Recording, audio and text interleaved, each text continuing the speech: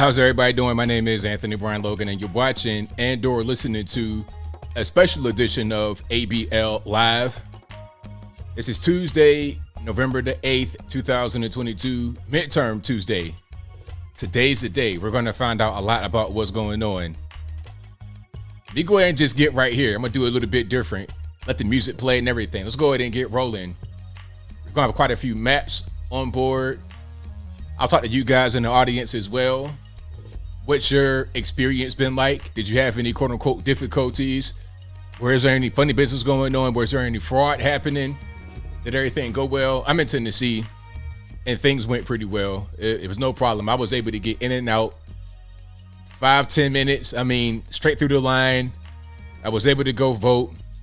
It was a pretty secure system as well. The system, you just take your ballot, you vote, tear off the top sheet, you feed it into the little machine, it counts it, and then you put your top of the ballot into the box that's right next to it. You get a sticker and you go about your day. Very easy. Now, see, the thing about elections, I'm gonna get into before we get to talking about the results. The thing about elections is that they are a state issue. But the problem with a lot of states is that they are not run properly. You understand? These states don't know what they're doing, really. So there's a lot of problems. I'm hearing about Arizona already, Maricopa County. But some parts of Arizona, some parts of Maricopa County, not the entire county from what I'm able to understand. You see what I'm saying? So some parts of the state are run poorly. Some parts of the state are run much better. But overall, I think a lot of different states are having just issues, and that's what you get when you have more state control. It's not just one federalized system. Some people say, oh, they're going to steal the election. You got to understand, it's not a federal thing, which is good and bad. It's good because states have more control. It's bad because states have more control. So you got to take the pros and the cons and the weaknesses and the strengths, and you got to take everything in stride. So yeah. You guys let me know how voting was in your particular area. Did everything go well? Were you in a long line? Was there any technical difficulties? Any machine outages? Do you think that we're going to have the red wave? I think the red wave is upon us. I think it's here. Definitely in the House for sure. The Senate is going to be a little bit more tricky, but I think that's going to be something that we can overcome. Now, we have Candace says no problems in Atlanta. I'm gonna read some of you guys' comments. I'm gonna get to a map I have right here from the New Yorker. I'm gonna get into a map. I also have paid subscriptions. I have a paid subscription to the New York Post. Not New York Post, New York Times. I have a Washington Post subscription just for you guys. If not for you guys, then I would not have those subscriptions. But I gotta be able to see what they're trying to hide behind the paywall. All right. I gotta see it. So I have New York Times up. I got Washington Post. Let me see if I can find Washington Post as well. Washington Post. So if you can go there right quick. I got Washington Post. I got the New Yorker, New York Times, and we're going to go through the results. But I'm going to read some of you guys' comments here to see what's going on. Florida, no issues. Kentucky, voting cakewalk. Everything was smooth in Virginia. Florida, Pompano Beach, in and out voting. All went well in Winchester, Virginia. Shout out to Winchester. All right. Let me see. Somebody says New York City is having problems. Well, no surprise there. 7 minutes to vote in Allen Park, Michigan. All good here in North Carolina, not California, North Carolina. You voted for Lee Zeldin today out there in New York. Shout out to New York. Hopefully Lee Zeldin wins. That'd be a very big upset for the Democratic Party in general, not just in New York, but the Democratic Party in general. Colorado, Southeast Tennessee went smooth. Shout out to my neck of the woods and mine as well. West Texas, no lines. Nevada, no issues. Voted R across the board. No problems in West Tennessee. Now, let me see. Western North Carolina, no problems. Still waiting. Connecticut worries me. Ohio, nice and smooth. No problem in Tampa. Not too bad in Maine. All good in Caroline County, Virginia. No problem in New Jersey, but I live in one of the few Republic counties. That matters. Machine in Missouri, Sharpie too, but it's a red state. Oklahoma, Sheboygan Falls, Wisconsin, all over the country. People are saying Texas was good. South Texas, no issues. North Carolina, Cumberland County, Arkansas, Ohio line smooth. Detroit crowded, of course. Of course, it's going to be crowded in Detroit. You already know why. I don't got to get too much into that. Georgia's blue again. I don't know about that. We'll see how that's going to go.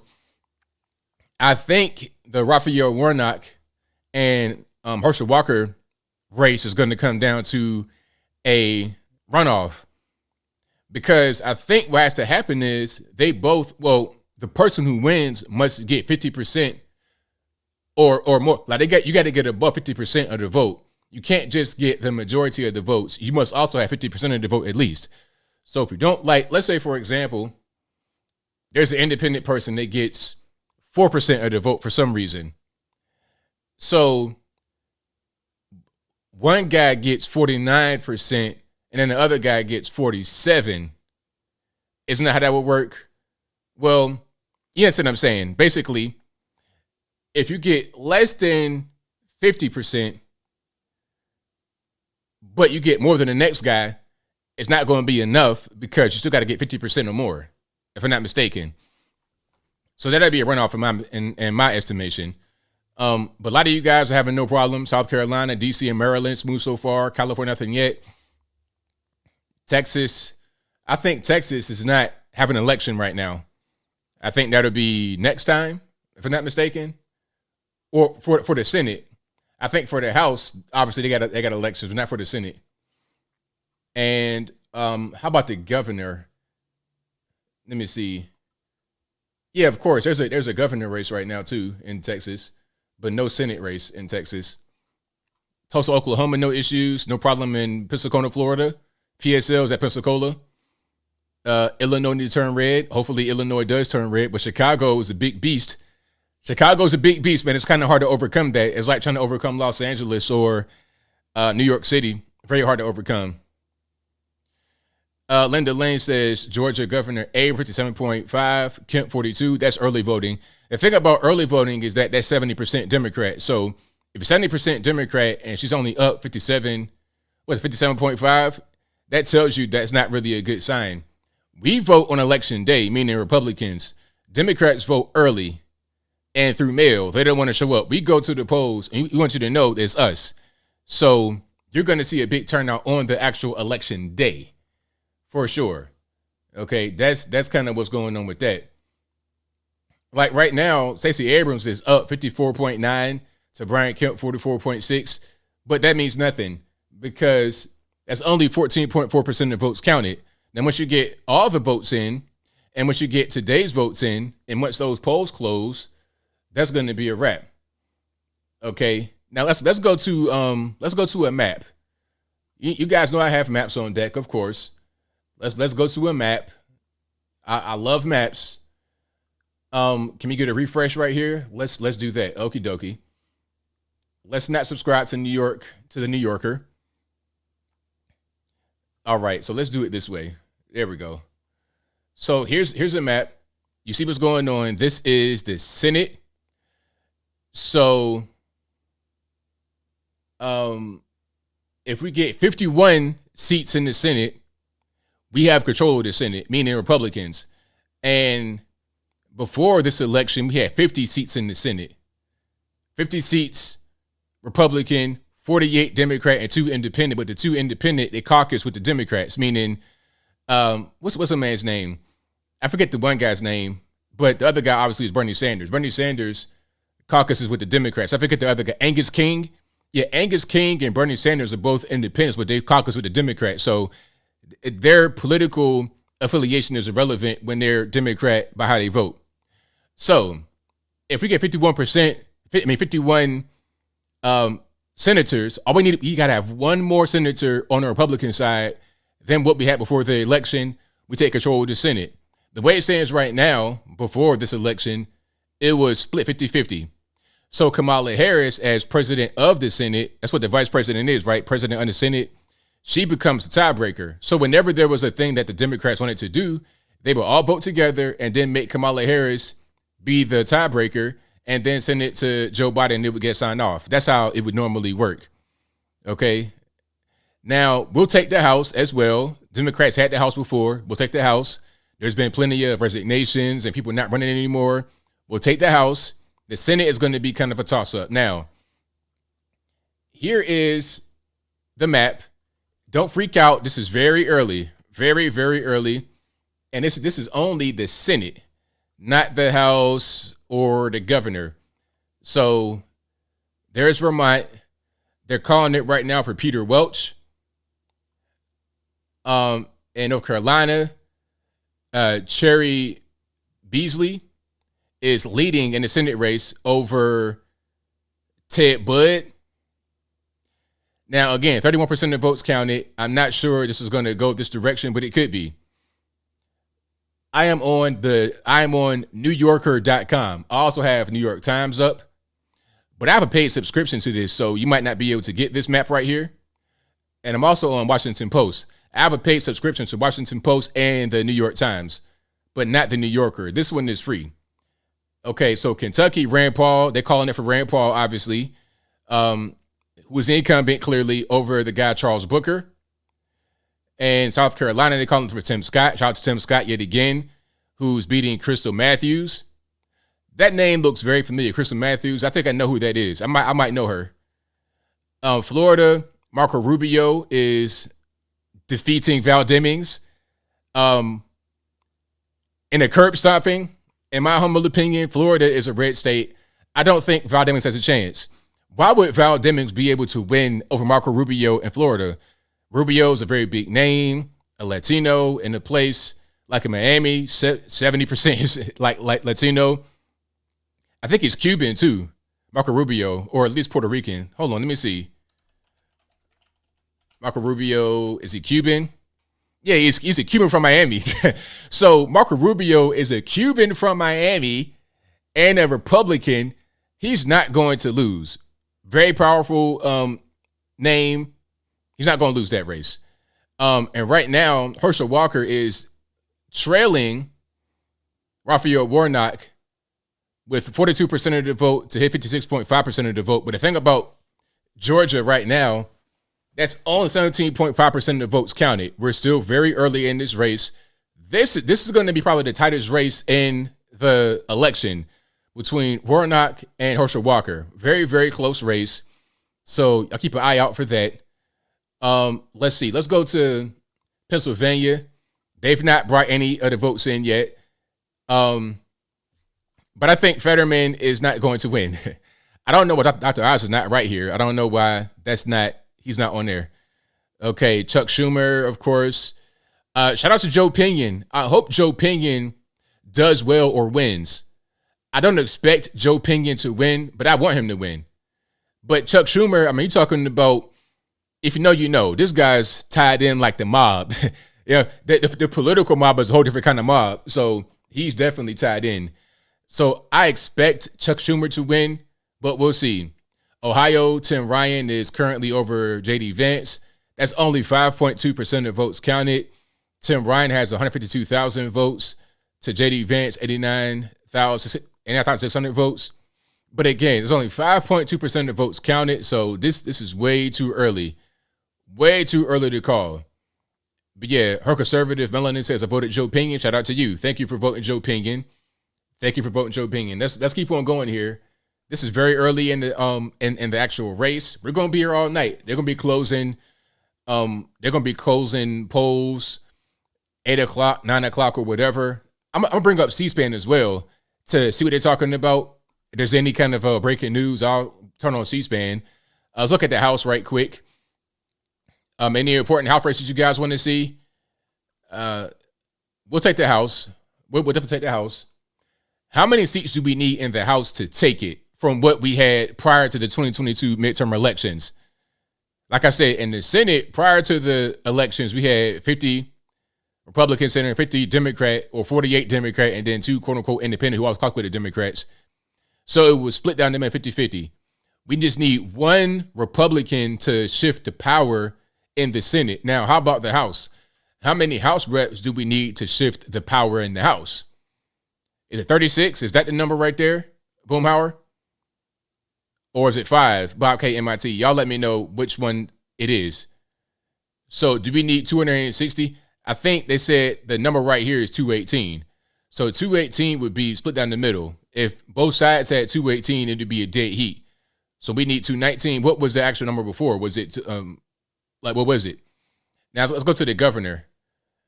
DeSantis is going to curb stomp Charlie Crist. That's not really a concern of mine at all.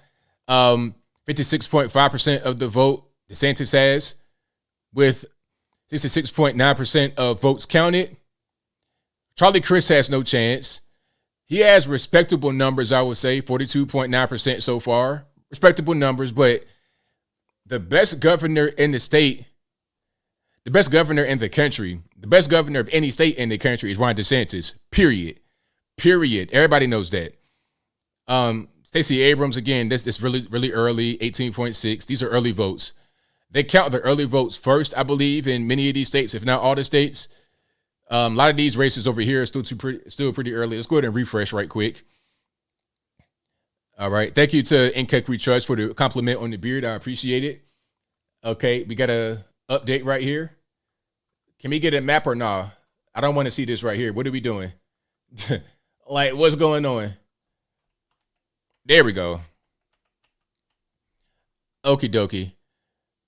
So Tim Scott, they called South Carolina for Tim Scott already with 3% of the votes counted, but that's going to be a layup. I say go ahead and call for Marco Rubio as well. Val Demings has no chance. Rand Paul, Peter Welch, Cherry Beasley is still in the lead with 36.5% of the votes counted at 55.4% of the vote. Let's go to the House right quick. That's still going to be, that's still really early for that. All they're really calling right now is Florida. This site I'm on right now is NewYorker.com. Again, NewYorker.com. And now I'm going to go over to the New York Times. Okay. So here's probably a better map. Well, it's about the same. It really not much of a difference. Yeah, it's showing some, but it's not too much different. So they called Kentucky for Rand Paul, South Carolina, Tim Scott. You might as well go ahead and call him Marco Rubio. I don't think Val Demings or Stephen Grant has a chance. Herschel Walker, Raphael Warnock is going to be very close. Am I West Virginia? Yes, I am. I was born in Charleston, West Virginia, but I was raised in Virginia. So shout out to the original Virginia, the OG Virginia, where it was just one state, and then they divided it during the war. Talking about it was about slavery, even though it wasn't, but that's a different story, and I won't go down that road right now, so I digress. This is for the Senate. Do I have anything for just everything? Okay, here's the House. I need the Senate, the House, and also the governor. Let's go to Washington Post. All right. So the polls are closed in half a dozen states, including Georgia and Virginia. They say they're going to take a long time to count the votes in Fulton County. I wonder why. Why is it so difficult? You know, when there's anything else going on, any kind of other, you know, okay, it'd be voting for All-Star, NBA All-Star, something like that. Millions of votes all over the country, and they're able to come to a conclusion very early. There's not a whole lot of stuff going on. They're able to get down to the core of what's happening. But all of a sudden now, they don't know what's going on. It's kind of weird. But anyway, so we're still really early. And if you guys are just now joining for the first time, thank you for being here. I appreciate you guys. Please give the video a thumbs up. Like the video, share the video, do all that good stuff. We're going to be here all night.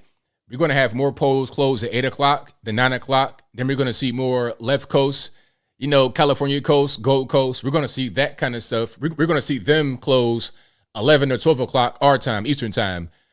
Okay, so I'm in Tennessee, if you guys don't know. Shout out to my main man, Bill Lee. Shout out to my main man, Chuck Fleischman. Shout out to my main homegirl, my friend, Esther Helton. Everybody out here. Anna Paulina, is she winning in Florida? District 13, shout out to her. Let's go to the House right quick. If you guys have any requests to see people in the House is going to be a lot more fragmented, obviously. You know, you got, 400 and how many? 436 House reps, if I'm not mistaken. So that's quite a bit of people. Let's go, if we could see Anna Paulina in her race. This is going to be more difficult to look at here. Let's go to, here we go. This is perfect. Look at this. So Anna Paulina, she's a cool person. Met her before. I met Anna Paulina in Tampa, Florida. I went to a Blexit event and she was backstage. I think that might have been a husband or a boyfriend or somebody. I don't want to say the wrong thing, but she was back there and I met the guy she was with. He was real cool. That's when I also met Larry Elder and a few more people. So shout out to them. I met Zuby at that particular event as well. That was a really good event. But let's go to the District 13. Is that her district? Okay, so she's definitely winning. Let's go put it over right there. Okay. So Anna Luna, she's up 52.9% with 96% of the votes counted. So that's pretty much a wrap. I don't think that Eric Lynn is going to close that gap. So 169,716 votes for her compared to his 145,499 votes. And like I said, Democrats vote early and often. I don't want to say the wrong thing. So forgive me, YouTube. I mean to say that. But they vote early. They vote through the mail-in. So I think they count the mail-in first in a lot of states. And with almost all the votes counted, I think that's going to be pretty much a wrap. We don't want to see no hockey stick, pogo stick, whatever they call it at the end of it. So that's pretty much a wrap right there. Okay. Again, this is on NewYorker.com. If you want to see it for yourself without me guiding you through it. You can also go to New York Times. You can go to Washington Post. There's quite a few places you can go for these maps. But this one right here I'm looking at, this is on New Yorker. All right. You see right there at the very top, 2022 midterm elections live results map. And I'll refresh it every now and again so we can get a clear view of what's going on. So currently we've won 5 seats. They've caught 5 seats in the House for Republicans. But again, we're very early. You see, there's a lot of gray in the map. When there's a lot of gray, that means they've not really called it. And it's not even really leaning one way or the other because there aren't really many votes coming in. Even in the red places, they've not totally called it. Okay, let's look at Georgia. Okay, Marjorie Taylor Greene, that's going to be a wrap for her. That right there, District 14 in Georgia, that's very close to where I live. I don't live in Georgia, but I live right close. I'm talking about a stone's throw away. And there is no way in the world that anyone else other than her would win that particular district. Nobody, there's no way. She is extremely, extremely popular here. This guy, Marcus Flowers, who I never heard of her. Marjorie Taylor Greene, very popular. She's going to win. You see the results right now. 72.7% of the vote. That's going to be pretty much a wrap right there. Oh, the red wave is real. The red wave is most certainly real. Left coast, no votes counted yet because we're still very early. Again, it's 8 o'clock almost Eastern Standard Time. So we're talking about 5 o'clock on the West Coast. Still really early. Guys still getting off of work and taking the kids to, back home from school. So they've not all the way finished voting yet. So we still got a while before we get down to that. Okay, praying for more red in DC government. We'll see. Do I cross state lines? As far as just going out there, of course, there's a Costco out there in what's that? Fort Oglethorpe, which is right there in that district, if I'm not mistaken. I think it's Fort O, or they call that what else they call that? Ringgold, but it's Fort O for the most part. Anyway, it's like 20 minutes away, but it's in Georgia. I live right on the Georgia line out here in Tennessee. Love living here because I get the benefits of going to Georgia. I get to be down there in Atlanta hanging out, having a good old time, making it do what it do. But I'm also able to live in Tennessee with no state tax, no state income tax. All right. So that's something else there. Let's go back to the Senate. Let's refresh right quick because we just got some polls that closed.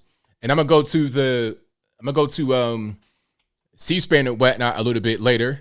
So Oklahoma, they've called that for James Lankford. Although the 0% of the votes counted, they've already called it. Alabama, Katie Britt is going to win that. This is the Senate we're talking about now. So in Oklahoma, they've called that for James Lankford. Alabama, they've called it for Katie Britt. In Florida, Marco Rubio is going to win. They might as well go ahead and call it. I'm not really sure why they're not. There was, I guess, a special term here, and Mark Wayne Mullen is going to win that. They've called that. South Carolina, they've called it for Tim Scott. Illinois, Tammy Duckworth, they've called it for her, unfortunately. That's Illinois, though. You can't really expect anything different. Kentucky, they call it for Rand Paul. North Carolina, you have Cherry Heasley in the lead, unfortunately, who's a Democrat. Maryland, they've called it for Chris Van Hollen for the Senate. Connecticut, they call it for Dick Blumenthal, of course. And Vermont, they called it for Peter Welch. But the other places were still really early. Raphael Warnock is in the lead, 56.1% of the vote, with 24.1% of the votes counted.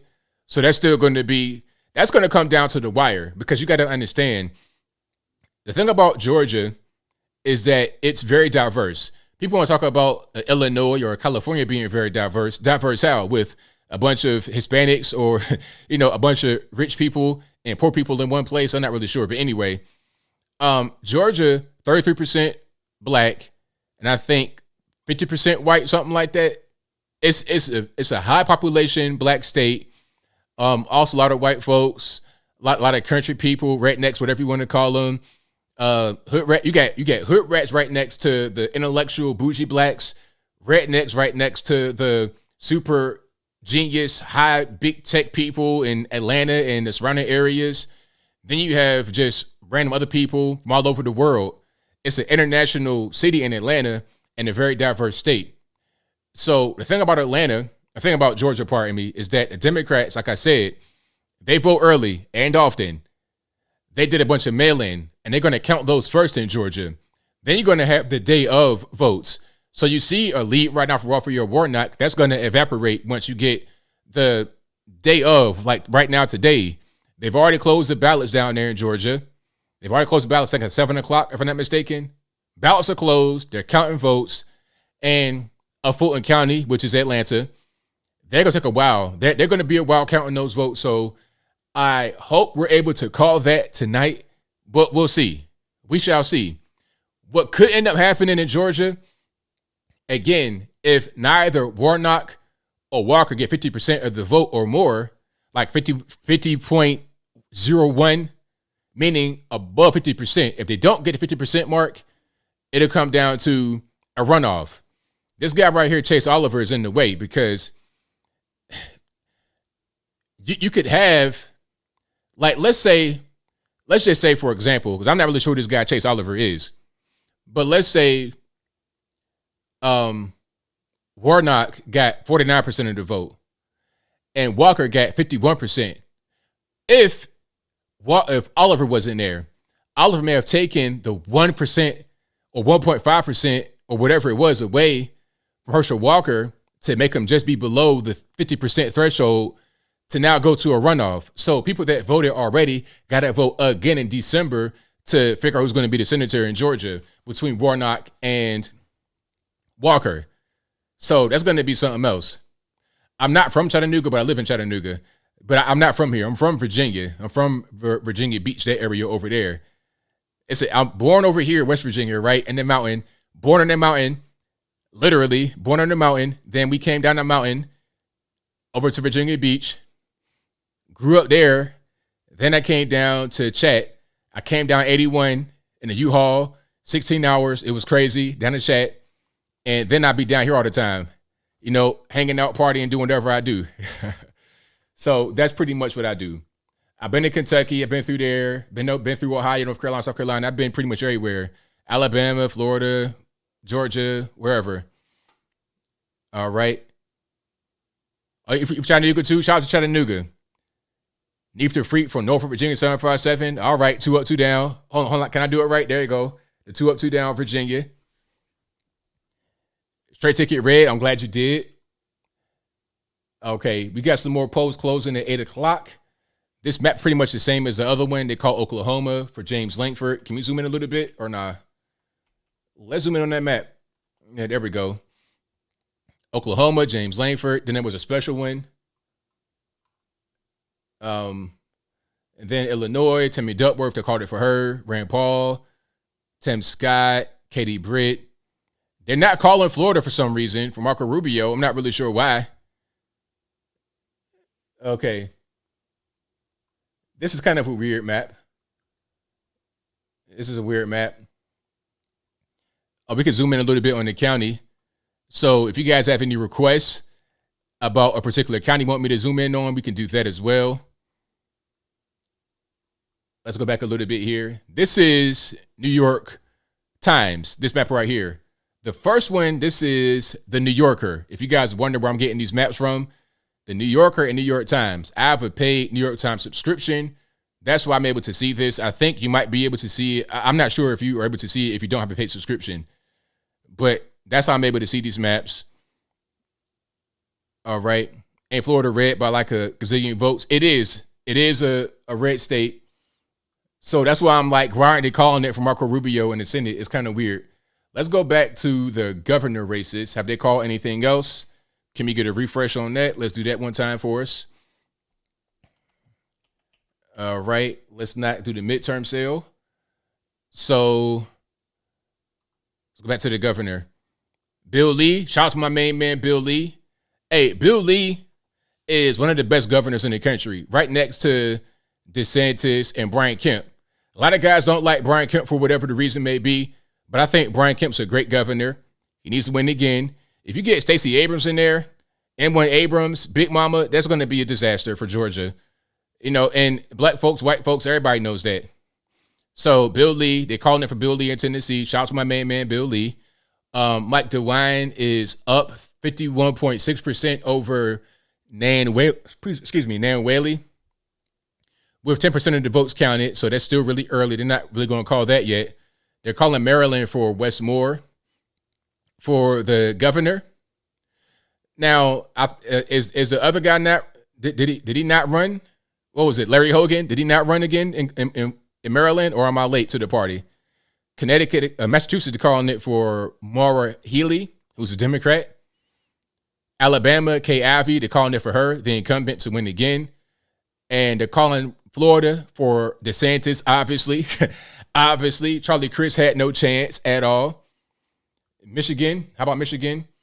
Gretchen Whitmer is leading with 81.5% of the vote, but it's very early. It's only 1.8% of the votes counted. And remember, people on the left, the Democrats, typically vote early through mail. Republicans vote typically day of. I'm not saying neither one. I'm not saying they only do either one. You know what I'm saying? Like, I'm not saying Democrats only vote early, but I think they said like 70% of early votes are Democrats. So you got to keep that in mind. You see that she's up a lot, but it's only 1.8% of the votes counted. So we still got a long way to go tonight. Y'all just, hang tight.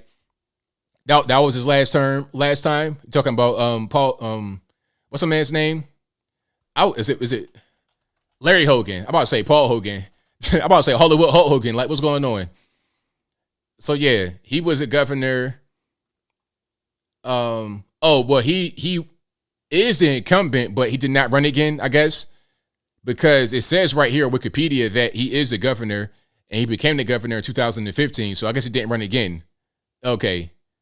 Well, he got inaugurated 2015, but he won in 2014. So he was governor from 14 to 18 to 18 to 22. And he's going to be done after this time. That's interesting. I wonder why he is resigning. He's not that old, 66 years old. He's not a Joe Biden elderly. So I wonder why he's not going to run again. Is he going to go do something else? We'll see. Texas polls just closed. Georgia. Stacey Abrams is still up. She's still up, but again, 28.3% of the votes counted. A lot of the Democrats are going to vote early, so that's very misleading.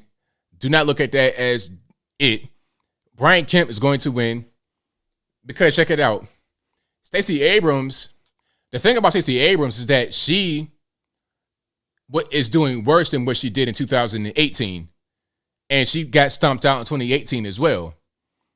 And that's a whole big thing that she's been talking about, trying to get the black male vote, trying to really get that going, because Georgia is 33% black and she's polling 17% lower among black men than she did in 2018. So if she can't get that black vote, which is like 90% going for the Democratic Party, if that wavers at all, it's a wrap for her. She cannot win.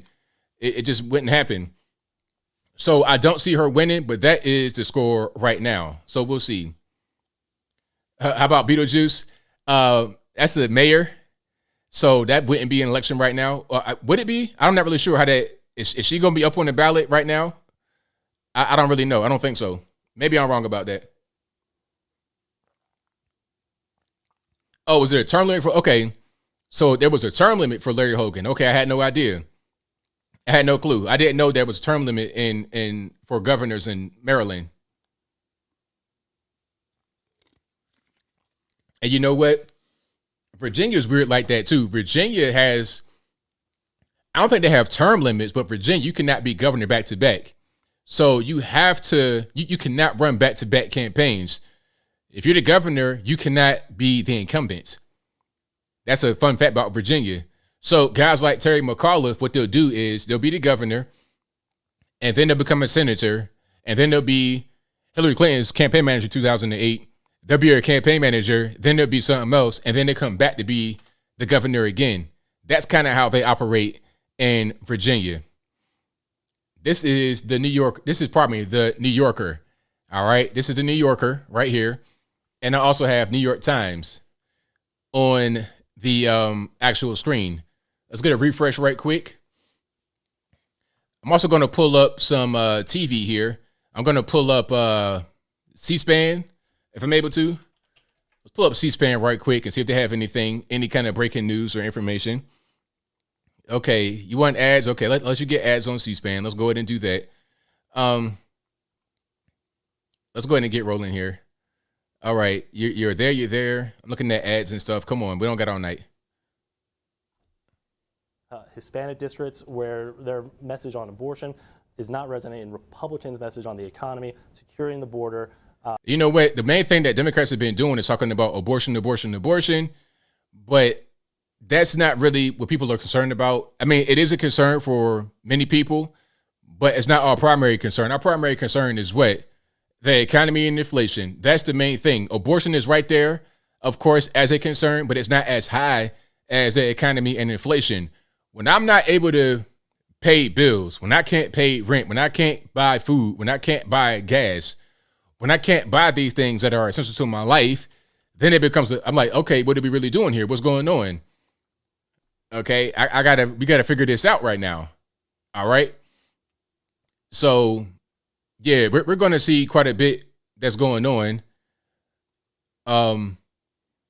Let's turn on the volume right quick. I turn that off. Pretty effective ad that took Joanna Hayes' own words about right after they passed the American Rescue Plan, about how Democrats were saving the economy, about how the economy is going to bounce back even better than before. I'm going to turn them down a little bit. You can kind of hear them in the background. Matter of fact, I'm going to turn them off. Okay, here's their map. This is the House map, and here's their Senate. This is C-SPAN if I didn't say it. So here's a different kind of map we have. They're calling Tammy Duckworth, James Langford, Tim Scott. Warnock and Walker is going to get closer and closer and closer as the night goes on. This number right here, 55.5% for Raphael Warnock compared to Herschel Walker's 43.0. This is how many? 29.7% of the votes counted. So fewer than 30% of the votes counted, and you're getting a tightening margin. You're going to see that throughout the night as day of votes start to get counted all over the state. Not just Atlanta, not just the perimeter area, Dunwoody, Alpharetta, not just that area, but all over the state. You're talking about way up north, Dalton, Cherokee County. You're talking about way down south, like by the Florida line, on the coast, Savannah, Macon, all of that. That's going to make a big difference when you're talking about the overall vote. The most people live outside of Atlanta, so that's going to be a big thing. They're still not trying to call Florida for Marco Rubio. I'm not really sure why, because every time I see this, the margin just dramatically increases for Marco Rubio. And I'm not really sure how Val Demings has so much of the vote. I don't really get it. Who is Val Demings anyway? I don't really know. They're not calling North Carolina for Cherry Beasley. They're the Democrat, over Ted Budd. That's still too close to call.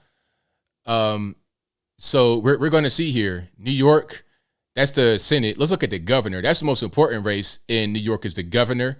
We don't have anything yet for the governor. For Florida, they're calling it for DeSantis. Alabama, Kay Ivey, both incumbents. Tennessee, incumbent Bill Lee, Republican. That's very good. Stacey Abrams is leading Brian Kemp, but it's a very slim margin with fewer than 30% of the votes counted. They called Maryland for Wes Moore, the Democrat, Illinois for J.B. Pritzker, the Democrat as well. Massachusetts calling it for Maura Haley. And that's all that they have done so far. Now, Texas, they are having Beto O'Rourke in the lead with 55.9% of the votes compared to Greg Abbott's 43.0% of the votes. But this is only with 17.1% of the votes counted. Still very early. Still very, very early. We got a long way to go. So ain't no point in trying to call that one right yet. New York polls close at 9 p.m. Eastern Standard Time. Okay, cool. We still got quite a while for that. And if you enjoy this content, if you enjoy the coverage, please give the video a thumbs up. Like the video, share the video, do all that good stuff. That'll help me out tremendously. And if you guys have any requests to let me to go on a certain county, I'm able to go to county by county as well. This is on C-SPAN, but I'm able to go county by county and look at certain things in the House and look at how even the Senate race is happening on a county level. Let me see if I can go over here to the New York Times map.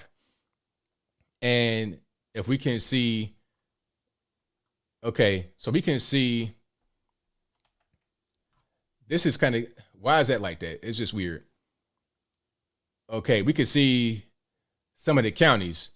So Palm Beach County, if you guys can see it, Palm Beach County, that's kind of getting in the way. I want to have this thing right here get out of the way. All right. So Miami-Dade County, 54% for Marco Rubio right now, with 86% of the vote. So Miami's red wave for Miami. How about that? Marco Rubio, 54% of the vote, and Miami-Dade with 86% of the votes in. Monroe County, 59%, Marco Rubio. Collier County, Hendry County, so Glades County, the left coast, the west coast of Florida, is all Rubio. And then when you get toward Alabama, Georgia, outside of Tallahassee, Liberty County, Gulf County, Bay County, all Marco Rubio. Of course, Broward and Palm Beach, these are leaning more toward Val Demings, but Palm Beach County is only a 3% margin between Val Demings and Rubio, with 84% of the votes in. He could take Palm Beach County. Broward County, of course, is leading with Val Demings, but you only got 63% of the votes in there. So you still got quite a way to go, but I think he'll be able to win the entire state for sure. He's up in the state 56% with 80% of the votes in. He'll probably win that. So we'll see. All right, we shall see. Yeah, and the thing about a lot of these elections that have not been called yet is that it's still early in their race, right? It's still pretty early. Matter of fact, hold on, can I do this? Let's go over here.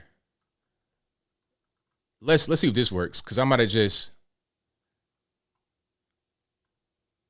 Nah, it won't let me do that. Because I don't want that to be there. That's the only thing. It's like, can we just take that out? Anyway. So Texas is still pretty early. And that, I think, is the Senate. Texas race is the governor. All right. So here are some expectations to win. They are calling it for the Democrats. Well, not calling it, but they expect Democrats to win in Connecticut, Illinois, and hold on, Connecticut, Illinois, Maryland, Vermont. But Republicans, Alabama, Alaska, Idaho, Indiana, like it's going to be. Look at this. So these are the states that they're expected to win for the Democrats easily. Republicans, look at this. Look at all the states over there. Okay. And narrow victories are going to be Florida, North Carolina, Ohio, Utah, Wisconsin. But easy wins for Republicans, Alabama, Alaska, what's that? Arkansas, Idaho, Indiana, Iowa, Kansas, Kentucky, Louisiana, Missouri, North Dakota, Oklahoma, South Carolina, South Dakota. I think this might be for the Senate race. Yeah, in competitive states, they say in Arizona, Georgia, Nevada, and Pennsylvania between Fetterman and Oz. Pennsylvania, that race is still really close and early, very early. It's only 5% of votes in Pennsylvania, with Fetterman being above, way out ahead. But you got to understand again, Democrats vote very early and they vote often. So Fetterman is up 83.6% compared to Dr. Oz, 14.6%. But this is only with 5% of the votes in. And remember I said, I think the average for Democrats is 70%. They vote 70%. Well, we talking about early votes. 70% of the early vote is Democrats. So they vote early. They vote often. We vote on the day of. And we don't vote a bunch of times if we cannot do it, if that makes any sense. And I'll leave that right there. But that's pretty much what it is right now in Pennsylvania. Let's go back. I'm going to take it back to C-SPAN and see what they're saying right there. The second term to the U.S. House. You can see with the percentage of votes in, around 20%. Chris Pappas, 60.8% of the vote so far. Last time around, he won with 53.6% of the vote. Let's all go to New Hampshire's 2nd district. This is Ann McLean Custer. She wants another term in the U.S. House of Representatives. So there's a lot there on C-SPAN. I'm going to refresh that site right quick, and then we're going to go to some of the races. They're calling. Hold on, can I zoom in on these? Or no? It won't let me zoom in. That's fine. Okay, that's better. So they're calling some of Florida in the House. Aaron Bean, District 4. John Rutherford, District 5. Michael Waltz, District 6. Bill Posey, District 8. Corey Mills, District 7. Aaron Bean, I already called that one. Daniel Webster, District 11. District 12, Gus Billirakis. These are all Republicans. The only Democrat here is Maxwell Frost, District 10. District 15, Laura Lee. District 16, Vern Buchanan. District 21, Brian Mast. Shout out to Brian Mast. District 18, Scott Franklin. District 19, Brian Donald. Shout out to Brian Donalds. Big up to him. So those are the ones that have been called so far. Mario Diaz-Balart. Ain't that interesting? Is that the TV guy who's masquerading as a Republican? Or was that, is he an independent? A so-called independent. Why they got him as a, nah, okay, he's an incumbent. I thought it was an independent. He's an incumbent. That's what the I is. Is that the same guy from NBC? I don't think it is. I don't think that's him, because he wouldn't be the incumbent and also at the same time being a TV news anchor. But let's see. Can we get Anna Paulina Luna? Or nah, maybe they don't want to show that one right now. I think they already called that race for her. Matt Gaetz is leading right now in his race, District 1. So he'll probably win again. He's the incumbent. So it's a red wave in Florida right now. South Carolina, Jeff Duncan, William Timmons, Ralph Norman. These guys are all winning. Kentucky, Andy Barr, Harold Rogers. So these are some of the House races that have been called. Pennsylvania, District 13, John Joyce, Guy Reschenthaler, however you say that name. Shout out to the Germans in West Virginia, Pennsylvania, Ohio. It's like, speak English now, but anyway.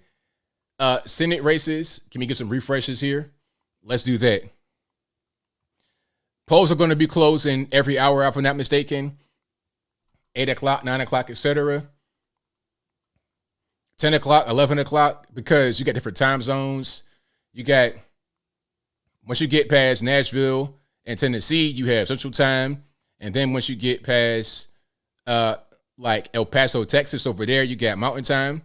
And once you get over here to this area, I think like past Arizona, you're going to have Pacific Time.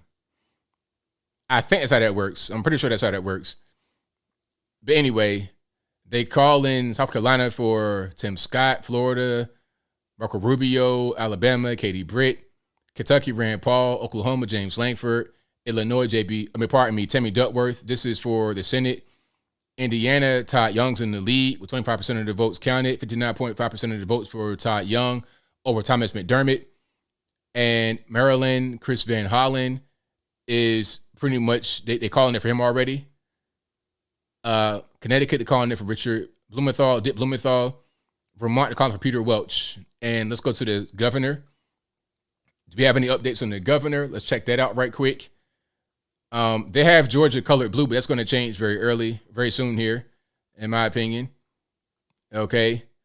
Remember last time we checked Georgia, it was like a 4 or 5 point difference between Stacey Abrams and Brian Kemp. And now it's getting tighter and tighter with 33% of the votes counted. As I said, Democrats are going to vote early and often. We vote on the day of on the Republican side. So as you get more the day of votes in, you're going to see her lead evaporate, and you're going to have Brian Kemp stomp her into some wine.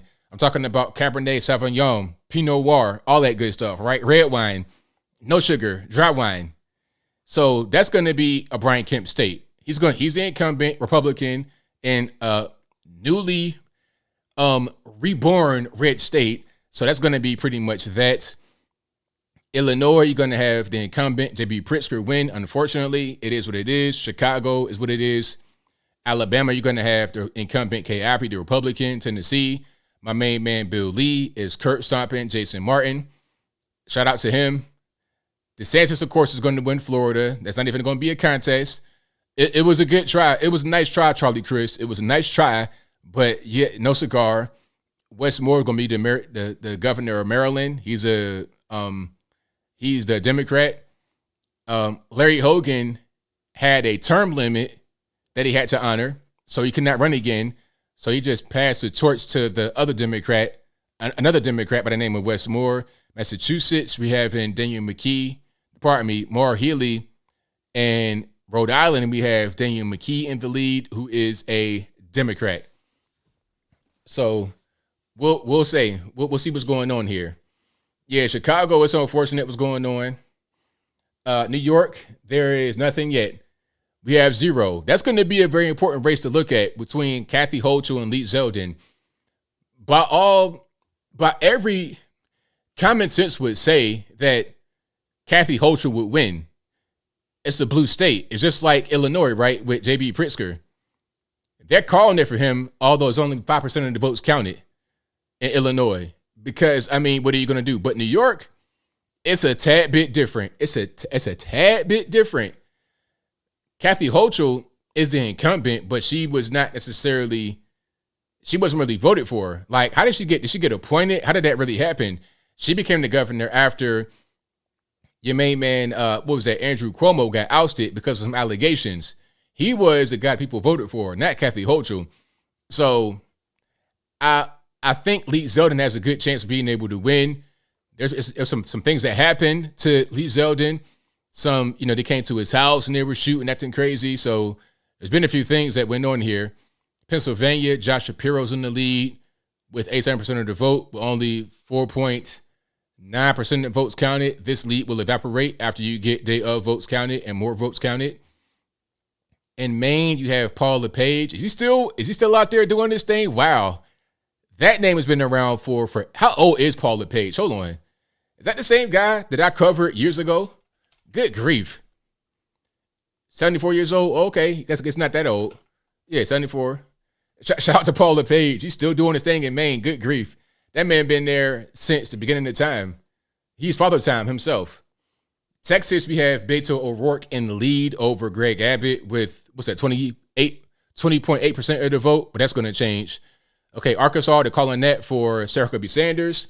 Already, without even really, with 0 votes counted, she has won. Congrats, Sarah. You definitely deserved it. Your dad, I know he's proud. Shout out to my main man, Mike Huckabee.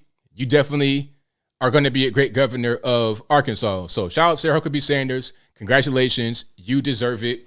I like her. She's a really kind of middle of the road, just like an everyday person. I like Sarah Huckabee Sanders. She's going to be a good governor. Shout out to her out there in the great state of Arkansas. Okay, and my main man again, Bill Lee, is going to win in Tennessee. They've already called it for him. So we'll see. You can have term limits. You guys are saying we need term limits and age limits. I think maybe a combination of both, perhaps. Term limits and definitely age limits, or maybe like cognitive function limits, because it's one thing to be a certain age, right? But it's a different thing to not really be able to tie your shoes by yourself. John Fetterman, okay? And you're having a debate and you can't even understand what they're talking. You got to look above them to see what they're saying. You can't listen to them speak and read their lips and see what they're talking about. You got to have them speak in closed captioning to you. You got to have them speak in written language. Makes no sense. You are not very well. And I don't mean to poke fun at John Fetterman. Don't misunderstand me. I'm just saying, at a certain point, if you had a stroke and you're not well, maybe you shouldn't be running for office. Maybe that's not something that you should be able to do.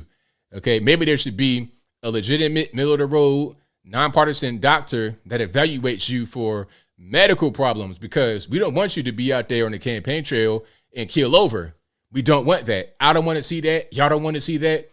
So, and also, even if you don't keel over on the campaign trail, I don't want you making decisions for me. You are in Congress and they're explaining certain things to you, and you don't understand it because you can't understand it. That's going to be a problem. That is going to be a problem. Do we have any updates in the Senate race? So they finally called Florida for Rubio. Shout out to my main man, Rubio. Can we get some applause? There we go. Shout out to my main man, Rubio, for winning that particular race out there for the Senate seat in Florida over Val Demings, who had no chance. But she did very well. She had 2.9 million votes with 80% of votes counted. Very well. But he had 3.8 million votes, almost 3.9 million votes. So shout out to Rubio for winning. Okay, Oklahoma, James Langford won his race. Arkansas, John Boozman. Shout out to Boozman. That's a name, ain't it? College football name, ain't it? Boozman. He won his race. Alabama, Katie Britt won her race. South Carolina, Tim Scott, obviously the incumbent, won his race over Crystal Matthews. Georgia is going to be very close. Keep an eye on this race. Raphael Warnock is currently winning over Herschel Walker. That's going to come down to the wire. Raphael Warnock has 889,000 votes compared to Herschel Walker's 763. So that's going to be close. Warnock, 53% of the vote for Warnock, 45.4% of the vote for Herschel Walker. Very close. North Carolina, also very close between Cherry Beasley and Ted Budd. Cherry Beasley is a Democrat in the lead, 52.1% to Ted Budd's 46.1%. Ohio, Tim Ryan is currently in the lead, 56.8% over J.D. Vance, 43.2%, with 27.3% of the votes counted. That's going to change. I expect J.D. Vance to win that race in Ohio. Indiana, Todd Young has won his race against Thomas McDermott. Illinois, Tammy Duckworth won her race against Kathy Salvi and Bill Redpath. Maryland, Chris Van Hollen won. Connecticut, Dick Blumenthal won again. How old is he anyway? That man's got to be old as Father Time himself. Hold on. Let's look him up here. He is 76. So I guess he's not that bad. Okay. It's not that bad, but not that good either. Okay, your man Joe is what, 79? Joe's going to turn 80 this year. This month, actually. He'll be 80 years old. Matter of fact, let's look at Joe Biden. How old is Joe Biden right now? He'll turn 80 on November 20th of this year. So in a few days. Okay, when is that? So not this coming Sunday, but after that, the Sunday after this coming Sunday, he'll be 80 years old. And he looks every bit of 80. Every single bit of 80 he looks. And that ain't nothing but the truth. You know, I ain't gonna lie to you. I can't. If I'm lying, I'm flying. You see him still right here on the ground. That's how that go, right? Okay, and we still got some more. The governor, Brian Kemp. Oh, now we got Brian Kemp in the lead. See, look at it. See, I told y'all. For a while, Abrams was in the lead, and now Brian Kemp overtook Abrams. See how quick that worked? So he's in the lead, 50.1% of the vote compared to her, 49.3% of the vote with 36.5% of the votes counted. She's going to get stomped. Curb stomped. That's not going to be even close. I'm hearing black Democrats who don't even like Republicans at all saying they'll vote for Brian Kemp over Stacey Abrams. They don't like her. Stacey Abrams is like, she's like a DMV employee that people don't like. You go to the DMV, she's giving you a hard time. They don't like her in Georgia. They don't like her. People will vote for her because they just don't know who she is, and they're going to vote Democrat regardless of what. But people that know who she is, who have actually paid any attention, do not like her at all. So she will not win the governor of Georgia. Now, as far as the Senate, on the other hand, that is going to be very close. But the Georgia governor, Brian Kemp, all day long. Ohio, we have Mike DeWine in the lead over Nan Whaley. 54.3% of the vote compared to Nan Whaley, 45.7%. Arkansas, of course, Sarah Huckabee Sanders, she's been called for that. Tennessee, Bill Lee. Alabama, Kay Ivey. Florida, of course, my main man, Ron DeSantis. New Hampshire, we got Chris Sununu again, independent. And then who else? Maryland, the newcomer Wes Moore after Larry Hogan's term limits expired. Texas is still really early. Beto O'Rourke's in the lead, but he will not win that race at all, in my opinion. He keeps running. Like, my question would be, how long are they going to keep running the same guy? And how long will he keep losing? Is there even a path to victory for Beto O'Rourke? Is there a path to victory? I don't think that there is. I think it's just him trying to generate some revenue for the Democratic Party and himself. That's my humble opinion. All right. And let's go back to the House, shall we? The red wave is happening. Okay, Virginia. You see the western part of Virginia, District 9, Morgan Griffith, and then District 1. Hold on, let's go to Virginia right quick, shall we? Let's go to VA. Can we or nah? We got to go to Virginia and look deeper into it because this is really important. I guess we can't. Let's try to go to a different map for the House. Can I find it? Like, what's going on? I'm gonna find. Let's see if I can go to a specific state. Let's try to do that. And all right, there's a Senate, and let's go to the House right quick. Y'all give me a moment. Pardon me. Okay, this is C-SPAN. Okay, there we go. Let's do this. Not the House, but the Senate.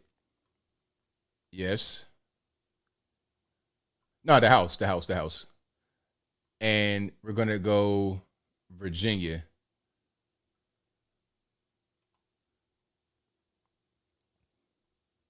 Okay. So it's a red wave right now over here. Northumberland. So you got the hold on. You got the Peninsula, Northern Neck, all of that good stuff. So you have James City, Williamsburg, all red right now. Chesterfield, that's a very good sign. Still pretty early, 57.3% of the votes. Henrico's looking really good. This is like the Richmond suburbs. So that's a really good sign. Hanover County, Westmoreland, closer to DC right now, but kind of not too. DC lands up here. So we got to get Fredericksburg and Fairfax and all that kind of stuff up there. Loudoun, we got to get all that up there kind of called in if they have any elections going on right now, which they should. Okay, Northumberland, but this is really good though. This is kind of like middle of nowhere, really. Northern Neck, Middle Peninsula, that's kind of middle of nowhere. Once you get closer to here, you got to get closer to here, and there to see what's going on. Roanoke too, but that's kind of far out west. It don't really matter to a certain extent. It's going to be red. Once you get past like right here, it's going to be red. Like all of this right here is going to be red. All of that right there in Virginia is going to be pretty much red. So we'll see what's happening with that. Let's go to North Carolina. One of you guys requested that. All right. It's kind of blue right now, looking real blue, unfortunately. Like Raleigh, Durham, all that kind of stuff. Halifax, Edgecombe, Nash. Nash County, 50.4% for Sandy Smith. 60% of the votes counted. Franklin County, Vance County, Warren, Halifax, Northampton, Hertford, Gates, all blue. Bertie, Martin, Pitt County, Greene County, all blue. Washington County. Tyrrell County is looking red right now. Pasquotank, that's going to be blue. Chowan is red right now. Gates, yeah, so we're still pretty early, though. You got to get Charlotte in. You got to get down here close to South Carolina, the coast, all that kind of stuff. You got it, definitely Charlotte is going to be pretty important. Asheville, that's going to pretty much be red. But over here, it's looking all blue. You got North Carolina. You got a lot of UNC, Duke Blue Devils, Raleigh, Durham, Greensboro. That's going to be pretty much blue, unfortunately. Pennsylvania, we can look at Pennsylvania. Do they have any House races? I think they do. Let's go to Pennsylvania right quick. These are all, by the way, House races, not the Senate. They've only called one, or they only have enough to even say one is going in one direction, but it's still really early, and they're saying that Ashley Haas is in the lead right there. But let's zoom out and go to the Senate. That's probably the most important race right now. So, and Pennsylvania is still really early. A lot of the votes are not being counted yet. 7.1% of the votes counted, and you have Fetterman in the lead, 79.3%. But again, we're talking about early voting. 70% of early voting is Democrats. So Republicans are going to vote more on the day of. All right. And as it stands right now, we have 37 House seats on Republicans, 40 seats on the Democrats for the Senate. If Republicans get 51 Senate seats, we control the Senate. Okay? If we don't, then we don't. Anything below 51 is not going to work for us to take the Senate. We got to get 51. So if we keep all of the seats we had red, and then we flip Georgia, for example, from Raphael Warnock to Herschel Walker, we have the Senate. There's other ways we can get it. We can go about that as well. It's not just through Herschel Walker and Raphael Warnock, but that's just one example of how we can do that. All right. And let's go to some more maps here. All right. The House, I'm looking at that. So I'm looking at some of the Tennessee. My man Chuck Fleischman over in my district in Tennessee, Far East Tennessee, he's going to pretty much win in my opinion, but Gorman has no chance. Diana Hirschberger, they already called that for her. District 8, you got David Kustoff is going to win that. And then who else? District 4 Tennessee, Scott Desjardins. Yeah, Desjardins. I've heard about him. Shout out to Desjardins. And then up here, District 14, Marshall Taylor Greene will win that particular District 14 seat, North Georgia. District 9, Andrew Clyde is going to win that. District 10, Mike Collins. District 3, Drew Ferguson. Oh, we're getting into Atlanta land right now. Wait a minute. Hold on. Can we zoom in here? Wait just 1 minute. We're getting into Atlanta land in District 3. Hold on. Okay, they don't really want to. Yeah, they don't want to call that right now. But you see this little area right here? It won't let me zoom in all the way like I want. But this little pocket right there in Georgia, you see where I'm. Okay, hold on. Let me see if I can just. You see right there, this little where that is, where Nikema Williams, District 5, right there. This is like Atlanta land. It's like a little hole right there. That's Atlanta. But Florida is looking really red. Texas is looking like it's going to be very red again. West Virginia, all the way red. Of course, Carol Miller won or is winning that right there. And she's the incumbent. And what else do we have? Yeah, it's pretty much going to be that. Kentucky, that's going to be red. Western. Look at Virginia. You see where I said it's like a little divide right there. District 5, Robert Good's going to win that. So, yeah, it's looking pretty red so far. Okay, let's go back to the governor race. And we got a little bit of time before some more polls close at 9. And I think we'll have more announcements made at that point. It's very early. Yes, it is very early. This is the New Yorker. If you guys are just now coming in, thank you for being here. I appreciate y'all. If you like what you're hearing so far, please give the video a thumbs up.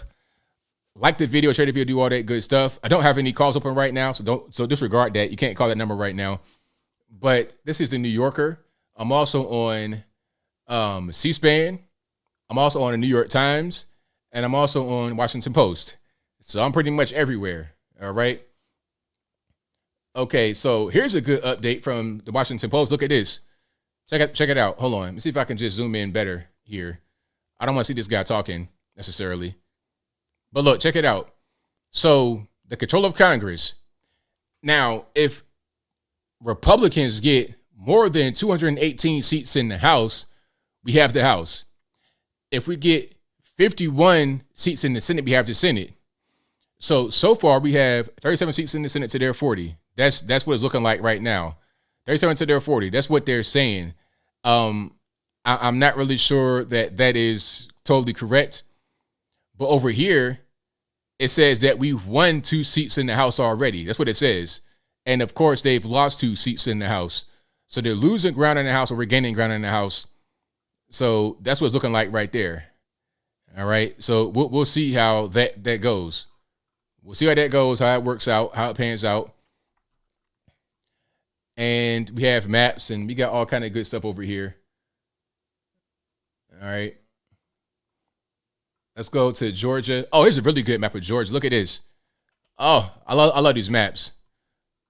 So here is Brian Kemp leading Stacey Abrams. Brian Kemp has 52.5% of the vote compared to Abrams, 46.9% of the votes, with 44.5% of the votes counted.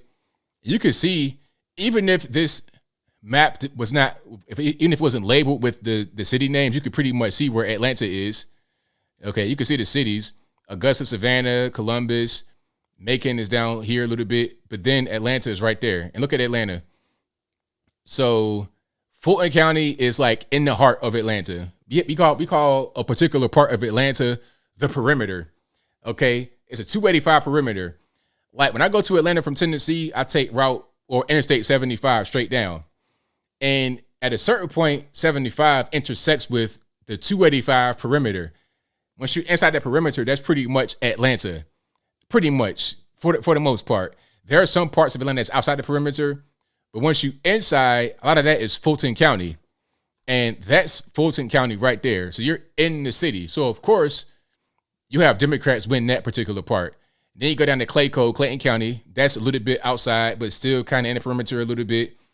You know, you're getting down to the south. You're getting down to maybe even, I'm not really sure what was down there. Maybe like McDonough, stuff like that, maybe down there. Hampton, that's still kind of like Atlanta, but a little bit more suburb. DeKalb County, you're getting more into Decatur and places like that on the east side. Over that way, that's still pretty much Atlanta. Then you get a little bit further out, Gwinnett, that's still Atlanta though. That's where the Migos and them are from, RIP Takeoff.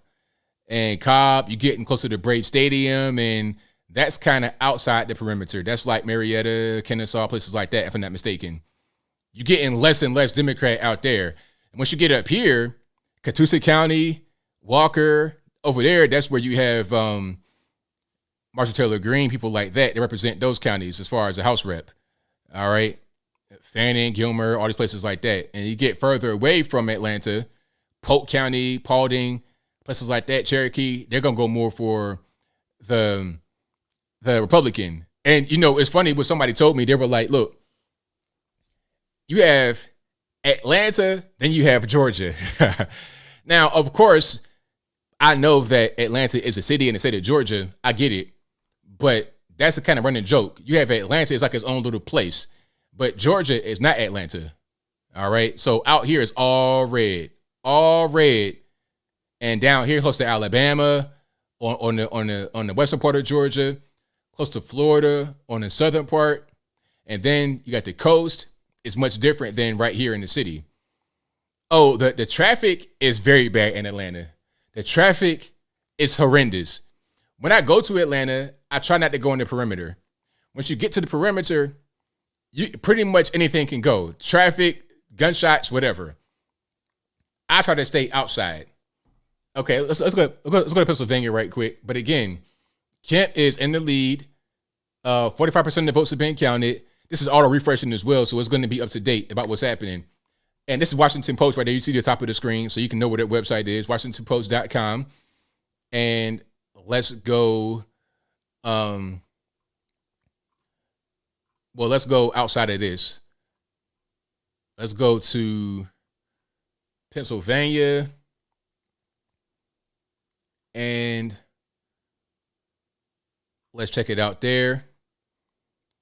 So it's looking real blue. Unfortunately, this is for the governor. So yeah, this is for the governor in Pennsylvania, but it's very early. Only 8% of the votes have been counted, and Shapiro's up 80.4%. But all the votes come from Philly and Pittsburgh. But again, it's very early, and you can pretty much see where the Democrats have voted early and often. They vote early through mail, through early balloting places. But as you see votes that are getting counted from today, because Republicans vote day of, you're going to see the lead for Shapiro start to dwindle. Let's go to the Senate race in Pennsylvania. Do we have anything from that? Only about 8% of the votes have been counted. Fetterman's in the lead, and it's the same places. The same exact places have a bunch of votes for Fetterman as they did for the other Democrat guy. So this is really early, 8.1% of the votes. Real early, super early. Arizona, way too early because it's only 9 o'clock almost here in the East. So it'd be like, 6 o'clock, 7 o'clock in Arizona. So they probably don't have the polls closed yet. We'll see what they do pretty soon here. Let's go to the bigger map, shall we? Can we go to the bigger map? Let's do it that way. This is WashingtonPost.com if you don't know, if you want to know what this is. Excuse me. Okay, so let's go to the governor race. Sarah Huckabee Sanders, we already know about that. She was called. New Hampshire, Chris Sununu, the incumbent, he wins.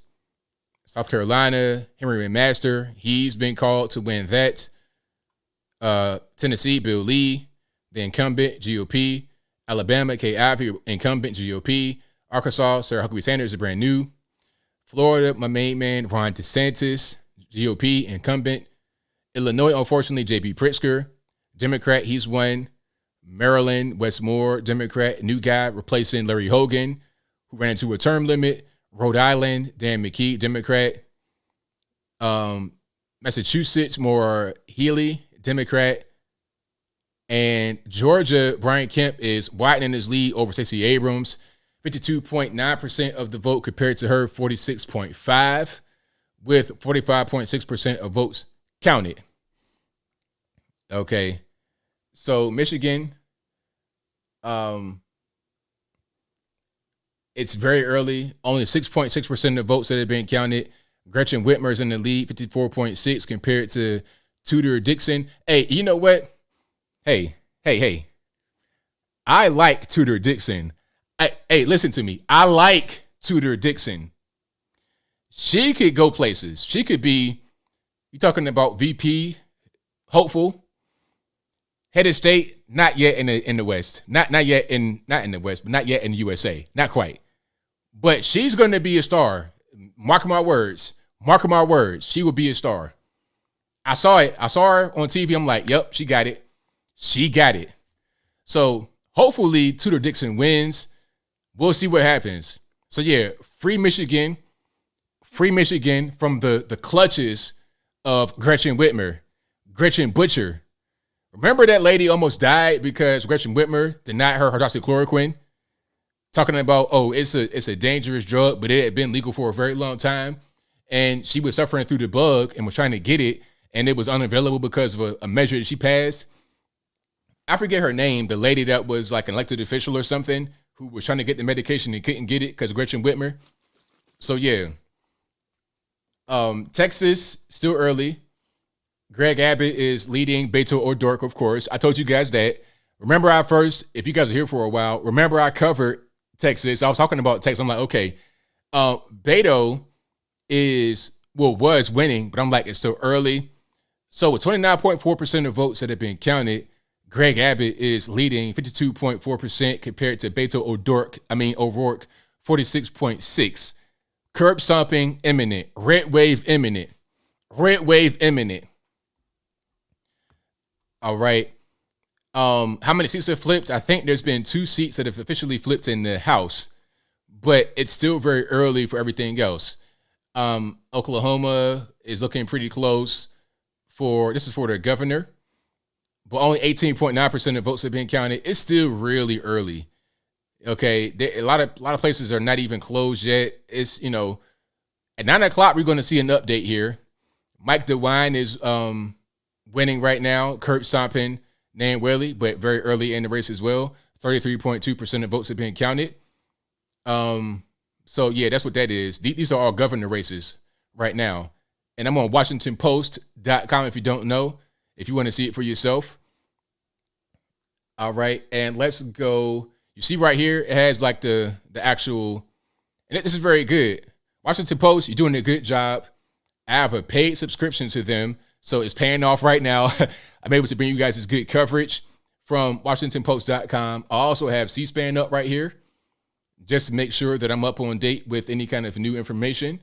I have the New Yorker. I have New York Times. I have a paid New York Times subscription as well as a paid Washington Post subscription, just to make sure I'm on the up and up and not trying to hide nothing from me behind the paywall. All righty. Do we have any more calls? They're calling Indiana for Todd Young, who is a Senate candidate. Oklahoma for James Langford. Arkansas, John Boozman. Alabama, Kate Britt. South Carolina, Tim Scott. Florida, Marco Rubio. So those are a few of us that are winning. Okay. So we're going to see what's going on here. Pennsylvania polls ain't open till 10 p.m. Like a paper for ballots. That's crazy. How much for the sub? Hey, subbing is free. Subscribe right now. Oh, so you're talking about how much do I pay for the subscriptions? Well, I got a deal on New York Times. I pay $17 a month for New York Times. And Washington Post, I'm not even really sure. I don't even know Washington Post. I think it's like $10, something like that. Because, you get into these subscriptions, it could be pretty much whatever.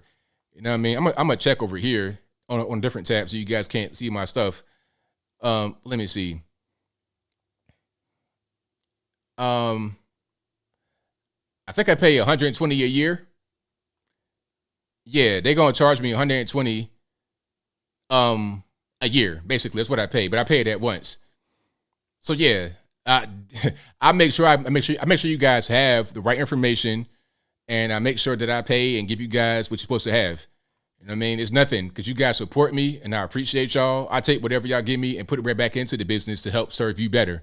So I thank y'all for being here, for watching.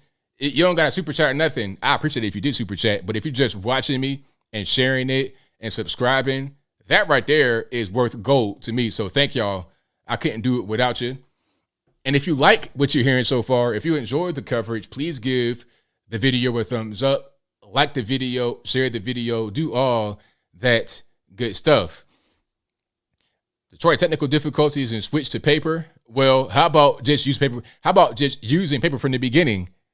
Just use paper from the jump. It won't be any technical difficulties. How about that? Maybe that's just too much to ask, I presume. I can't tell what's going on. So yeah, shout out to you guys for being here. I appreciate y'all. I cannot do it without you. All righty. And hey, I love y'all right back. Thank y'all. Blue check marks. Yeah.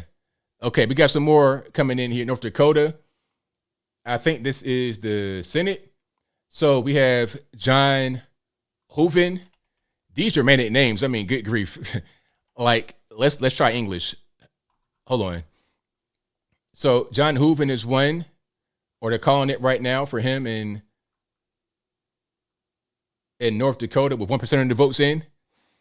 Kansas is calling it for Jerry Warren with 12% of the votes in. So that's the update for 9 o'clock. Like I said, you're going to have more polls close to 9 o'clock, and you're going to see more results come in. This is for the Senate. Again, if we keep all of our Senate seats the way they were, even if, like, let's say somebody retires or they don't run or whatever, even if that happens, let's just keep the seats we have red and add one more. If we add one more red seat, we control the Senate. Simple. That's all we need. And we need more than 218 House seats on the right to control the House. That's all we need. And we're good to go. Okie dokie. Now, can I get over here to, let's go to Washington Post. Washington Post, they've been doing pretty good. Wyoming has been called for Mark Gordon. Iowa's been called for Kim Reynolds. Arkansas, again, Sarah Huckabee Sanders. Tennessee's been called for Bill Lee. Illinois, unfortunately, J.B. Pritzker. Alabama, Kay Ivey. Florida, Ron DeSantis. Brian Kemp is still way in the lead over Stacey Abrams with 53.9% of the vote compared to her 45.5%, with 48.5% of the votes that have been counted. South Carolina, Harry McMaster. Let's see, anything new from the East Coast? Maryland, Wes Moore, the Democrat. Massachusetts, Maura Haley, the Democrat. Rhode Island, Dan McKee, the Democrat. New Hampshire, Kristen Nunu, the incumbent Republican. So that's what's going on there. All right. This is Washington Post right here. I'm repeating myself a lot because guys are coming in for the very first time. I don't know what I'm doing. So y'all, if y'all been here for the whole time, y'all please pardon me on that one. But I have C-SPAN up right here, of course. Then I have the New Yorker for their map. Okay. Greg Abbott right now. Oh, we got something new over here. Hold on. I'm gonna come back to this map right here. Y'all just hang tight. This is the New York Times, and this is Washington Post. So that's what I'm using right now. So it's pretty much a red wave down here. It's a red wave down here. All right. We have Ohio. They're calling it for Mike DeWine. So Mike DeWine, the incumbent Republican, is curb stomping Nan Whaley, the Democrat. He's going to win that. And then what else? We have Vermont. We have Phil Scott, the incumbent Republican, is winning that. New Hampshire, Kristen Nunu, Republican incumbent, winning that. Wyoming, Mark Gordon. This is the governor race. Texas, Greg Abbott is curb stomping Beto O'Rourke. Arkansas, Sarah Huckabee Sanders is going to win that. 52.6% of the vote, 14.6% of the votes counted. They've already called it for her. Alabama, Kay Ivey. Georgia, it's getting closer. Brian Kemp, 51% compared to Stacey, 48.4%, but I think he'll still win. Florida, DeSantis, 59% of the vote. Good, look at that. 59% of the vote with 85.3% of the votes counted. Good night. Charlie Chris, did you even run a campaign? Did you spend money? Did you do door knocking? I mean, what in the world? You might as well just stay home and just let him win. 59%.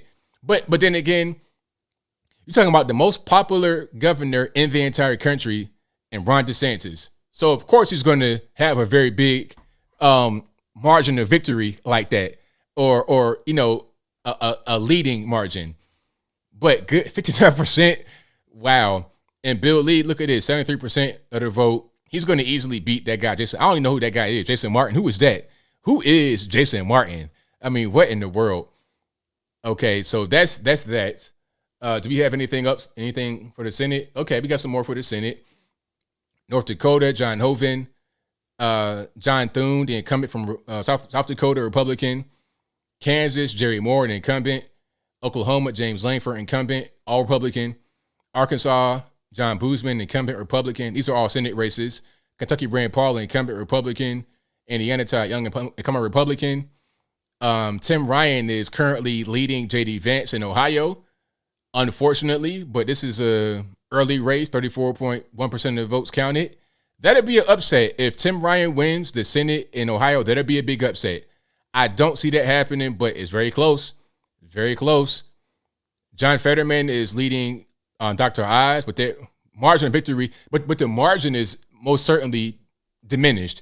It was like 80% or more Fetterman, now 68.5. You're going to see that margin continue to decrease as the time progresses. As we get further and further to the night, as the day of vote start to swing on in, that will diminish a lot. So just look out for that.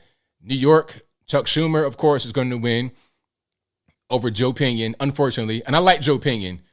I'm glad Joe Pinion was able to actually run, but it's Chuck Schumer. I mean, what are you going to do? Florida, we have Marco Rubio, curb stomping Val Demings. Tim Scott, curb stomping Crystal Matthews.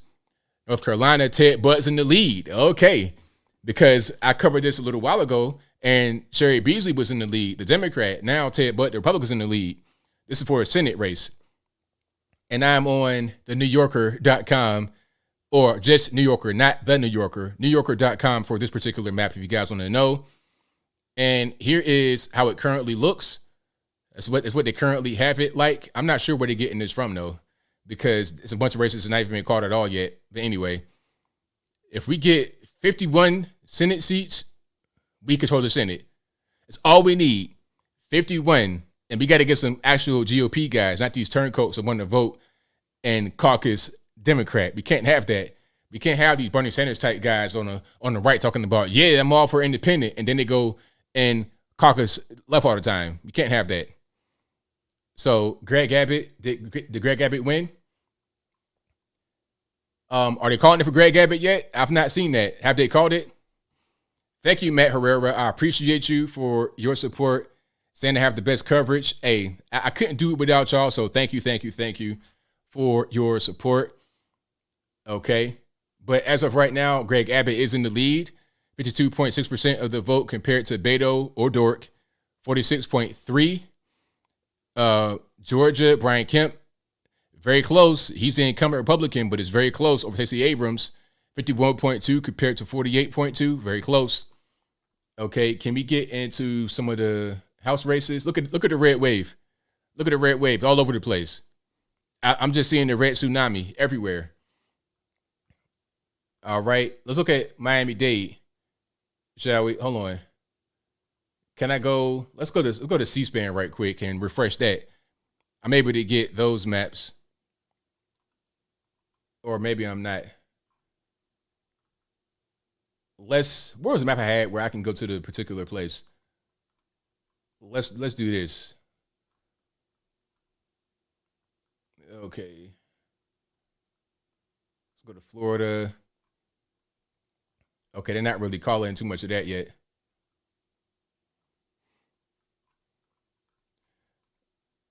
And let's go over here. So yeah, it's looking real red down in Florida. Looking real red down in Florida. All over the place in Florida. Florida's a red state now. I mean, right here, we're talking about like Palm Beach, all that kind of stuff is going to be a little bit different that way. Okay, there we go. That's what I wanted. So Miami-Dade, 54% Rubio with 92% of the votes in. So Miami-Dade County is a red county. 54% Marco Rubio with 92% of the votes in.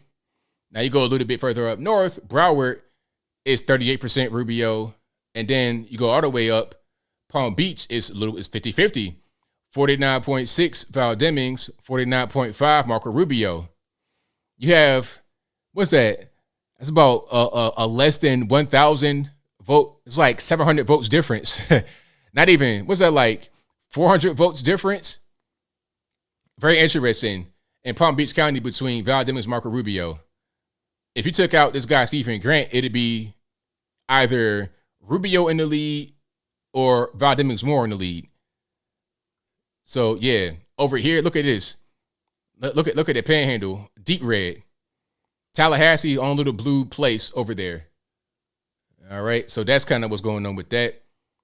Shout out to Scott Pressler. Shout out to everybody out there doing what you do. Okay. And yeah, we got a lot going on there. So let's go to Georgia. Here's a good map. Look at this. Now, don't look at the actual words, but you see where Atlanta is. You see where the cities are. But all up here, this is like my particular neck of the woods. Up here by Chattanooga, way up North Georgia. It's like a red wall. It's like a red wall. It's like, okay, if you're coming up 75 and you want to go through here, don't bring no nonsense with you because you will get pulled over immediately and you're going to the penitentiary.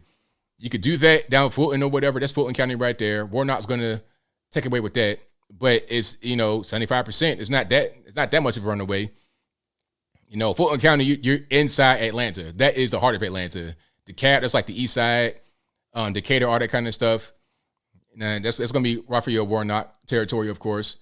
Clayco, Warnock again. But once you get further out, Spalding is a little bit different. You're getting further away. The further you get away from Atlanta, Henry County is going to be kind of like that too. But up here, Cobb, that's going to be a little bit different. That's changing. That's a different story. Bartow, once you get up here, Cherokee, Bartow, it's different. Okay. But up here, this is red territory. Let's go to Alabama, shall we? It's still pretty early down there. Still pretty early. South Carolina.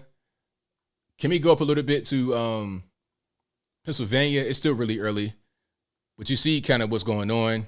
But it's still very early. Only 13% of the votes in. Only 13% of the votes in. Is Walker still up? Was Walker up at one point? I don't think he is. I think Raphael Warnock is up. Yeah, that's going to be kind of close. So 58% of the votes in. Warnock is up 51% compared to Herschel Walker, 47%. Herschel Walker has 1.21 million votes compared to Warnock, 1.33 million votes. So that's a pretty big margin with 59% of the votes in. I don't know. I think it's going to come down to the wire. It's going to come down to the very end. They're not going to call that anytime soon. So, yeah, I say just keep an eye out for that. That's going to be kind of hard right there. That's going to be hard. All right, that's going to be hard. They're not going to call that yet for Greg Abbott, I don't think. Let's refresh here. Was Walker up for a little bit? I didn't see Walker being up, but maybe that's just me not seeing that particular. So they got Georgia colored blue for Warnock right now. This is on the New Yorker. But if I go over here to New York Times, they got it still kind of gray. So that's why I have different places, because different places are going to look at things differently. Okay. New York, Chuck Schumer, this is the Senate race. Let's go to the governor race. Hold on. Let me go to the governor race over here. Okay. New York, Kathy Hochul is up 73%, but only 8.8% of the votes counted. So still very early. Greg Abbott is very much so winning over Beto O'Rourke. Brian Kemp is winning over Stacey Abrams. So not too much has changed. I see pretty much the same thing going on here. The House, red wave all over the place. Red wave. Senate, looking the same. Ohio, as kind of confused. Well, hold on. I'm about to say it's kind of confusing, but the margin is dwindling between Tim Ryan and J.D. Vance. At one point, Tim Ryan was up quite a bit, or more than what he is right now. As it stands right now, Tim Ryan's up 50.9% compared to J.D. Vance, 49.1%. But that's going to change. I think J.D. Vance will win that, just like in Georgia. Well, not this particular race. Who is this guy, Chase Oliver? Get him out of here. If Chase Oliver, this is Ross Perot. Who is this? So Fox called Texas for Abbott. Well, shout out to Fox. Shout out to Fox. Right. Thank you, Jessica Cook. I try to just to have a lot of different sites up, so I don't have just, I don't have anything be biased. All right. Now let's go to Fox right quick, shall we? Hold on. Let me pull Fox up over here. We're gonna go to Fox and see what they're talking about right now. And if you like what you're hearing so far, please give the video a thumbs up, like the video, share the video, do all that good stuff. I will most certainly appreciate that. Okay, let's do Fox as well. They got a website. Now, let's do governors. Okay. So they have called Texas for Greg Abbott on Fox. That is correct. And let's see what else they have. They've called, I don't see anything different. They've called Colorado for this person, Paulus, who's an independent, I suppose. Okay, that's not what I wanted. Let's zoom out a little bit. It's kind of a janky website. I ain't gonna hold you. All right. So Alabama, Kay Ivey, Georgia, Kemp is up above Stacey Abrams, but it's still kind of close. DeSantis obviously won. Florida, 59%, 59.1% of the vote is pretty high. Tennessee, Bill Lee. Ohio, Mike DeWine, they're calling that for him. Iowa, like Kay Reynolds, the incumbent Republican. Wyoming, Gordon. I don't see anything different here. Everything looks the same. Yeah, so that's what that is. All right. And let's see. There's still some more coming in. And we're going to see a lot more come in as night progresses. Again, we got time zones to deal with. Like right now, I'm in the East. Okay, so I'm Eastern time zone. It's 9:17 p.m. right here. But if you're in California, it's like, 6 o'clock? So the polls aren't closed yet. We may not get through a lot of these races until the end of the night. I'm not going nowhere. I'll be here for a long time.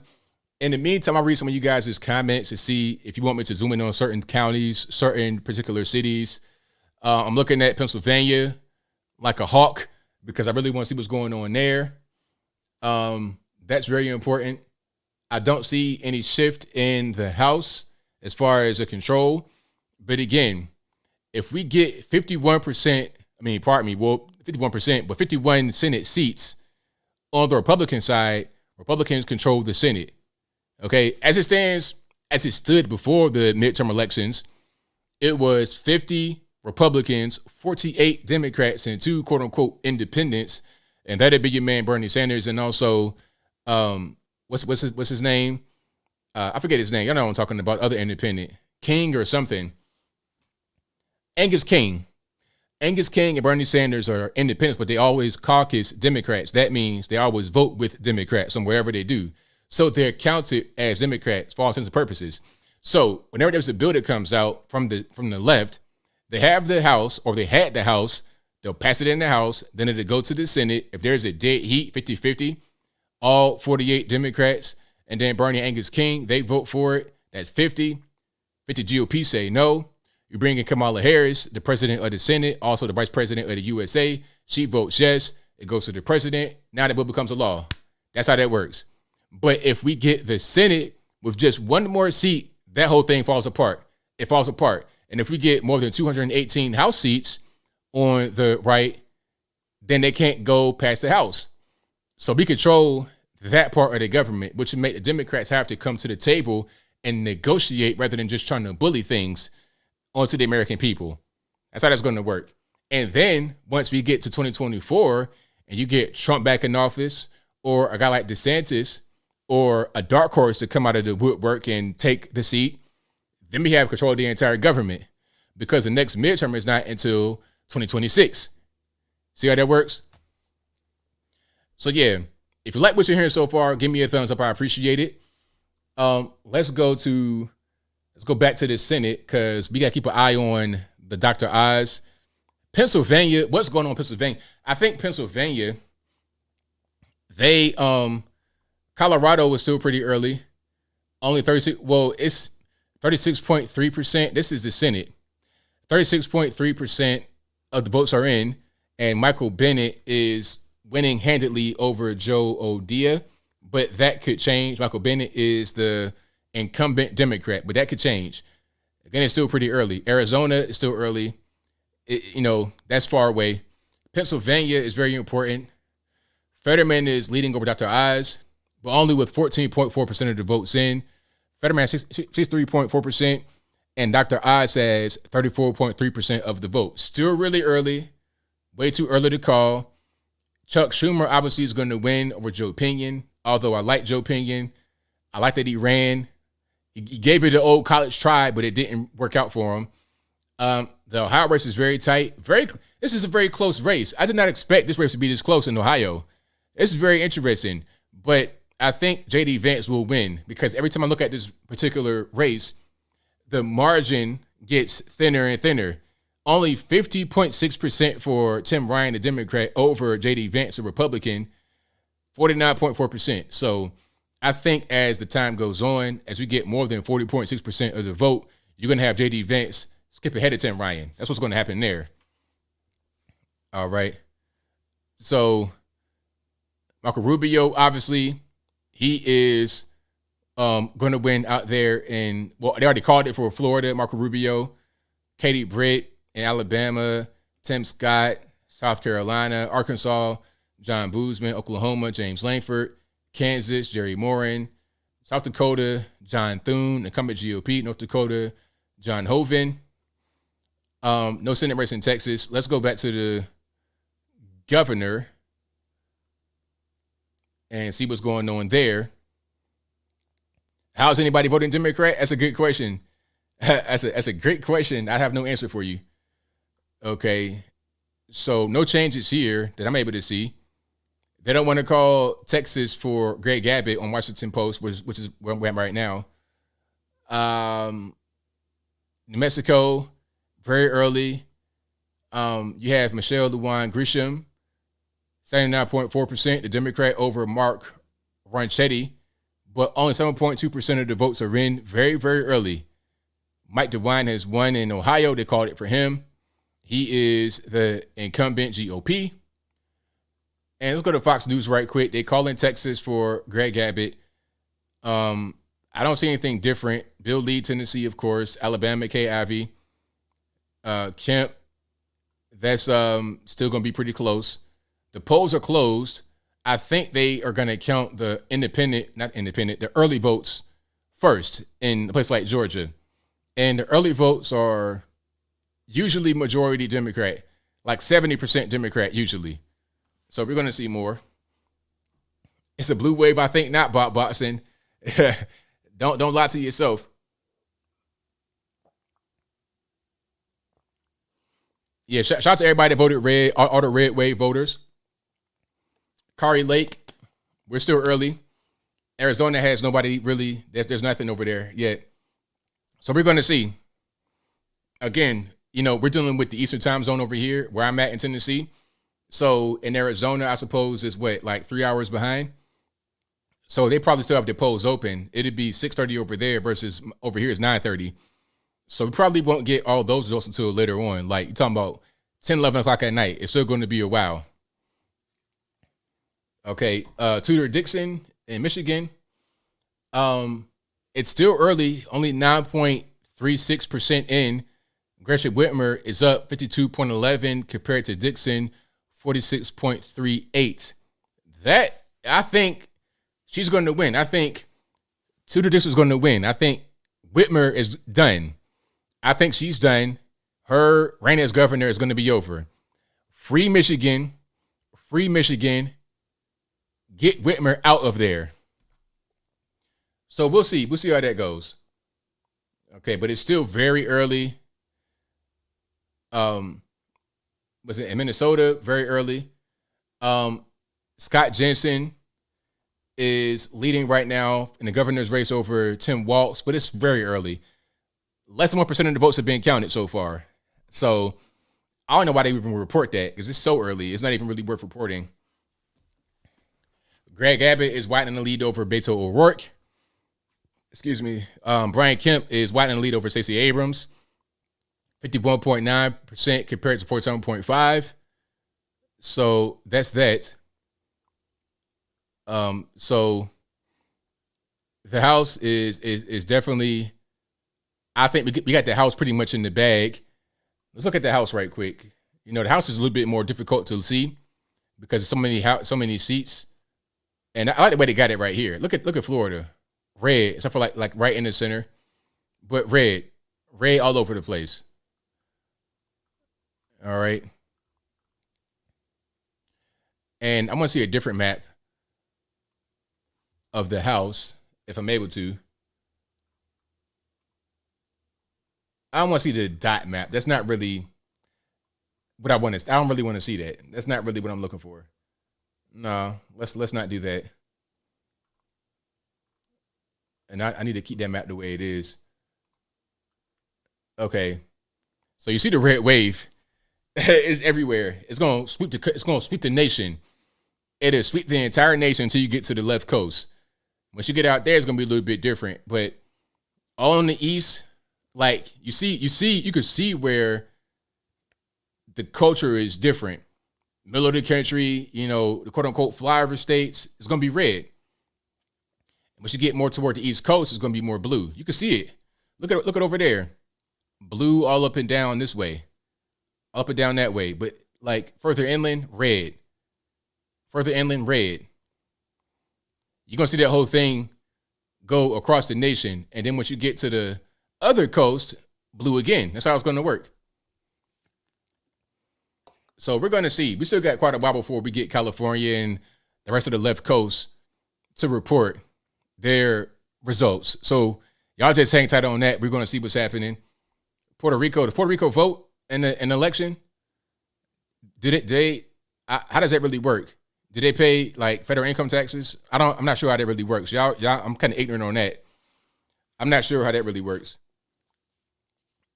Hawaii, well, Hawaii is way far away, so you're talking about they have like 0% in right now. Yeah, they got 0% in. Oh, they got a little bit in. Nah, it's 0%. So, nah, that's far away. I don't know what kind of time zone they're on. It's probably like 2 in the afternoon right there. I'm exaggerating, but it's just far. So, if California is not reported, Hawaii won't report, and same thing with Alaska. Shout out to Guam. Guam red. Herschel Walker is still behind as far as I know, but it's getting closer. 58.4% of the votes counted, 50.7% for Raphael Warnock, and 47.5% for Herschel Walker. So it's getting closer. It's getting closer, but it's going to be, like I said, it's going to go down to the wire. It will go down to the wire. We're going to see who wins there. Okay, it's getting closer in Ohio as well. Ohio is very close. Very, very close. Is it 4:30 p.m. in Hawaii? Okay, I got you. PR does not vote. I didn't think so. New York, this is for the Senate. Obviously, you got Chuck Schumer right there. That wasn't really in any kind of doubt, in my opinion. Let's go to the governor race here. Still really early, only 13% of the votes. Greg Abbott's going to win Texas, of course. They've already called it on Fox News for Greg Abbott. I'm not sure why they didn't call it here.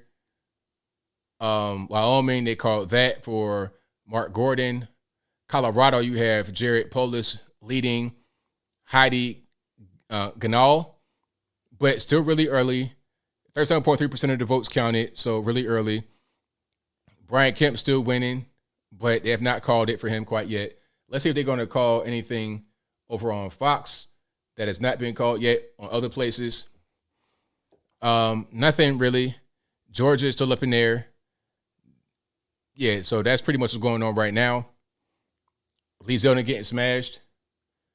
It's still early. Only 12.98% of the votes. And Lee Zeldin had 30.82% of the vote. Hochul had 69.18%.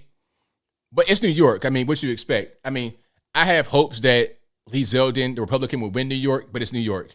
Look at Illinois. Look at J.B. Pritzker, 58.86% compared to the other guy, Bailey, 38.51%. And you see the crime wave happening. But see, the problem with the crime wave is that it's not happening everywhere. It's only in certain particular parts of the state, in parts of certain cities. You see what I mean? So they don't really care. Gretchen Whitmer is currently winning over Tudor Dixon, 51.91% to 46.57%, but it's super early. Less than 10% of the votes have been counted. Wisconsin, I ain't forget about you guys in Wisconsin. Still early, 52.09% for the incumbent Democrat Everett over, Michaels. North Minnesota, you have Waltz, the incumbent Democrat, leading over Jensen with less than 1% of the votes in. Still really early, too close to call. So we'll see. Pennsylvania, Shapiro is leading over Mastriano with less than 20% of the votes in, but it's a very big margin. So that doesn't look too good. Not even going to lie to you. Let's go back to Washington Post and look at the Senate. Okay. Pennsylvania, still early, but the margin of the leading margin is dwindled from John Fetterman. I got a feeling he'll win, John Fetterman, but I hope not. If you guys, not you guys that are watching, if people that live in Pennsylvania vote for that man, John Fetterman, they ought to be shaming themselves. John Fetterman is ill. He's sick. He is not well. You might not like Dr. Oz, but come on, man. A sick man, you're going to put him in office? Really? Is that what you're going to do? And make that man actually be there? He can't even really hear you when you talk to him because he has a brain injury. This is not right. But anyway, Fetterman is leading right now, 57.1% compared to Dr. Oz, 40.6%, but only 20.3% of the vote has been tabulated so far. So we'll see. Warnock is leading 50.2% to Herschel Walker, 48.0%, with 60% of the votes. So that does not look very good, but that could change as we get more votes that are coming in from the day of. We'll see. The thing about Georgia is Atlanta is like a baby New York. They call it the Little Apple. So the rest of the state could be conservative, but that one spot of the state is not. And the thing about Atlanta is that it's an international city, and people they go there from all over the world, all over the country, and all over the world, and they have a lot of liberal leanings when they go there. So it's not really the natives that vote that way. It's 29-year-old from Baton Rouge, Louisiana, that just came in yesterday, that wants to vote Democrat, and then they put that on Georgia. That's kind of the way it works. So we'll see what happens. We'll see what happens, but we're going to have more polls close as time goes on. Arizona is still really early. Okay. Mark Kelly and all of that, there's no results. We still got to wait. Like over here, they'll probably have their polls close maybe at 10 o'clock Eastern Standard Time, perhaps, or 11 or 12. But we still got a long way to go. Like, polls have been closed over here for a while. Well, they're not closed yet. They had a paper issue in Pennsylvania. So they've extended the poll time in Pennsylvania because of a paper shortage. They had to get more paper to actually get the ballots printed and be able to count them. So they had to extend the poll time for Pennsylvania. It's like, really? You can't get paper correct? I live in Tennessee. So I've already voted. I voted for my man, Bill Lee. Let's go back to the Senate. I mean, the governor. So Bill Lee is curb stomping Jason Martin. I don't know that guy. I never seen that guy before in my life. You know, I'm involved in Tennessee politics a little bit. I've never seen this guy before, Jason Martin. I've met Bill Lee many times before. Shout out to Bill Lee, Cameron Sexton, Chuck, all these guys, Chuck Fleischman. I've met Bill Haggerty, all these guys. But I've never even seen Jason Martin before. Who is he? Okay, Texas, they've called it on Fox, but not on Washington Post where I am right now. They've called it there. Oklahoma, Kevin Stitt, the incumbent GOP, will win that, in my opinion. 50% of the votes in, and he's up 57.1%. He's going to win that. Florida, of course, my main man, Ron DeSantis, has won that a long time ago. KIV, the incumbent, and Alabama has won that. Brian Kemp, the incumbent, will be winning that particular race. They may as well call it. They'll probably call Georgia by 10 o'clock, I say. They probably call Georgia by 10 o'clock. I'm not sure why they're not calling it yet because it's not. Stacey Abrams has no chance. Who did Stacey Abrams pay to make it look like she has a chance at all? I don't really know. But New York doesn't look good for Lee Zeldin. Pennsylvania doesn't look good for Mastriano. Michigan is kind of close with Gretchen Whitmer, the Democratic incumbent, but it's still early. We'll see.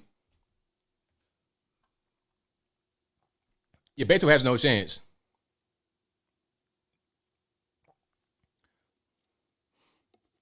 All right. Who is John Galt? You tell me. You tell me. Let me see. Gavin, what's your name? Gavin Giant says paper shortages seems a bit suspect. They have had years to prep for this. Also, voting machines are going down. Yeah, I mean, where I'm at in Tennessee, there was no problems with the voting, the machines. It was all smooth as silk. And it's the same way every single time. You get your little Scantron sheet, you bubble it in, go back to the man, tear a little top part off. He puts it into the little machine. It reads it. It just says bing, it's done. You put the little top part in the box and you go about your business. The whole process from beginning to end took me about 10 minutes max. No line really. I'm in and out, thief in the night. They had early elections. They had absentee ballots in, but it's all secure. All you got to do, show your ID. Okay, you know where you're going. You got your voter ID. You good. You know your address, you know your polling location. Just pull up and vote. It's very simple. And this is the gift and the curse of having elections be a state thing.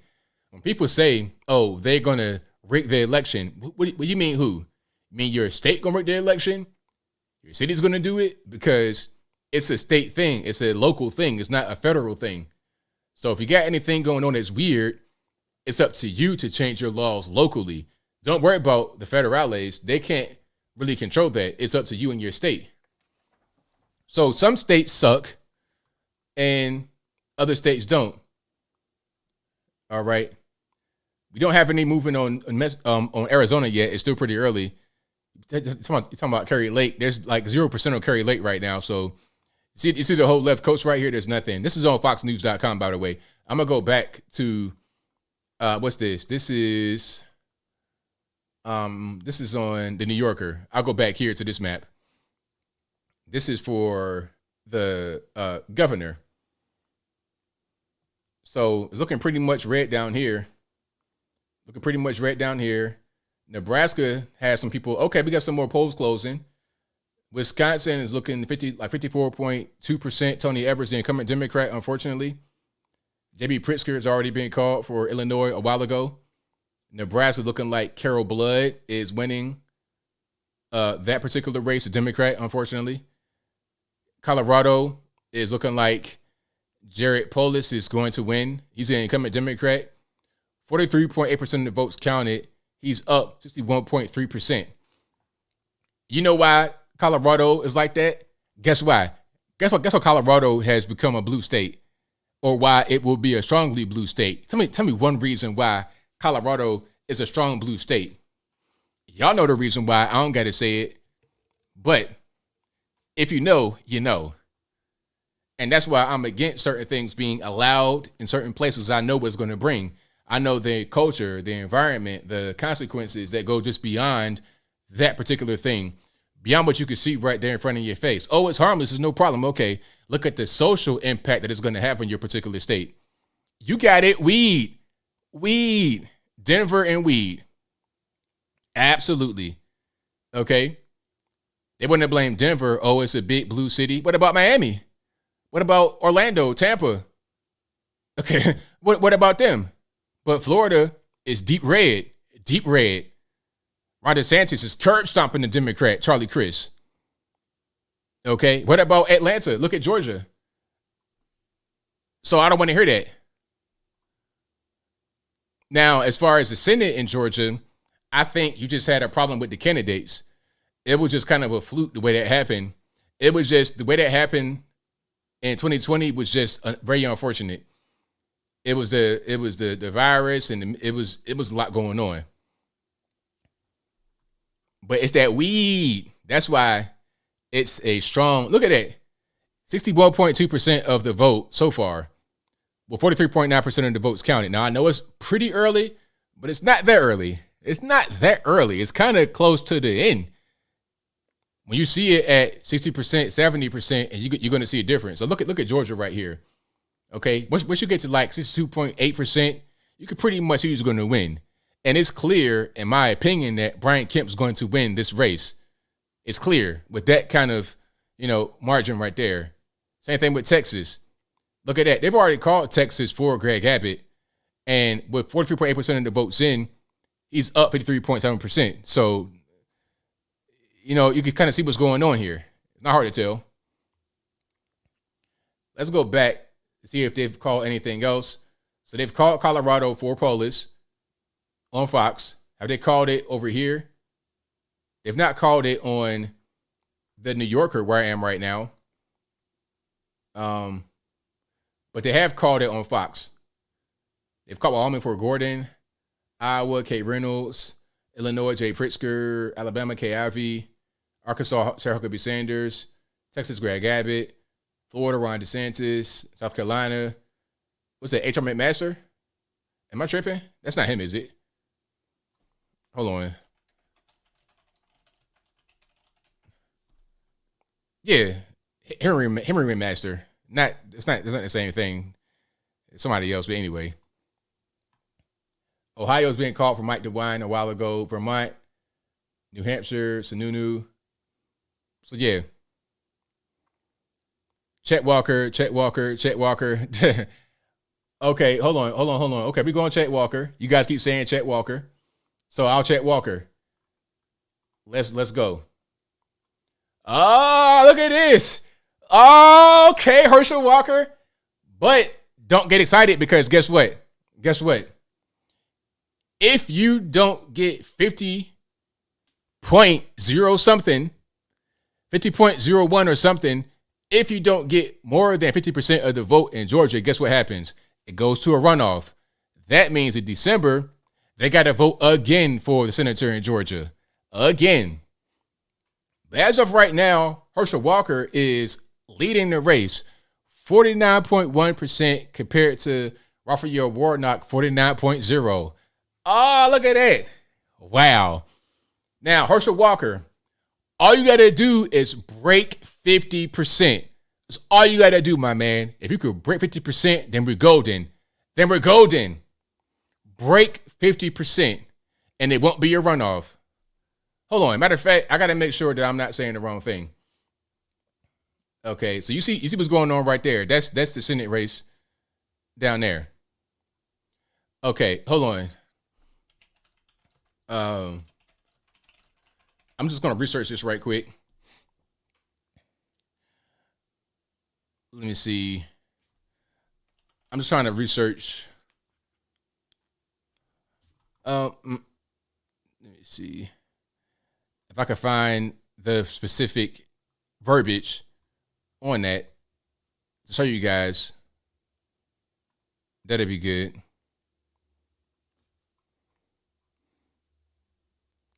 Okay, let me see.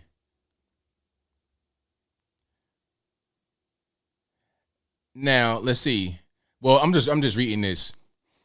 Under Georgia law, if no candidate gets more than 50% of the vote on November the 8th, the Senate race will go to a runoff 4 weeks later on December the 6th between the top two vote getters. Again, whoever is going to win Georgia must break 50% of the vote. It's looking good for Herschel. It's looking really good for Herschel Walker right now. 49.4. Raphael Warnock, 48.7. It's looking very good. Crack 50. 50.0000001. Just above 50%. That's all you need. That's all you need, and then it's over with. There's no runoff, no nothing. People were calling this race to be a runoff because this guy, Chase Oliver, I have no idea who this nut job is. I mean, get off the ballot, man. You were in the way. Like, really, seriously. Get out of the ballot. Just we can have this done tonight. But no.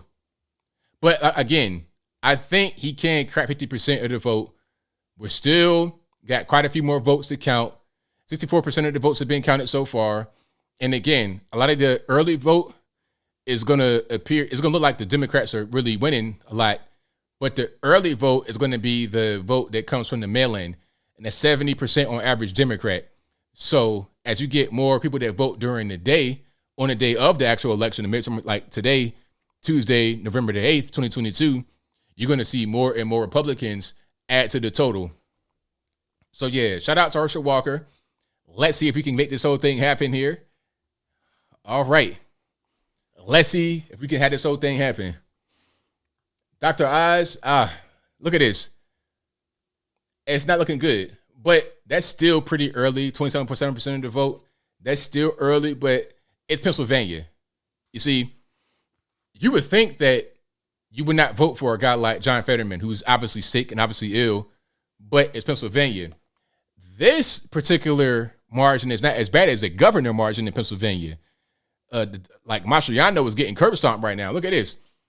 Dr. Oz has 44.1% of the vote with 27.7% of the votes that have been counted so far. Let's go to the governor race and look at the same place. With the same number of votes counted, Mastriano, the Republican, has 39.0% of the vote. You see what I'm saying? And Josh Shapiro had 58.6% of the vote. So it's not as bad for Dr. Oz as it is for Doug Mastriano, but it's not good either. Okay. So we got, this is just an update right here. They're not called it for Greg Abbott, but look at the score right there. Greg Abbott 54.0 compared to Beto O'Rourke 44.6. Brian Kemp 53.6 compared to Stacey Abrams 45.7. That's a curb stomping. Henry McMaster 56.5. Bill Lee 66.6. Not even no contest. Sarah Huckabee Sanders, that's already been called. Kevin Stitt will probably win that. Incoming Republican. Wyoming, Mark Gordon. Ohio, Mike DeWine. Let's go back to the Senate. Let's go back to the Senate and look at Ohio. So J.D. Vance is, there we go. That's what I'm like. As I saw J.D. Vance, it was kind of, he was losing. It was kind of close. But now you're going to see the GOP start to take over. So J.D. Vance is leading 52.8 compared to Tim Ryan 47.2. So that's a big difference. Katie Britt, Herschel Walker is still in the lead. Very good. Marco Rubio, they've already called that. Nothing new here. Ted Budd is winning over Cherry Beasley. A pretty significant margin, 50.7% compared to 47.3. Tim Scott, of course, already won that in South Carolina over Crystal Matthews. So this is the race to see right here. The race to see would be over here with Arizona, Mark Kelly, Blake McMasters, and also Kari Lake, and the other lady who ran away from my man HR, ran away from man R.C. Maxwell. She ran from R.C. Maxwell into the bathroom at a stop and go or somewhere. I don't know where she was, but that's going to be a big race. Arizona, Pennsylvania might be a lost cause, unfortunately. Georgia is going to be very, very. That's going to be the race to watch right there. You guys, tell me what's going on in Georgia or in the whole nation. What will be the best? What's going to be the most important race to watch for the entire nation? The most competitive, the most important. Pennsylvania, like I said, Fetterman is actually winning over Dr. Oz with 30% of the votes in, so it's still pretty early. I think they're going to close at 10. So we're going to see a big update in about 10 minutes here. Let's go back to the governor.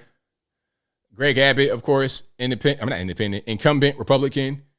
He is going to win. Fox has already called that for Greg Abbott. They've already done that. That's already pretty much a wrap there. All right. But let's go back here. So what am I looking at right here? I want to see the Senate. Yeah, so Kentucky, Rand Paul. All right. So Herschel Walker has hit 50%. 50% compared to Raphael Warnock, 49%.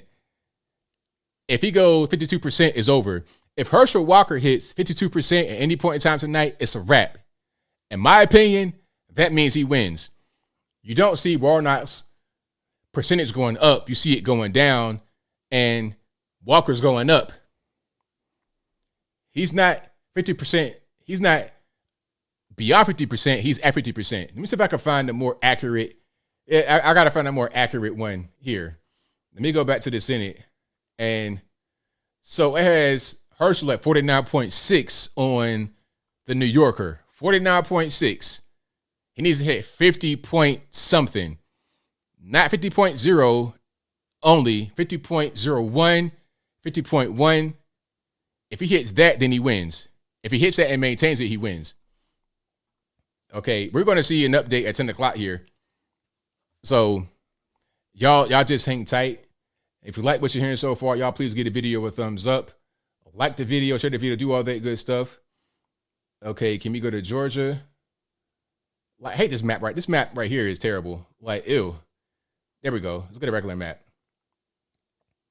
So Fox has Herschel Walker up 49.6. 49.6. Warnock 48.5. Okay, so that's going to be really, really close.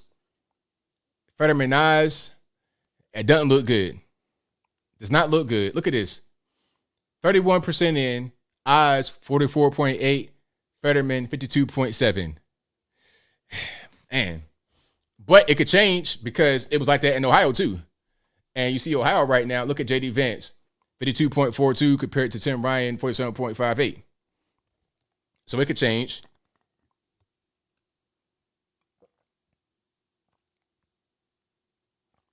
Yeah, just keep an eye on Fetterman and eyes. That's going to be something to look at right there. Okay. And we still have more to come. Let's look at the Senate here. That's not Senate, the governor. Look at the governor. New Mexico, LaJuan Grisham will probably win. Well, maybe. I can't really say that for sure. But that is the incumbent. We still going to have, well, the polls are closed in Arizona. The polls are closed. The polls closed in California at 11 o'clock Eastern. So that's going to be a while. We still got about an hour before they close in California. In Nevada, they close at 10. Idaho, they close at 11 Eastern. Oregon, they close at 11. Washington State, there's no election there for the governor. But the polls are closed in Arizona, so we got to wait a little while to get some results. Maybe we get some results at 10 o'clock in Arizona. So we'll see. Yeah, Dr. Oz not very, he wasn't a very good candidate, but I mean, Fetterman is not a good candidate. Like, who was a good candidate in that race? I know it wasn't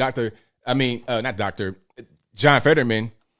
John Fetterman was probably the worst candidate ever. I mean, the man was sick. Like, come on, he's sick.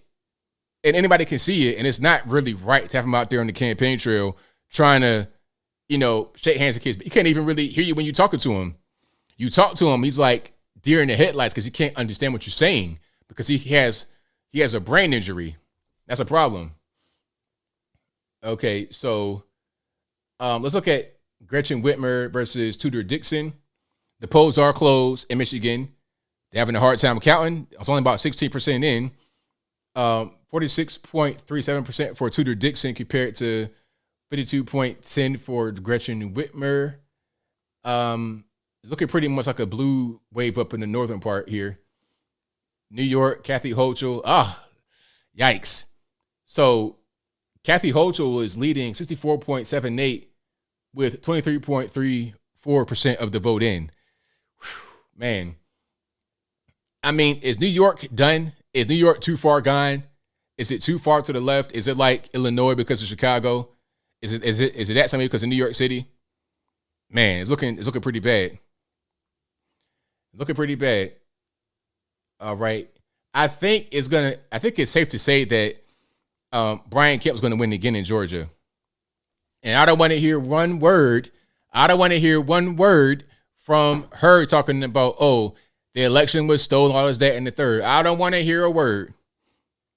Because if the election was stolen,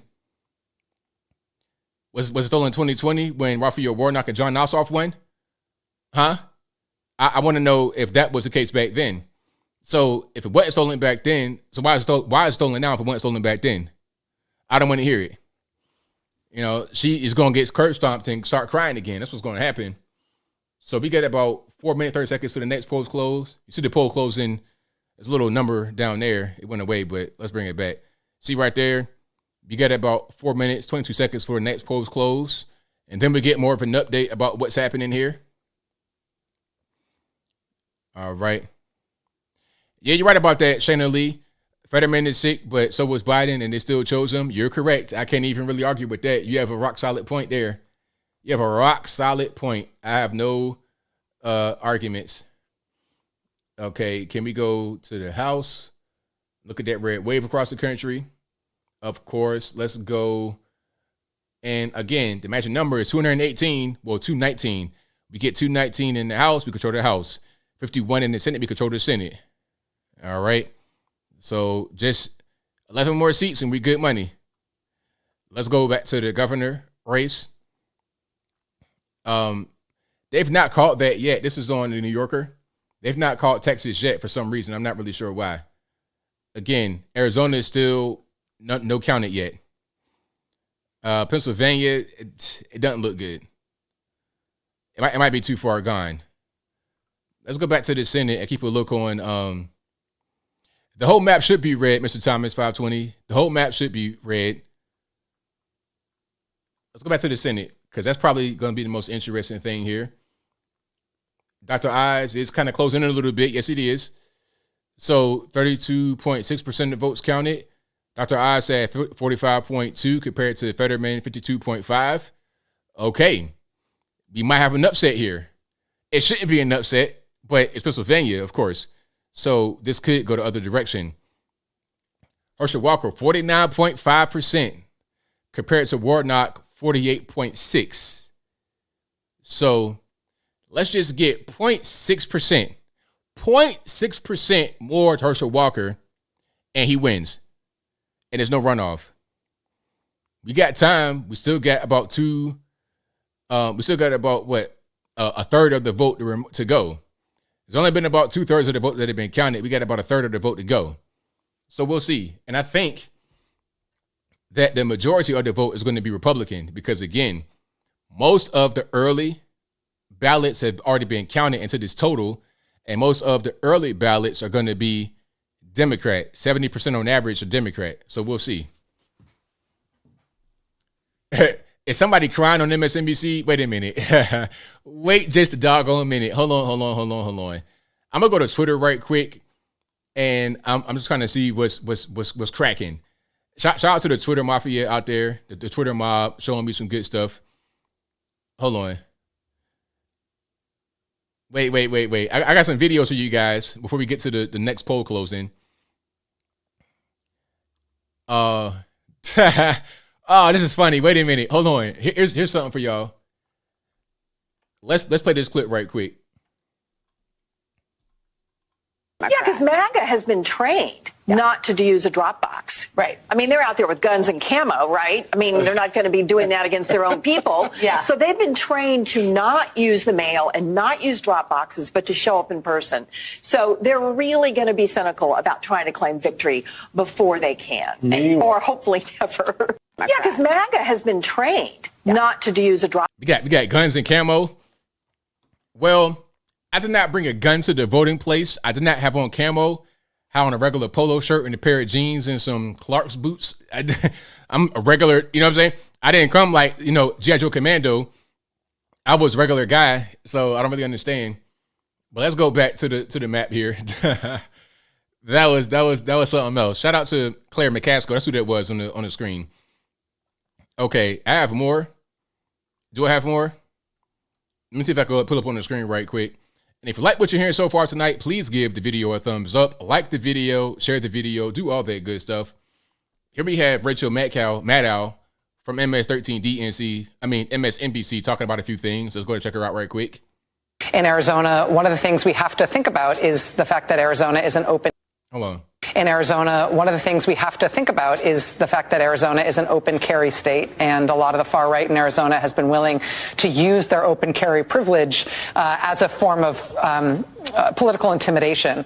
In Arizona, really, is that what? So we just displaying our guns indiscriminately. We have no decorum, no couth, nothing. We just shoot, bang, bang. Like, come on, man. Is that what we do? The fear tactics, the fear mongering is not going to work. Hey, thank y'all. We reached 10,000 live viewers. Thank y'all. I don't want to start crying right now, so I'm going to just say thank you and keep on rocking here.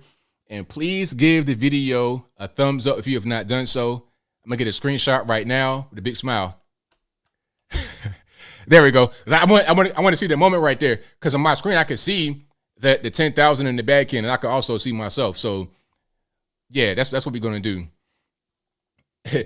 Somebody said, what's that dude's deal talking about Rachel Maddow? Hilarious. All right. I'm going to type something in here right quick. I heard someone was crying on TV.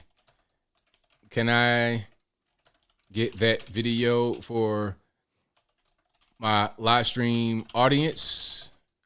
Perhaps. Okay, I want that video. Somebody crying on MSNBC. I gotta have it. I must have the crying video. I need it. I need that for my personal collection. I put that in my curio cabinet. I need it.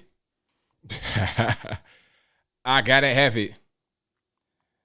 All right, hold on. And thank you for the congratulations. I appreciate you. Thank you for the text. I appreciate that. You guys are great. All right. Hey, that red wave is real. That red wave is 100% real. All right. We should have some polls closing right now, so we're going to try to do some updates here. The red wave is continuing. It ain't going to stop. It's unstoppable. We need to have some more, it's still pretty early over here on the left coast. Brian Kemp, obviously that's going to be a victory for him. Tennessee, Arkansas, Texas. Yeah, I don't really see anything different there that's going to change. Let's see. Let's go to the Senate. Let's go to Fetterman and Nas. 36.6% of the votes counted. 51.2% for Fetterman. 50.9% for Fetterman. And 46.7% for Amendment Nas. So that's going to be a very tight race, actually. Very tight race. J.D. Vance is going to win in Ohio over Tim Ryan. That race was tight for a while. And I think J.D. Vance was actually losing early. But now J.D. Vance is in the lead. He'll probably win that race. Todd Young, it's been called for Todd Young in Indiana. Rand Paul, obviously, in Kentucky. Wisconsin, you have Mandela Barnes actually leading over Ron Johnson right now. Very interesting. 51.1% of the vote. And Ron Johnson is the incumbent Republican. 42.2% of the votes counted. Tammy Duckworth has been called to win Illinois. The incumbent Democrat, 59.6% of the vote. And Herschel Walker, 49.2% of the vote compared to Raphael Warnock, 48.9%. Again, North Carolina has not been called yet, but Ted Budd is winning the Senate race, 50.9% to Cherry Beasley, 47.1%. Going back to Herschel Walker and Raphael Warnock, again, in Georgia, the law says you must get beyond 50% of the vote to win outright. If you do not, it doesn't matter if you got more votes than the next guy. So, like, prime example, if the race was to end right now, Herschel Walker would technically be the winner, but he wouldn't win because the law says you got to get beyond 50% of the vote. So what happened is Walker and Warnock would go to a runoff election on December the 6th. And then they have to be, And then at that point, you have to be able to win. That's how that would work. And the reason why he's not getting beyond 50% of the vote is because of this nut job, Chase Oliver, whoever that is. Who is this guy, Chase Oliver? Where did he come from? Iowa, Kentucky, Missouri? Where is he from? Like, shout out to y'all if you live out there. If you live in one of those places I mentioned, Iowa, Kentucky, Missouri, you guys are fantastic. You guys are probably the best of the best of the best. But your nut job friend you went to school with is now in Georgia trying to be a spoiler, trying to be a low rent Ross Perot. I hate it. So Kristi Noem won in North Dakota. let's go to the governor's race here. Kristi Noem is in the lead, but it didn't call her over here. It didn't call it on, this is on the New Yorker. Let's go to Fox. They've not called it. Hold on. Let's go to the governors. They've not called. Oh, they did call it. Yeah, in South Dakota, pardon me. So they called that for Kristi Noem in South Dakota. She's won, and she was the incumbent, right? So they called that. Ohio, that's already been called for Mike DeWine. I don't see any new governor races here. They've been called Texas for Greg Abbott. Bill Lee, of course, in Tennessee. Yeah. John Kennedy, Louisiana. Is he a senator? Let's go out to the Senate. Let's get a regular map, shall we? He's winning, and he's the incumbent, so I think he's going to win. That commercial, have you guys seen that commercial? Wait a minute. Let's do a quick break. I'm going to bring up the John Kennedy commercial. Hold on. Wait a minute. I got to take a screenshot right here, too, because I got the 10K right there. Hold on. Hold on. There we go. Let's. Violent crime is surging in Louisiana. Woke leaders blame the police. I blame the criminals. A mom should not have to look over her shoulder when she's pumping gas. I voted against the early release of violent criminals, and I opposed defunding the police. Look, if you hate cops just because they're cops, the next time you get in trouble, call a crackhead. I'm John Kennedy, and I approve this message. Hilarious. So he is winning and probably will win again out there in Louisiana for the Senate race. So shout out to John Kennedy. Great. Let's go back. Somebody said check New York. Let's go back here. Okay. So, oh my goodness, look at this. So this is the governor race. Kathy Hochul is destroying Lee Zeldin, but again, it's still early. It's still really early. Let's go back to the not Senate. Let's go to the Senate. Yeah, the Senate. Chuck Schumer. That's been called, of course. But Joe Pinion had it was a good try, good old college try. He tried his best. So we got some movement over in Arizona. Okay, so Mark Kelly is in the lead with 38% of the votes in, and again, Mark Kelly is the incumbent Democrat. He's only 56.4% over Blake Masters, 41.3%. Herschel Walker is still in the lead at a very slim margin, razor thin margin. And it doesn't look good for him right now, at least in this race, because what's going to happen is if he does not crack 50%, it'll go to a runoff again in December. So we don't want to go down that road. We just want to be able to go ahead and win. Okay, let's go to the governor race. And so Katie Hobbs is winning over Kari Lake, 55.5 compared to 44.5. But again, we're still pretty early, 37.7% of the votes. So that's still pretty early. Michigan is not really counting their votes. Somebody said, don't forget about Michigan, but they're not really counting their votes the way they should be. Look at this. 17.9% of the votes counted. Why? Ohio has 64.6% of votes counted, and they've already called the governor. So what's going on with Michigan? Like, what's really happening? It's funny business going on, election stuff going. This is what I'm talking about. People are saying that there's elections that have been going on, that there's election fraud happening, but really it's a state issue. That's a problem. It's a state issue. So Michigan obviously does not do elections very well, but Ohio does. Tennessee does. Alabama, Georgia, Florida obviously does. Texas, why not Michigan? What's going on? Let's look at, Pennsylvania looking like it's going to be deep blue. New York, same thing, deep blue. That's pretty much over with, in my opinion. Lee Zeldin, I mean, look at the margin. It's not even close. Now, it could kind of tighten up a little bit, maybe. Maybe it could tighten up. But we're going to see. We're going to see how that works. Oh, was that your first time seeing that video, Olivia? I'm glad you enjoyed that. I'm glad you enjoyed that video. That the caller crackhead with the my man John Kennedy from Louisiana, the senator from Louisiana.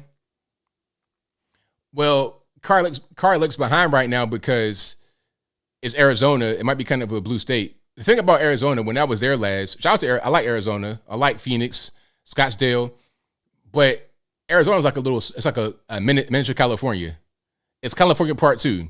A lot of California refugees flee out there and they vote the same way they voted in California. But this may not hold. It's still pretty early in the tabulation of the votes. 37.7% of the votes that have been counted. It's still pretty early. So I don't want to say that that's going to be a done deal quite yet. Let's go to Fox to see what they say. Yeah, it's looking like kind of bad because Mark Kelly, he's the incumbent and looking like he's doing pretty well. 37.95% of the votes in. Let's look at the governor race in Arizona. It's the same thing over here. It's looking like Democrats are in the lead right now. But again, a lot of times they count the early vote first and then the day of vote afterward. Mail-in votes in Arizona, of course, that's what I'm thinking about. So we'll see. But is that the majority? Is that the mail-in votes, 37.7%? Did that mean people vote early? That's crazy. But that could happen. So you can see that flip. It was like that in Ohio. And look at Ohio, right? Not that one. Look at the Senate race in Ohio. It was like that in Ohio at first, and then it changed, you see. And now J.D. Vance is in the lead over Tim Ryan. So, yeah, that's going to be a really important race to keep an eye on for sure. Let's go over here. All right. So, yeah, 40% of the votes that are in Arizona, and Mark Kelly's up 56%. Can we go to Colorado? Let's look at Colorado. Now, find Denver. Find Denver right quick. Just find it. Is that Denver right? It looks like Denver right there. This little area right here. It's like mountains, and then it goes down to Denver. All right. Let's zoom out a little bit here. Let's go to Georgia again. Atlanta, deep blue. And then it's like a blue wall up here. I mean, pardon me, a red wall up here. Not a blue wall, a red wall up here. And then Atlanta is deep blue. And then once you get past Atlanta, you see Macon, Columbus, Savannah, Athens, where UGA Bulldogs play. But the rest of the state is red, is deep red. Let's go to Florida. Hold on, let me just zoom in to Florida. That's kind of in the way. I'm not really sure why it's like that. Miami-Dade County, 54%. Marco Rubio, red. Miami-Dade County is red. Very interesting. You know, one thing about Miami, when I went there, that I noticed is that it's Cuba, basically. So the Hispanic population, very, very conservative. And as they become more the demographic, I think you're going to see a lot more red states and red areas all over the country. Colorado, you got weed out there. Arizona, Mexico, out here, even in Idaho, Boise, Idaho is becoming California refugee land. California, it's no point in even looking at that because that's pretty much kind of gone. If you're living in California, I feel for you. I really do. I feel your pain because I understand that ain't really going to go. It's going to be what it is. Right. Let's go back to C-SPAN right quick and see this map. Can we get some? C-SPAN is not federally funded. It's thanks to the cable and satellite companies that provide our public service. Okay, cool. This wonderful group of people. These are the people that you read about. They are not the nicest people in the world, but they are brilliant financially. We're not going to see any great football stars in here, but we do see brilliant people. But they're great people and very, very successful people, and they want what's good for the country, and that's why they're here. And I want to thank you all for being here. And again, to the media, thank you very much. Have a good time. Thank you. So I'm not sure what's happening there. What was that all about? Why was Trump just speaking right now? I have no idea. Is this old footage? I don't know what's happening.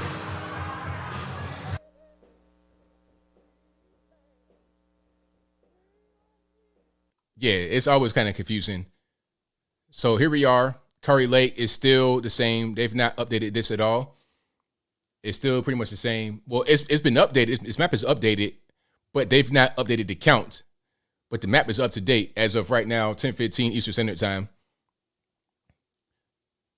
Brian Kemp is going to win, but Herschel Walker, on the other hand, 49.3%. Thank you, Doc Jeff 2020. I appreciate you, boss. Shout out to all you guys that have been super chatting. I appreciate you guys. You know, I couldn't do it without you. Thank you for your participation. I really, really appreciate y'all a lot. Get ready for the riots. Hopefully, there won't be no riots. Now, we can't have no riots going on. Riots over what? If the because of the red wave, maybe that'd be the case. You know, maybe because they can't kill no more babies. Maybe that's the reason. So Fetterman and I is starting to tighten up a little bit. 46.7% of the votes in.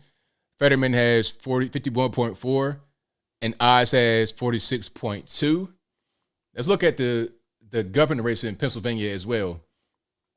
It's much wider. It's a wider margin. Shapiro had 56.8 to Doug Mastriano 41.5. So that tells you that a lot of Democrats did not vote for Fetterman because of his condition, obviously, and they voted for Dr. Oz instead, or they didn't vote at all, perhaps. Okay, so Josh Shapiro has 1.53 million votes compared to Doug Mastriano, 1.19 million votes. Let's look at the Senate race. Okay, keep those numbers in the back of your mind. Look at the Senate race in Pennsylvania. So 1.413 compared to 1.257. So I think some did switch their vote from left to right because of Fetterman's condition. And in my opinion, because normally most people would vote straight ticket, whatever they're going to vote for. But if people are looking at somebody and saying, this guy cannot serve, I'm going to vote a different way intentionally, that's probably what's going on. They vote in cross-platform. All right. So that's what's going on with that. It's still pretty early Arizona, so I don't want to really talk about that too much, but because that's not really changed at all. Louisiana, I think it's going to be for John Kennedy. Let's go to Fox and see if they called anybody else. This is the Senate map here. They've not called it for John Kennedy yet, although that's pretty much going to be a wrap. I mean, whoever this person is, Chambers is getting curb stomped pretty badly.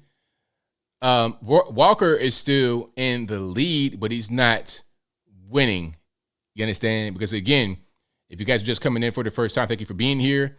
But Georgia law states, although Herschel Walker is leading, if the race were to end right now, there will be a runoff race to determine the actual winner, because you must get beyond 50% of the vote in Georgia to win the race. You got a little bit more right there on the update, 49.38, but we got to crack 50. It's almost like they put a guy in there just to be the Ross Perot and spoil it. It's like, man, what are we doing? Hold on. Let's go over here. Can we get a refresh on that or nah? Let's get a refresh on this page.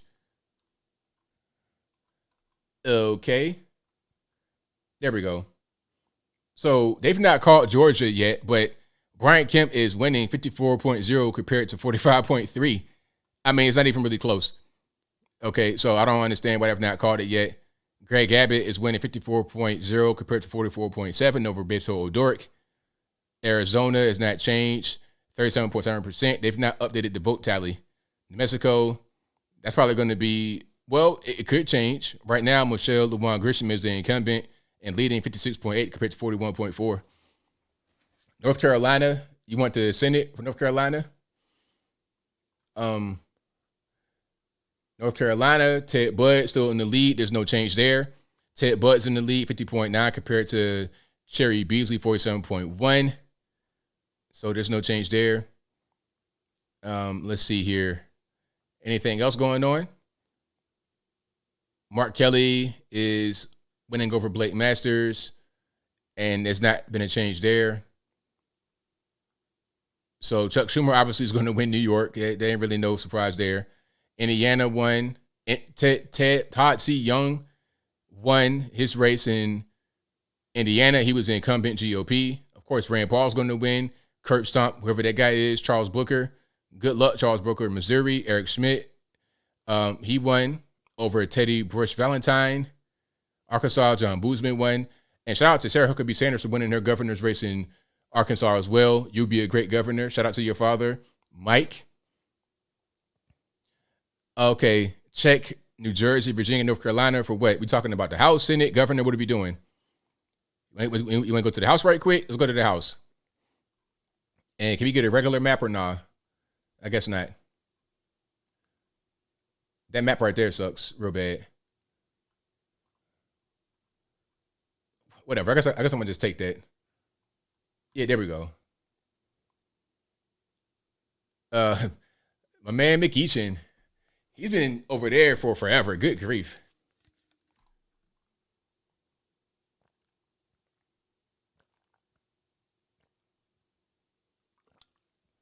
So I don't see much change over there.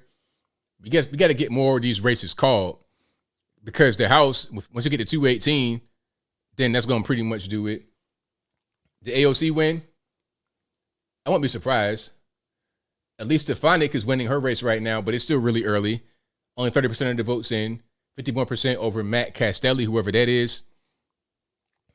Can we zoom in on New York? Hold on. I'm going to try to go to New York and zoom in. Maybe I can, maybe I can't. Let's try to zoom in right quick on New York. Oh, matter of fact, I don't even got to do that. Or actually, I need to. Let's see. Let's do this. Let's see. I got to zoom in on New York. I got to. Let's do it this way.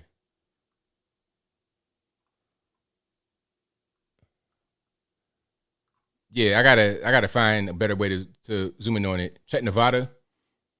Are we doing House Senate? What are we doing for Nevada? If you want me to check somebody, you gotta I gotta zoom in on a particular. We doing House Senate? What we got going on? Nevada has nothing coming in for the Senate. Is there a governor race right now? Nevada, nothing coming in for the governor either. It's still pretty early. We're still early. We got to wait till at least probably about 11 o'clock Eastern time before we get anything from the left coast. All right.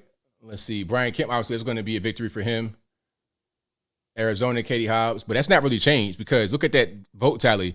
37.7%. That's been the same way for the past hour. That's not changed at all. Louisiana House. Okay. Let's look at Louisiana House. It's like a red wave. I see District 2. That's going to be Troy Carter, incumbent Democrat. But the rest of it, red wave. You see right there what's going on. Let's go to Louisiana. So over there, it's going to be red.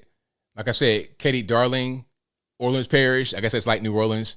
But outside of that, Jefferson Parish, St. Tammany Parish, Plaquemines, all of that is going to be red. That's kind of how that's the way it's looking right now.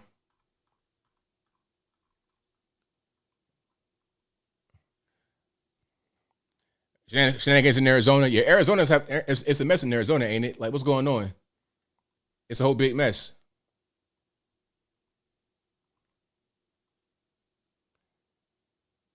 All right, so I got to find a way to zoom in. I forget how to zoom in on these particular places. I don't think it was this map. It was one map I had a way to actually zoom in. I'm going to find that again, and then I'm going to get right back to you guys. It wasn't that map. It might have been this one right here. Nope, wasn't that one either. Okay, I'll find it eventually. But if you like what you're hearing so far, give the video a thumbs up. Like the video, share the video, do all that good stuff. Iowa Senate flipped. Okay, let's go to the Senate right quick, shall we?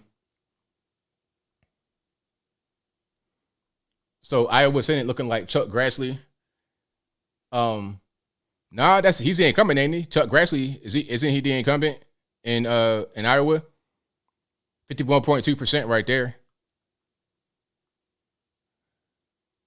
let's see. North Carolina, that's not changed. Georgia. Herschel's still winning. He's still winning, but he's not winning. You see. John Kennedy, he's going to win that, but they've not called it. I don't know why they've not called it. 65.5% of the vote, with 47.3% of the total vote. It's like, why haven't you called that yet? Come on. JD Vance, he's going to win that, but they've not called it. Arizona is still stagnant. Oh, they're starting to count a little bit more, 39%. Okay, rather than 37.7, 39%. Okie dokie. Arizona is just, they're not updating properly. Yeah. They're not updating properly at all. Tennessee, there's no Senate race in Tennessee. Let's go to of course, the governor, Bill Lee, won for that, clearly. In Tennessee, you got Tennessee 1st, 3rd, 4th, 6th, 8th, 5th, possibly all red. 7th and 2nd have not been called yet. But 9th, that's probably Shelby County, right around there. Memphis, that's blue. But beyond that, it's all red. That's probably Davidson County or somewhere like that, right up in there. I would presume, like right there. Let me find a map. That's what I need is a map, not this bubbles. Who said that was going to be a good idea to make bubbles for a map? Like, I can't do nothing with that. Katie Hobbs is out. Pennsylvania. Fox Joe show Arizona. What did it show about Arizona? Pennsylvania, Fetterman and Oz has pretty much been like that for a while. I've not really seen anything different. Well, Chuck Grassley been in Cummings since 1957. He's been there since before my parents were born. Chuck Grassley been in the office since before my parents. How old is Chuck Grassley anyway? Wait a minute. You're saying Chuck Grassley been there since 1957? That's crazy. He's 89 years old. It's like, sir, what in the world? So he's not been there quite that long. He was in college in 57, but he's been there since the 70s, since like Joe Biden. My man's 89 years old, sir. I mean, you going to go in and just croak on a Senate floor? What are we doing? Yeah, Arizona.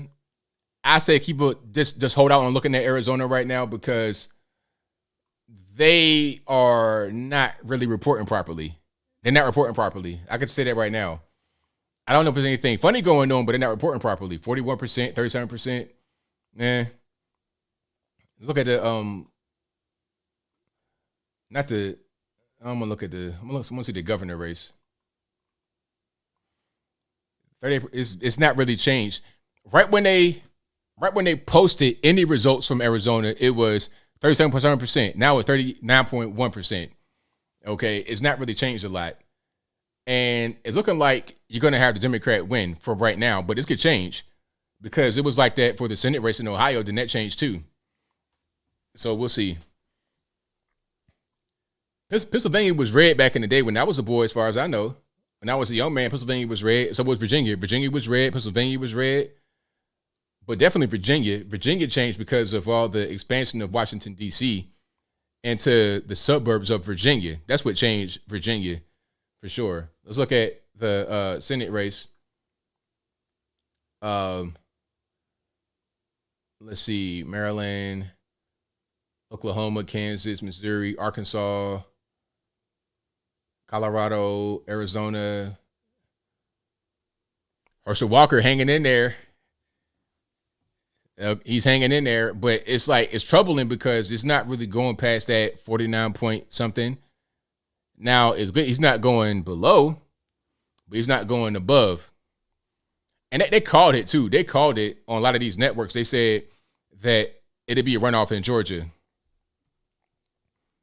They called it. Let me see.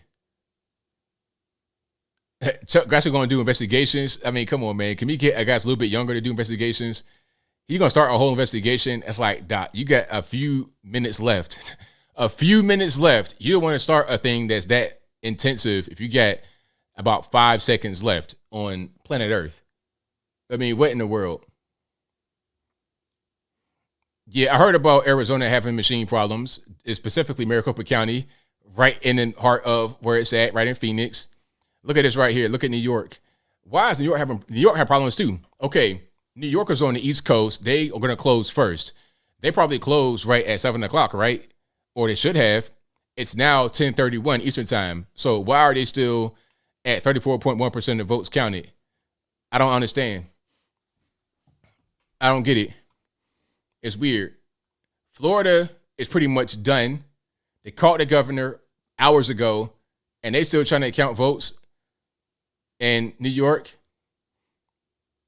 okay, Maine has a little bit coming in. Janet Mills is the incumbent Democrat, and she's in the lead over Paula Page. Shout out to my main man. Shout out to Paula Page. I'm a big Paula Page fan. Hopefully he's able to win. Yeah, if he wins, that'll just make my day right there. Arizona is still 39%. I feel like that is the early, like mail-in ballots and not the paper ballots from today. Are they going to count them today or not? That's what I want to know.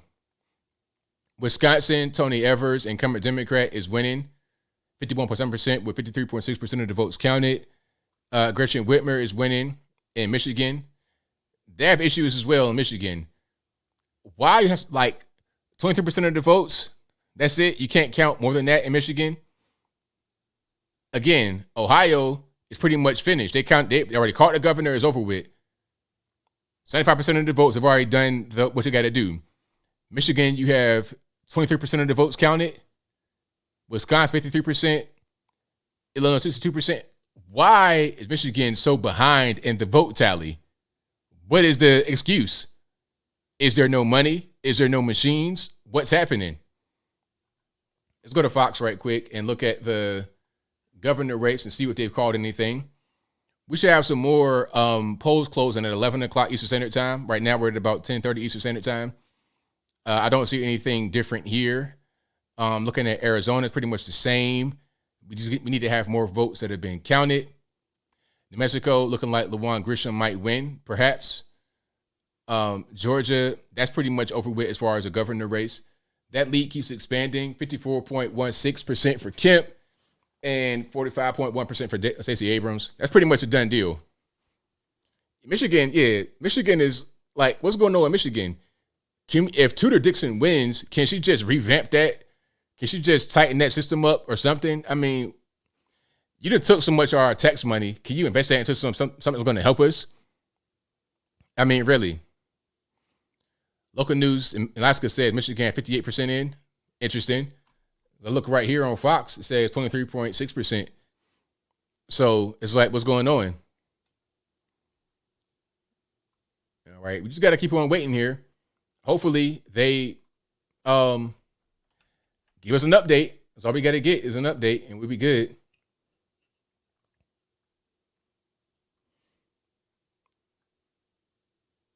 So let's see here. Colorado, we already called that.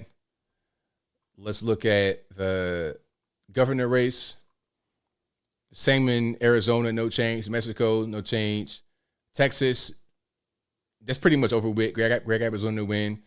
Georgia, Brian Kemp's going to win. Florida, DeSantis. Has anybody bet on this actual election? Because I saw a commercial on Fox for this betting app, right? And you could bet on the actual election, who's going to win.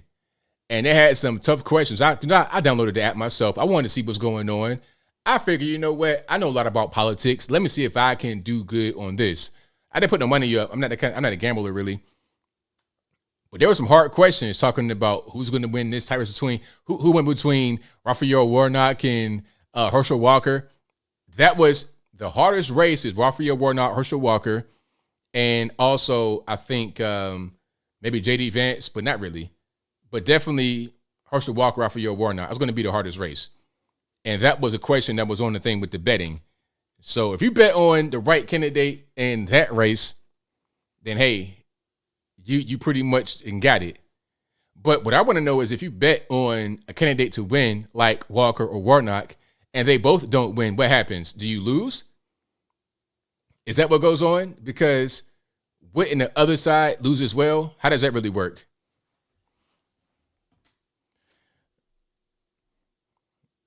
All right. Thank you for that, Brian Hudgens. She says, if I'm from Tennessee, I'd vote ABL. I appreciate you for that. You're far too kind to me. Thank you for that. All right. Alaska and Hawaii, they got quite a while to go because they're far away. Just like California, Washington State, all of them, it's going to be quite a while away. Fetterwoman, yeah, that was also Fetterwoman. He was on the thing with the betting. Fetterwoman for sure. Tight race. Look at that. 54.1% of the vote in Pennsylvania. Fetterwoman is up 50.7% compared to Dr. Oz, 46.9. Now, the math ain't mathing, is it? 50.7 compared to 46.9. For math, let's just round it up for math. Let's round it up for math's sake. Round it up. So 51% compared to 47%. So that does not equal 100. You still are about 2% off. Who's taking that 2% up? Who are these Ross Perot people just getting in the way? Here is the races that have been called, right? Okay, because, and understand this, there are some places where there are no Senate races, where the person is already going to be in office, and that's it. There's no race in Texas and New Mexico and whatnot for the Senate. So those won't be in effect. They'll be part of this number that have already been called. Okay. So all we got to do right now is get 10 more seats. 10 more seats in the Senate. That's all we need. Right now, it's leaning like Iowa, Ohio, of course, Louisiana, Georgia, perhaps, maybe. North Carolina will go toward Republicans. That puts us right here like 47, maybe. Hold on. 1, 2, 3, 4, 5. So 46. All we need is, at that point, 5 more. 5 more, and we're good. We got to be able to not flip, just kind of like maintain. Hold on. Matter of fact, that's 6 right there. So I was right, 47. So then we just need, we need 4 more. That's all we got to get. Not all states are voting because not all states have elections right now. Some have their elections in 2024. Virginia has a governor election in 2025. Really random. You know, it's a state thing. The only thing that is national is a presidential election, although it's not federal. I don't think it's still a state election. So, for example, in your state in 2024, there could also be a governor race on the same ballot as a president, but that same ballot will not exist in other parts of the country because you cannot vote for the governor of, let's say, California in Mexico. You see what I'm saying? So Herschel Walker is still up, but not up because, again, remember, you gotta crack 50% of the vote in Georgia to win outright on election day. If you do not crack 50% of the vote, you go to a runoff in December the 6th. It goes to a runoff, and then you'll be able to move from there. All right, so that's kind of how that works.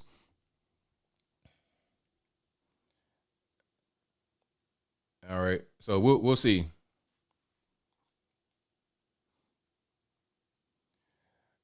Let me see. Vote all red today in Georgia. There we go. Wisconsin went red. Is that what happened? Oh, I see you right there. Look at this. Oh, look at that razor thin margin, 50-50. This is for the Senate, right? So Ron Johnson, 50%. Mandela Barn, 50%. Okay, so that's razor sharp. Ron Johnson has 345,000 votes compared to Mandela Barnes, 787,098. So that's about a what?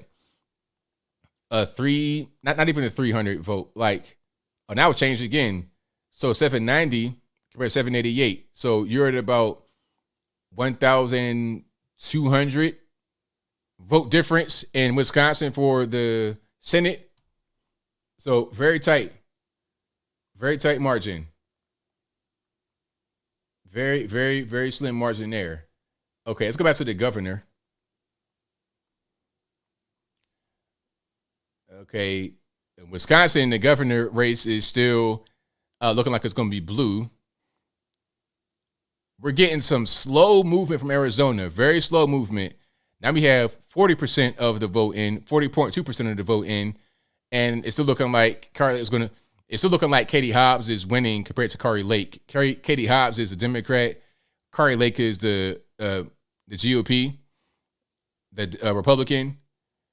And Kari Lake was on TV for a long time, a TV reporter out there in Arizona for like 20-something years. And then she became a political candidate, I think this year, if I'm not mistaken. Very good candidate, in my opinion. Very, very good candidate. Let's see. Yeah, I don't see any movement here. Everything looks pretty much the same. Pennsylvania, I think Doug Mastriano's going to lose that one. He's a Republican. But the Senate may go a different direction because of Fetterman's condition. I think we can all see that, but it's still looking like Fetterman is winning. If Fetterman wins, that'd be a complete shame. Look at this. Fetterman's up 50.5 compared to Dr. Oz 47.1. That is a complete shame. Herschel Walker's still up 49.4 compared to Raphael Warnock 48.6. I'm impressed by that, actually. I'm kind of impressed, but I know there's going to be a runoff. That's going to be, I think he'll be able to win the runoff, speaking about Herschel Walker, but it won't be a walk in the park, not in the least bit. It will not be a walk in the park at all. Yeah, he's getting close to 50%. He's getting close, but he's not getting there quite yet. I hope once you get toward the end, once you get to like 90%, 95%, it changes. Because, again, I think a lot of the early votes that have been counted are going to be from your liberals. It's like 70% on average of early voting is Democrats. Republicans tend to vote day of. Yeah, Arizona's a mess right now. I don't even know what's happening. Okay, hold on.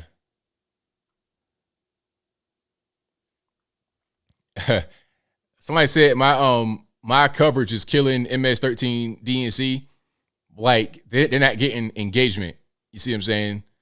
They got 29,000 people watching on MSNBC, but only 4.1 thousand likes. And I have how many?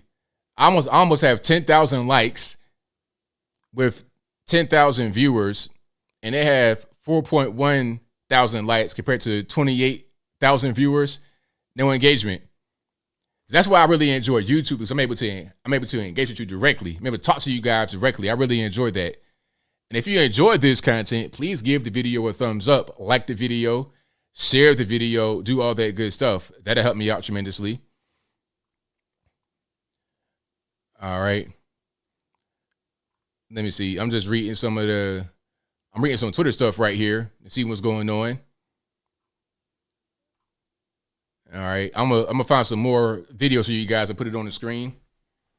I got one more. Thank you for that, Volpe 1970. I appreciate you.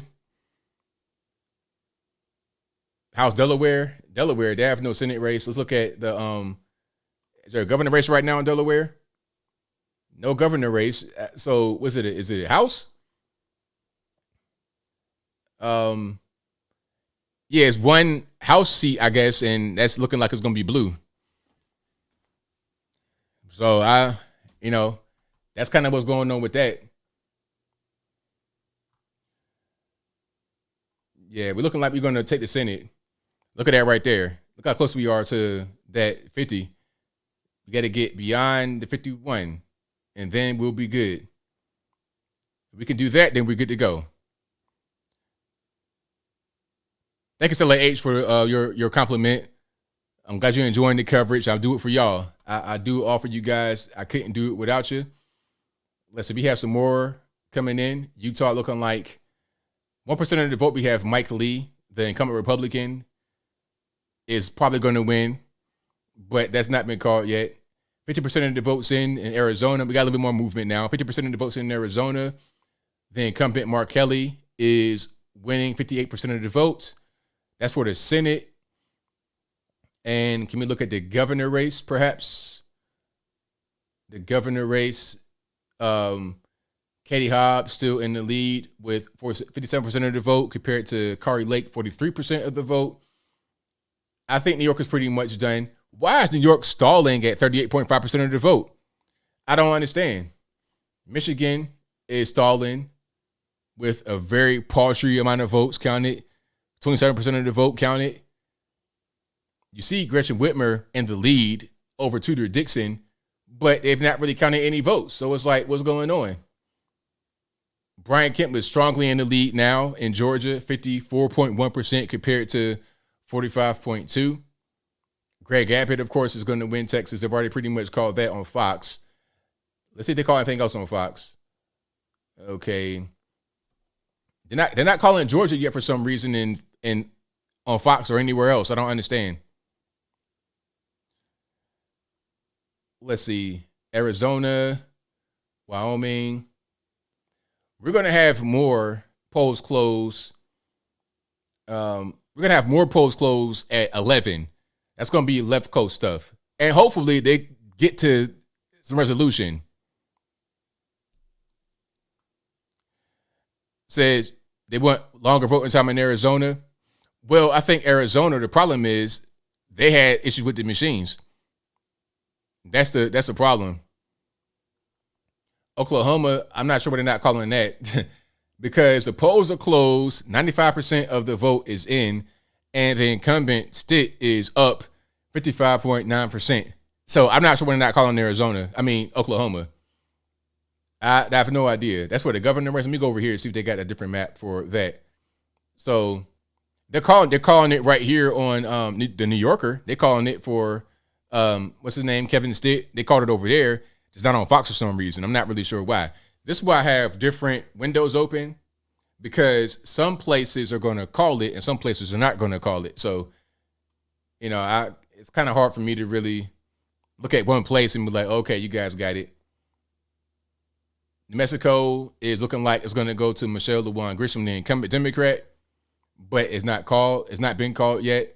Kansas looking like it'll go to the incumbent Democrat, Laura Kelly, with almost 80% of the votes counted, but it's kind of close. 51.4% of the vote for Laura Kelly with almost 80% of the vote in. It's kind of close. But Derek Schmidt has 45.6% of the vote. So Kristi Noem, they've not called that for her, but that's going to be a wrap. She's the incumbent Republican, South Dakota. They've called her on Fox, if I'm not mistaken. Yeah, they already called her on Fox, so I think it's going to be a wrap over here as well. Wisconsin, they've not called that, but Tony Evers is the incumbent Democrat in the lead right now with 51% of the vote, 60% of the votes counted. Michigan is having problems. So is Arizona. And so is New York, actually. But I don't think New York is going to be much different than this. Look at the margin right here. You have Kathy Hochul up 61.2 compared to Lee Zeldin, 38.8. Doesn't look good. They've not called Georgia. But Brian Kemp is curb stomping Stacey Abrams, not even close. 54.1 compared to 45.2. So let's go back to the Senate. Arizona might have been the red state at one point, but Arizona, you got to understand, Arizona is becoming a haven for California refugees. Like I was saying before, when I was in Phoenix, it was like I was in California. Might as well have been, it was like a cleaner version of Los Angeles. The people that don't want to live among the crackheads that they invited to the state. Like you invited a bunch of dope fiends to California, okay? You invite them there to where you live at, and then when they get there and they start doodling on the front of your porch, all of a sudden now you want to go to Arizona and vote the exact same way. So you're going to tear Arizona down. You're going to turn Scottsdale into Skid Row, right? And when you leave there, you're going to go somewhere else, like a pack of locusts. You just roam and destroy. You roam, consume, and when you're consuming, you destroy. So that's what's happening right now with Arizona. And hopefully the heat keeps the people away that wouldn't be there. Because the thing about Arizona is it's too hot. It's too hot. I mean, it's cool to visit, but I'm not trying to be in my car and it's 125 degrees outside. I can't really do nothing with it. Okay. So they've called Pennsylvania. They've called Pennsylvania for Josh Shapiro for the governor. I'm following on Twitter as well to see what's going on. Dick Blumenthal wins Connecticut, of course. Summer Lee wins Pennsylvania. Ron Johnson takes the lead in the Wisconsin Senate. Okay. They calling Michelle LeWine for New Mexico. Let me see. Mandela Barnes is winning in, what's this, Wisconsin? Let's go to Wisconsin right quick. Oh, it's still 50-50. Let's do a little refresh right here. Okay, I don't need that. So that's still rather close. Look at this. Look at this right here in Wisconsin.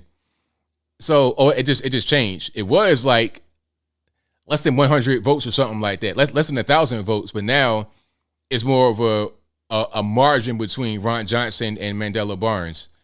Okay, but it's still really close. Still very close.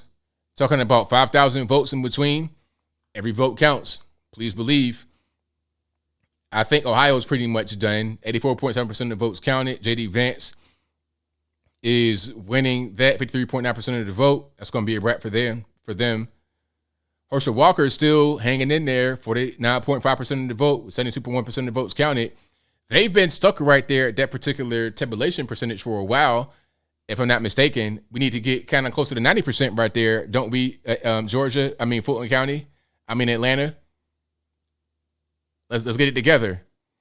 North Carolina, Ted Budd's in the lead, 51%. New York, Fetterman and Oz getting closer and closer. Look at this. 49.9% for Fetterman, 47.8% for Oz. Okay. It's pretty close. 61.8% of the votes counted. That'll be down to the wire. The same thing with Warnock and Herschel Walker. Down to the wire.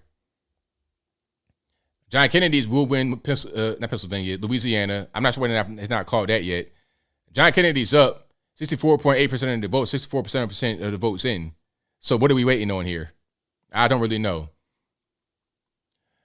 It'd be kind of I'll be upset if Arizona goes blue, but it'll kind of be an upset in some minds because it's like, what's going on? We should be able to go ahead and win this. Like, what's happening? All right. So Fetterwoman, he might win that. If Fetterwoman wins, shame on Democrats putting that man out there. You know he's sick. You know he ain't right.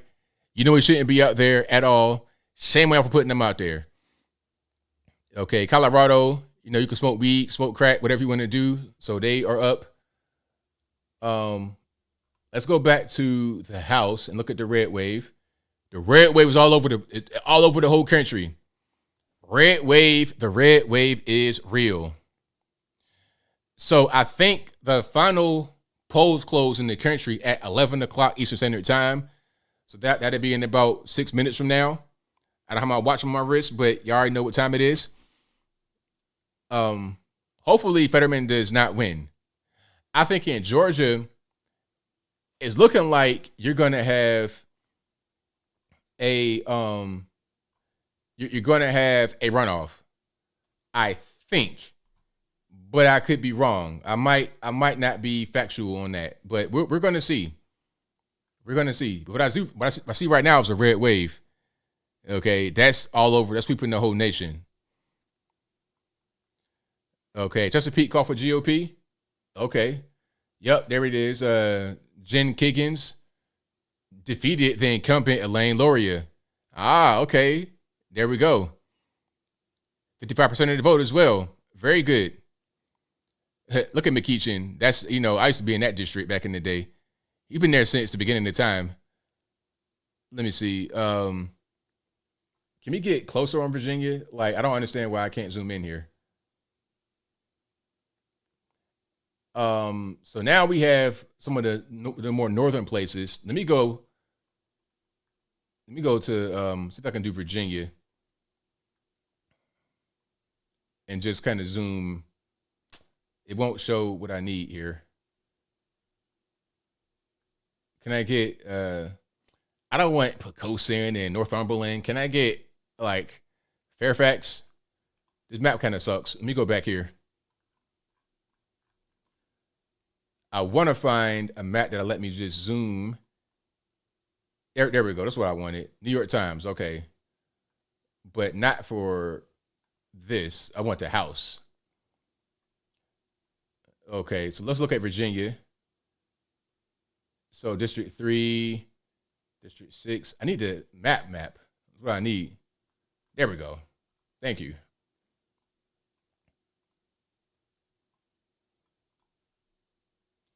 Oh, okay. I see. It won't let me zoom in right there. That's what's going on. But it will on that kind of map.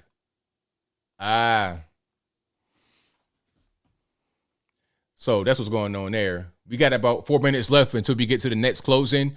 And then at that time, we're going to get the left coast or some of the left coast. We got Arizona coming at 50%. It doesn't look good for the for the Republicans in Arizona. 50% of the votes in Arizona. Mark Kelly, the incumbent Democrat, is up 58% over Blake Masters, 40%. Mark Victor is at 2%. Unnecessary for him to even be there. Let's go to the governor race. 47% of the votes in. Katie Hobbs up. She's a Democrat, up 57% compared to Curry Lake at 43%. Greg Abbott has been called on the New Yorker finally after it got called hours ago on Fox. They might as well go ahead and call Georgia as well for Brian Kemp because it's not getting any closer. So, yeah. It's getting a little bit closer in New York, a teensy bit closer in New York. They've not really made that be all the way dark blue on this map. 46.8% of the votes counted. Kathy Hochul has 59% of the vote compared to Lee Zeldin, 41%. That's a really big margin. That's not a very good look. Pennsylvania, 63% of votes counted. Josh Shapiro had 55.1 compared to Doug Mastriano, 43.1. Doesn't look good.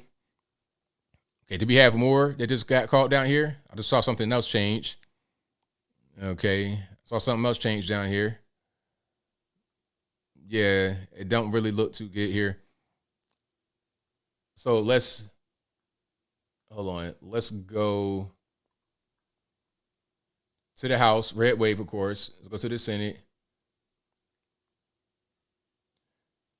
Arizona, same way. It's not really changed. Look at this right here with Fetterman and Oz. Close race. 49.8% for Fetterman. 47.8% for Dr. Oz. So really tight race. Okay. It's only about 2/3 of the vote in so far. You got 1/3 left. And I think Oz could win. I hope Dr. Oz wins just because, of course, I want a Republican in there in the Senate. But beyond that, I mean, John Fetterman, really? Is that what we're going to put in the Senate? A guy who had a stroke, like a literal stroke, a brain injury. Are we going to put him in there in the Senate? I mean, that'd be ridiculous. So hopefully he is able to lose. Speaking about Fetterman, that is. I mean, come on. Ohio is pretty much done, but they've not called it yet. 86.2% of the vote, and you got J.D. Vance winning 53.8% of the vote compared to Tim Ryan, 46.2%. It's pretty much a wrap city. Can we go to some more? Oklahoma, that was already won. They've called that for Kevin Stitt. Finally, they called that on Fox. Iowa's been called for Kay Reynolds, already called that. Nebraska is looking like Pillin is going to win. This is for the governor race. Okay, so we're just waiting here. So Hawaii closes at, I guess 12 midnight my time. And 11 o'clock, you have Colorado, Idaho, Oregon, and Washington who all close. And I guess Nevada, they've already closed, but they've not reported anything yet. So what are they waiting on? I'm not really sure. But you're going to have the left coast close at 11, including Idaho. Okay.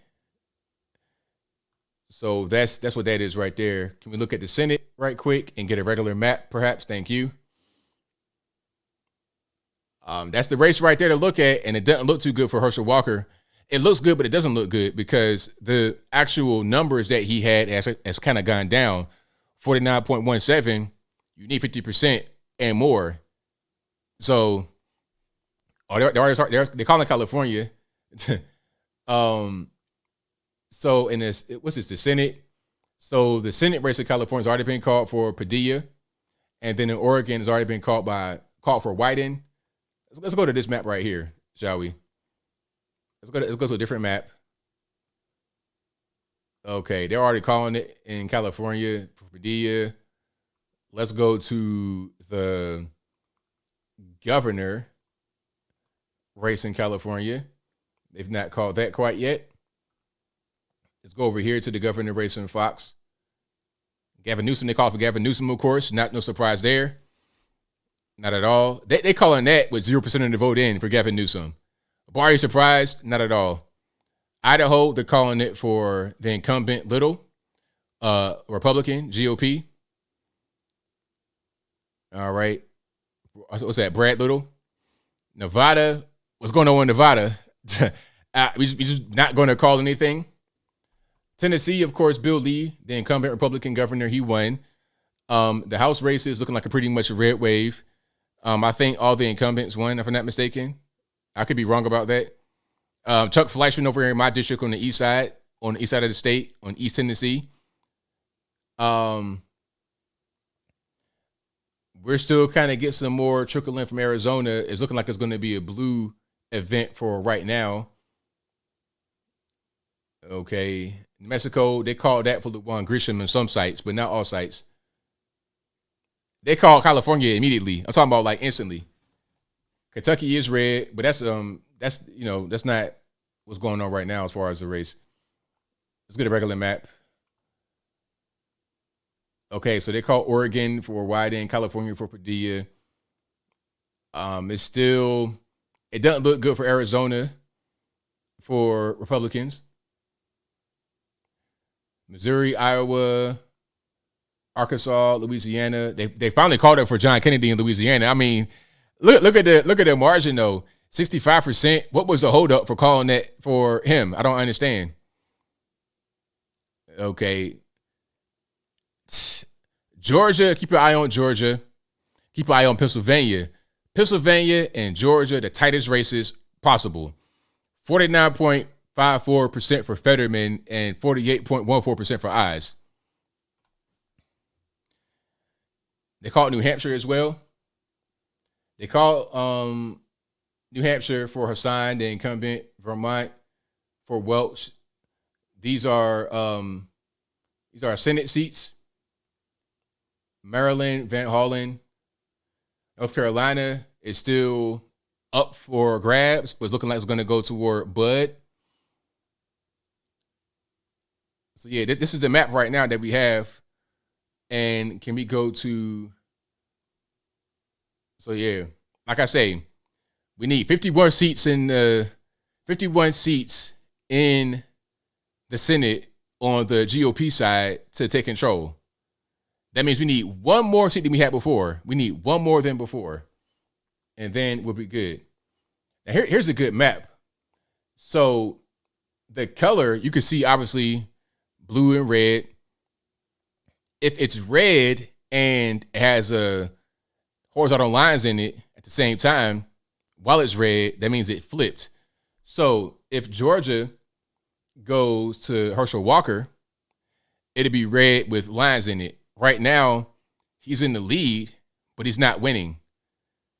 Because one more time, you have got to get beyond 50% of the vote in Georgia to win the election outright in this type of situation. If you don't, then it'll go to a runoff between the two top vote getters. So in that situation, you got to have one guy that gets more than the other. You have to have that happen. Excuse me. If you... Like, the only way you can't have that happen is if you have more than one or more than two people running. You would not get 50%, that threshold. So he's just below the 50% necessary to win. So let's we get a big influx, and you have 84% of the votes in Georgia. 84% of the votes in. This will probably go to a runoff. All right, will Kari Lake win? I don't know. Kari Lake. Let's go to the Senate, shall we?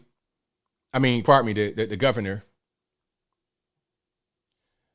It doesn't look good so far, but they are. So wait a minute. I think there was 2 governor seats flipped for the Democrats. Well, I don't think that really counts because in Maryland it was already a you know, your man Larry Hogan was a liberal anyway. Massachusetts, it's whatever. So Gavin Newsom, of course, he won with 0% of the votes counted. They already know that he was going to win. You see, I think at a certain point, you just need to have 2 guys that are in the race. Have a primary and have just 2 guys. People say the 2-party system sucks, but what about when you have 18 people running and nobody gets the majority of the vote? It's kind of stupid. It's like, what are we doing? Everybody gets 10% of the vote. It's just kind of dumb. Let's just make it be yay or nay. Make it be easy for the regular normies to understand and for us to not have to go through all this BS. Or just have that rule be eliminated where you got to have a runoff if you don't get 50% of the vote. If you get the majority of the vote, you should be able to go ahead and just say, I won. All right. So I think Kansas is going to go to Laura Kelly, the incumbent Democrat. Michigan is still having problems being able to count votes. 32% of the vote in, and we're at 11 o'clock p.m. Eastern Standard Time. Ohio is at 86.8. Michigan, 29.6. What are we doing?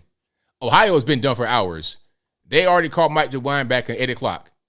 It was already a done deal. Michigan can't do that. Wisconsin, they are trying to get there. It appears like the incumbent, Tony Evers, may win, but it's close because Tim Michaels' initials round his heels. Minnesota looking like Tim Walz is going to win, but it's early. 31.8% of the vote in. Why can't we do better than that? Doug Mastriano looks like he's going to lose in Pennsylvania, but it's still kind of early. He might be able to close up that gap, but I doubt it. Let's go back to the Senate here and see. Look at that. Between Fetterman and Oz, 49.4% for Fetterman or Fetterwoman and 48.3% for Dr. Oz. Okay, so they've called that for Alex Padilla in California already. They called that 49.3 for Herschel Walker. We're just kind of waiting now for the next piece of it. Okay, so really at this point, we're just kind of waiting. I'm going to see if I can pull up C-SPAN and see if they have any kind of comments on what's happening here. Let's reload right quick, shall we? If you like what you're hearing so far tonight, please give the video a thumbs up. Like the video, share the video, do all that good stuff. All right. And Facebook at C-SPAN. Appreciate you calling in this evening. Art is in Oregon as well. Boring, Oregon, independent line. Now, Art, you had 3 candidates to choose from for governor out there. Whom did you choose? Yeah, I chose Christine Drazen. And thank you for pointing out we had 3 candidates, which was unusual for this race. Okay, not necessary to hear that. Oh, they took it away. They called it for Padilla on, what's this? The New Yorker, then took it away. Is that what we're going to do? Interesting. Why would they do that? So somebody said check the Senate for what state now? Washington State Senate. So really early in Washington State, Tiffany Smiley is up 58.7% over Patty Murray, the incumbent Democrat, but only 2.1% of the votes counted. Very, very early. Do you think that they can change? That can be flipped from left to right because of Seattle and what's going on there? How Seattle looks like a pile of garbage, like third world country type garbage. Could that be the case? I mean, perhaps, maybe. I don't know. Now they went and called it back for Alex Padilla. That was weird. They had it for Alex Padilla in California in the Senate. Then they took it away. Then they brought it back. Interesting. Arizona having issues, period. I mean, what's going on? I can't call it. Wisconsin looks like it's going to have Ron Johnson be the incumbent senator. He's going to win. But it's a very close race. Mandela Barnes right on his heels. So we're going to see what's going on there. We shall see.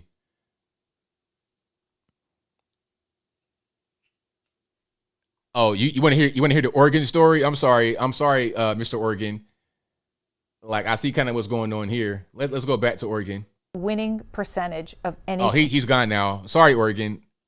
We're going to get more about Oregon as we get further into the night. I'll be here for a while. I'll be here for like another hour and a half, perhaps.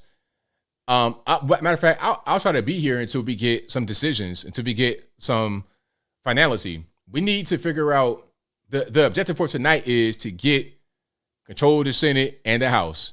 We got to get that. Once we can get that, then we're good. Okay, you see the red wave happening. Okay, look at Oregon right here.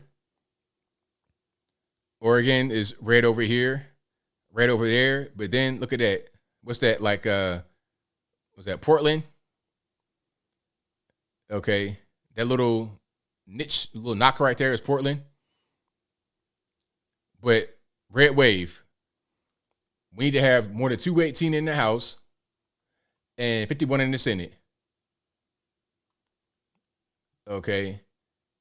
And we got 1, 2, 3, 4 right there. We can get that'd be 48. You can have 3 more. And then we'll be good. Nevada, I don't see what's going on with Nevada. Their polls closed a while ago. What's going on with Nevada? I don't understand. They have no reporting at all. Utah looking like Mike Lee's going to win. He's the incumbent, so I think he's going to win. Evan McMuffin has no chance. Why does he keep running? Why does this man McMuffin keep running? It's like, sir, you're not really what they want out there in Utah. I don't want no McMuffin. I'm not hungry. Go over there, man. Come on. Let's see what else. Is any other race happening? Senate race happening? Then that's pretty much it. All right, so we're going to see what's going on. They're still in line in Nevada. Good grief! What time is it? 8 o'clock out there yet? What in the world's happening? When do the polls close in Nevada? I thought they were already closed. Because I saw on Fox they said the polls. Look at this. The polls are closed. They've been closed. So what's going on? What's the holdup here? What is the holdup?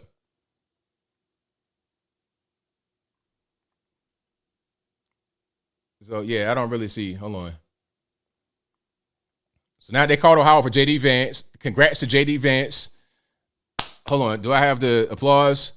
Wait a minute. Give me a second. There we go. Shout out to my man J.D. Vance for winning Ohio, finally being called over on Fox. That's a good look for him. We got Indiana, Ohio, Kentucky, Missouri, Iowa, Arkansas, Oklahoma, Kansas, South Dakota, North Dakota. What's that? Idaho, Louisiana. We got to get Georgia. That'll be a runoff. It's looking like right now. Fetterman and Eyes is going to be close, very, very close too. And you know, they said we may not know the results of the election until days or weeks afterward. I was like, really? We don't got time for all that, man. We really don't. We really don't. This is Fox News right here. This is Fox. But I have a few different websites open. I have C-SPAN open. See the red wave happening? I have C-SPAN open. I have The New Yorker open. And I also have New York Times and Washington Post. So I'm pretty much got everything. I got all my covered. I got left, right, independent, whatever you want. I got it. So some places may not call.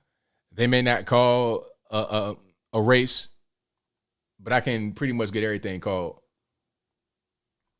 I can see what from different sites what is being called. Put it to you that way. Okay, here's another thing right here. We've gained 3 House seats, and the Democrats have lost 3 House seats. And again, we got to get to that 218 mark, and we'll be good to go. And then once we get closer to 51, 50 in the Senate, then we're good. Right now, we're at 44. They're at 43.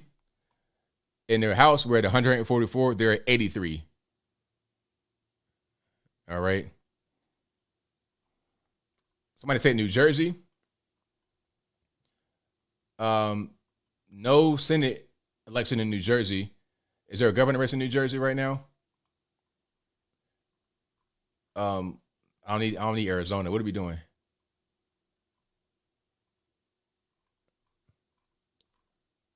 Well, I guess we're doing this, huh?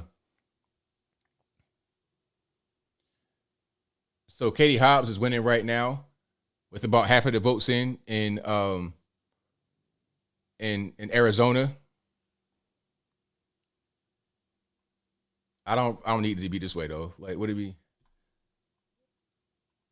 Kathy Hochul is looking like she's going to win in New York, 55% of the votes, compared to at least Zeldin, 44.5, with 62% of the votes in. Oregon, look at this, all red out here, but once you get out to the coast, it's red. I mean, it's blue. But it's kind of a close race. 30% of the votes, 50% for Tina Kotek, 40.5% for Christine Drazen, and 8.5% for Betsy Johnson. You're in the way. Get out the way. Give those votes to Christine Drazen. Okay. Let's go to the House, shall we? So New Jersey is pretty much all blue, except for District 2 and District 4. Christopher H. Smith in District 4 and Jeff Van Drew, of course, in District 2. All right. And District 7 leans Republican, with Tom King Jr. being the Republican, losing right now to Tom Malinowski. New York's done, or NBC called it. Well, so did our guy lose, Lee Zeldin? It's unfortunate. It's really unfortunate, you know. Hold on. Have they? And look at New York, how red it is when you leave New York, the city. Look at it. It's unfortunate how much New York City has an impact on the entire state. Let's go to this map right here on Fox. So they have not called it on Fox yet. You said NBC called it. GOP has lost 2 governors so far. Yeah, that sucks. So they called it for Brian Kemp in Georgia, finally. They might as well go ahead and call that. I mean, good grief. They called it for Brian Kemp. And Abrams loses yet again. Texas, Beto O'Rourke loses yet again. Florida, DeSantis wins again. Ivy wins again. Tennessee. All the incumbents are pretty much racking up. Sarah Huckabee Sanders, she won out there in Arkansas. So we're looking pretty good over here. And again, our objective is the governor's winning. The governor's winning is one thing, but that's for the individual states. But for the entire nation, we need to have the House and the Senate for the federal stuff. You see what I'm saying? We need 51 seats in the Senate, and we need how many seats in the House? 219 in the House to have control. Guam does not vote in the federal election, I don't think, do they? Hawaii is a state, they do, but Guam's not a state. Arizona's finished. Arizona might be finished. I'm not really sure, but it's still so early.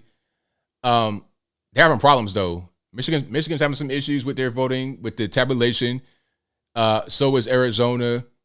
Mexico is finished. I think there's 2 issues with Michigan and Arizona. Wasn't it the same thing last time in Michigan, having some problems with the voting? Or am I remembering things falsely? Y'all let me know. Was there an issue last time with Michigan specifically and Arizona? Or who else had problems? Well, the state had problems last time. Guam did vote. They flipped red. Is that right? So do they vote in the federal elections, Guam? They flipped over. Y'all are funny, hilarious. Shout out to Hank Johnson. shout out to Hank Johnson for that one. They flipped over. What kind of moron would think that? But anyway, let's go back to the Senate here. Herschel Walker's losing a little bit of ground, 49.1 with 85.2% of the votes. Now, here's the good thing. If Herschel Walker has fewer votes than Warnock, it doesn't matter unless Warnock goes above 50%, which he probably won't. It looks like this is going to be pretty much the margin. He'll be below 50%, so this will go to a runoff. Look how close it is, though, right here. So Herschel Walker has 1,750,013 votes compared to Raphael Warnock, 1,745,577 votes. So you're talking about a 4,000 vote margin, right around that, 4,200, 4,300. Not a very big margin of votes. Like, if you combine them, you're talking about over 3 million votes. What's that, like 3.4 million votes, but a margin of a difference of only about 5,000 votes. 3.4 million votes, but a difference of 5,000 votes. And it's changed even more now. Look at this. They both have 49%, 49.0%. And it's gotten even tighter. Raphael Warnock has, now Warnock's in the lead. Look at that. See what I'm saying? But like I said, as long as he doesn't crack 50%, it don't matter. Because then it goes to a runoff, then you get to vote again. So Raphael Warnock has 1,755,144 votes compared to Herschel Walker, 1,754,238 votes. So, and it keeps going back and forth. It'll go back and forth for a while here. But that is not going to go above 50% runoff. Pennsylvania, Fetterman's up 49.6 compared to Oz 48.0 with 69.8% of the vote. So this could flip in Oz's favor, perhaps. But I have a feeling that it won't. I got a feeling that it won't. And I hope I'm wrong. I hope that I just don't know what I'm talking about. But that's my feeling right now. So that's that on that. All right. So that's what we're looking at right now. We've gained 4 House seats, which is good. And I think the predictions that they said were close to being correct. They said that we would take the House. So we get the House. Don't worry about the House. The Senate is going to be much more difficult. Joe Biden actually said he said it right. He was like, the House is going to be tough, but the Senate will probably take. Meaning the Senate is going to be tough, but the House are going to lose. That's what that means. Yeah, Georgia it'll go back and forth in Georgia. Back and forth, back and forth, back and forth. But the problem is it won't go beyond 50%. So there will be a runoff race. If you're living in Georgia, I need you to go out there. Listen to me very clearly. If you live in Georgia or you vote in Georgia, you will be voting again on December the 6th. You heard it here first. December the 6th, you will be voting again. So take my word for it. Get ready for it. And don't let them tell you it's not important. Yeah, do it. Because they will be out there voting in full force. All right. So Arizona is looking bad. 50% of the vote almost, and Mark Kelly is dominating. But the machines out there, I mean, you have no idea what's going on. You know, it don't look too good for us out there in that particular part of the world.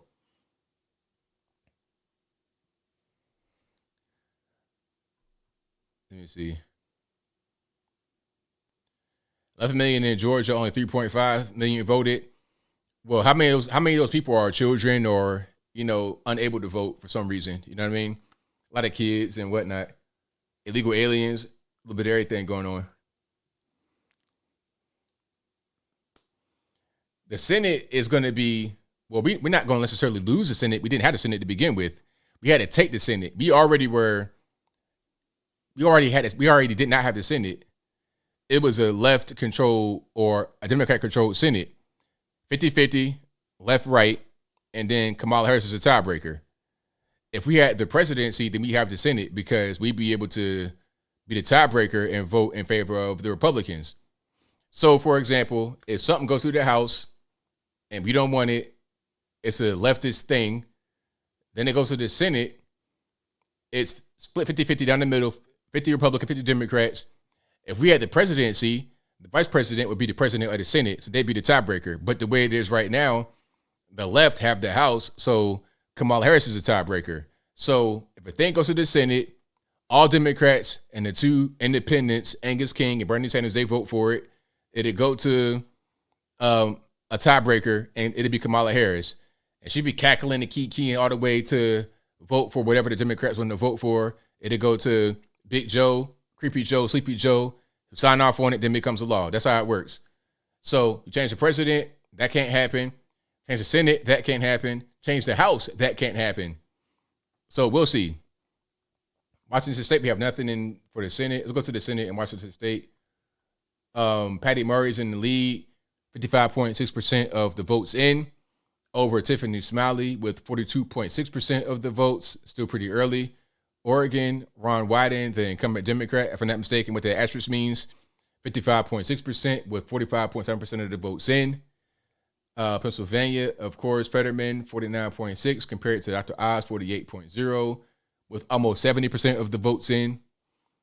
So that's what's going on there. Utah, Mike Lee, the incumbent, will probably win over McMuffin. Mike Lee has 59% of the vote compared to McMuffin, 37.4 with 20% of the votes in. And Arizona doesn't look good, but Arizona's not really been moving the needle. They're not tabulating the votes at all. Texas is pretty much a wrap. That's done. Greg Abbott won there. Let's go to the House and look at that map. Not this map. This map is kind of the dots. That ain't really what I want. Let's look at the map here. Let's refresh C-SPAN right quick.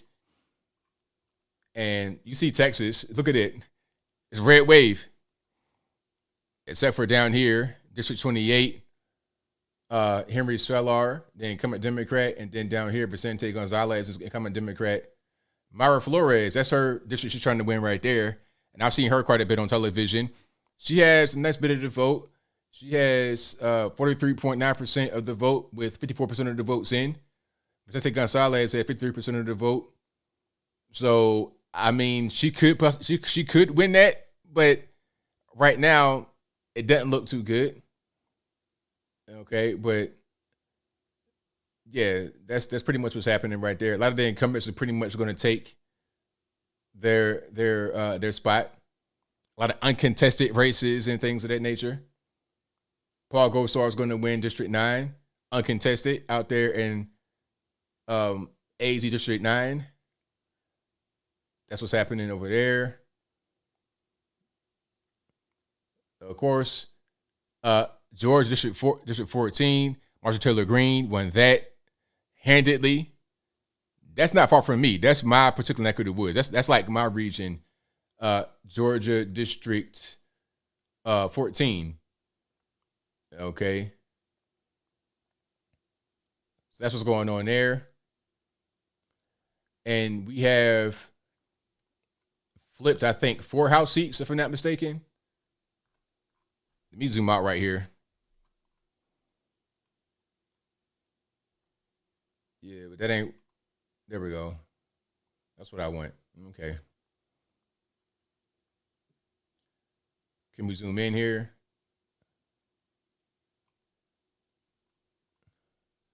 Let's zoom. So this is Myra Flores. She's trying to get down here, right by the border. Okay, so it's a toss-up. They're saying it's a toss-up. So it can go either way. It can go for Vicente Gonzalez, the incumbent, or Mario Flores, who's also an incumbent. It's kind of weird how that works. Nevada showing nothing. Nevada showing absolutely zero. Like nothing. There's no house, no nothing. I don't know what's going on with Nevada. Even California is showing some house results. Nevada has nothing. I have no idea why Nevada's not counting. Let me see if I can find out on Twitter what's going on with Nevada. And if you like what you're hearing so far, please give the video a thumbs up. Like the video, share the video, do all that good stuff. So they're calling Michigan for Gretchen Whitmer, unfortunately, on, what's this, on Fox or somewhere? Let me see if I can go to Fox. So they've called that for Gretchen Whitmer. Yep, unfortunately. Hey, I am a Tudor Dixon fan. Hopefully she's able to succeed in the future. But right now, Gretchen Whitmer. Detroit, I suppose, blame Detroit. New York, Kathy Hochul, they've called that over Lee Zeldin. That's a respectable outing, though, from Lee Zeldin. 44.9% of the vote compared to Illinois, where 42% of the vote for the other guy. So it's respectable in a place like New York, but they've called New York for Kathy Hochul and Michigan for Gretchen Whitmer, unfortunately. Minnesota, the guy Walsh, what's his name? Jay Walsh. I'm not really sure what his name is. They've already called that. Wisconsin is kind of close. They've not called that one yet. So yeah, that's going on there. All right. Yeah, they're calling stuff, but I'm gonna see if I can find other places where they may have called it. Let's look at the governor race. This is Washington Post right now. I'm on. I was just on Fox News. They've not called it on Washington Post for Gretchen Whitmer yet. They have called Minnesota, but not Michigan or New York. But I think it might be Kathy Hochul. It's looking like that right now. Arizona having problems. Michigan are still having issues, though. They still have not reported a lot of the votes. 35.5% of the votes that have been counted. I don't understand why they've just gone ahead and said they are going to call it. I don't really get it. But Fox had called it. All right.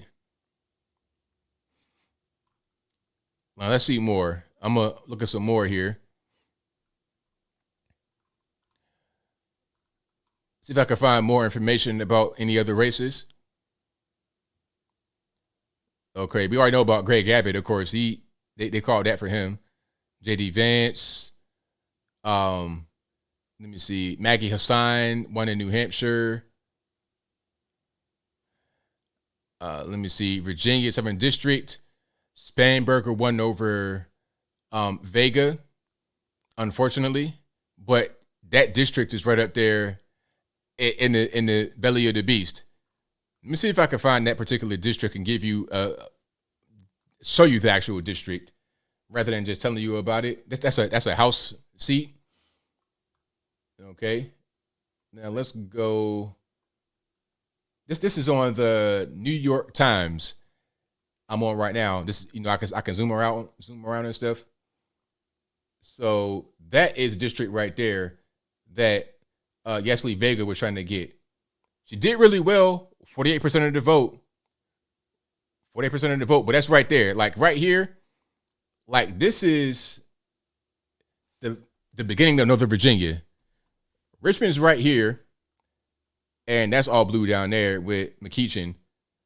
And then some of that, Bobby Scott, all of that. But anyway, right here, once you get to Fredericksburg, that's like right there, this little hook.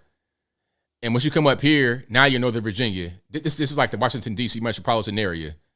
Okay, all of that right there. Alexandria, Annandale, Rockville, Fairfax. That's all that particular area. Once you go further out to West Virginia, then it's different. Now it's West Virginia right there. The little panhandle, that's West Virginia. But right there is Virginia.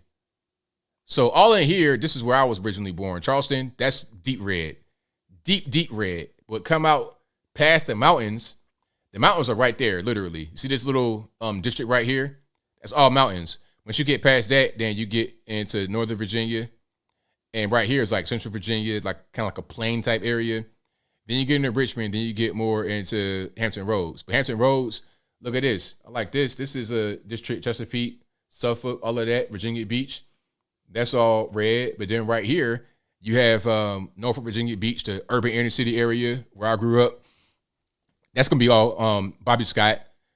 Yeah, that's going to be all blue, unfortunately. But it is what it is. So Yesley Vega did a very good job. I'll put a picture up on the screen so you can see what I'm talking about. Hold on one second. She did a very good job of, attempting to run and make it competitive, but unfortunately it just didn't work out. Hopefully she runs again. That'd be great to see her do that again. Try and run again and make it work. All right. Yeah, Arizona's a mess. We got to see what's happening with Arizona. They still are struggling to count these votes. Okay, Mark Kelly, Blake Masters, all these guys. I mean, we'll see what's going to happen here. Utah, Salt Lake. What you mean? Some of the House? Let's do it. All right. It's not much from Utah yet. You see, it's still kind of grayed out. But I can kind of zoom in and see if I can do something for you guys here. So Salt Lake City, what's it, District 1? Right outside of Salt Lake City to the north. Blake Moore, Republican, Democrat, incumbent. He's probably going to win that. And then it's probably Salt Lake City right here, this little small district. Burgess Owens. Okay, Burgess Owens. Shout out to Burgess Owens. He's winning 60%. He's the incumbent. And then District 2, you have Chris Stewart, the incumbent, 51%. And then outside of that, you have District 3, also an incumbent, John Curtis. This is all Republican right here. All right, all Republican. That's how I was looking. And let's see. Look at this right here. Look at Oregon, all red out here. Red out here in California too. Outside of the coastal area. But then when you get down here, all of a sudden is blue. You know what I mean? That's kind of how that works. And look at look at Texas. Look at El Paso. You can see it. Look. Look at that little blue speck right there. That's like New Mexico, basically. Cool little spot though, but yeah. All red except for that one little spot right there, El Paso, Texas, which is right there on the border. And right across the border is extreme violence. Extreme violence. New York 25th, let's check it out. Let's go over here.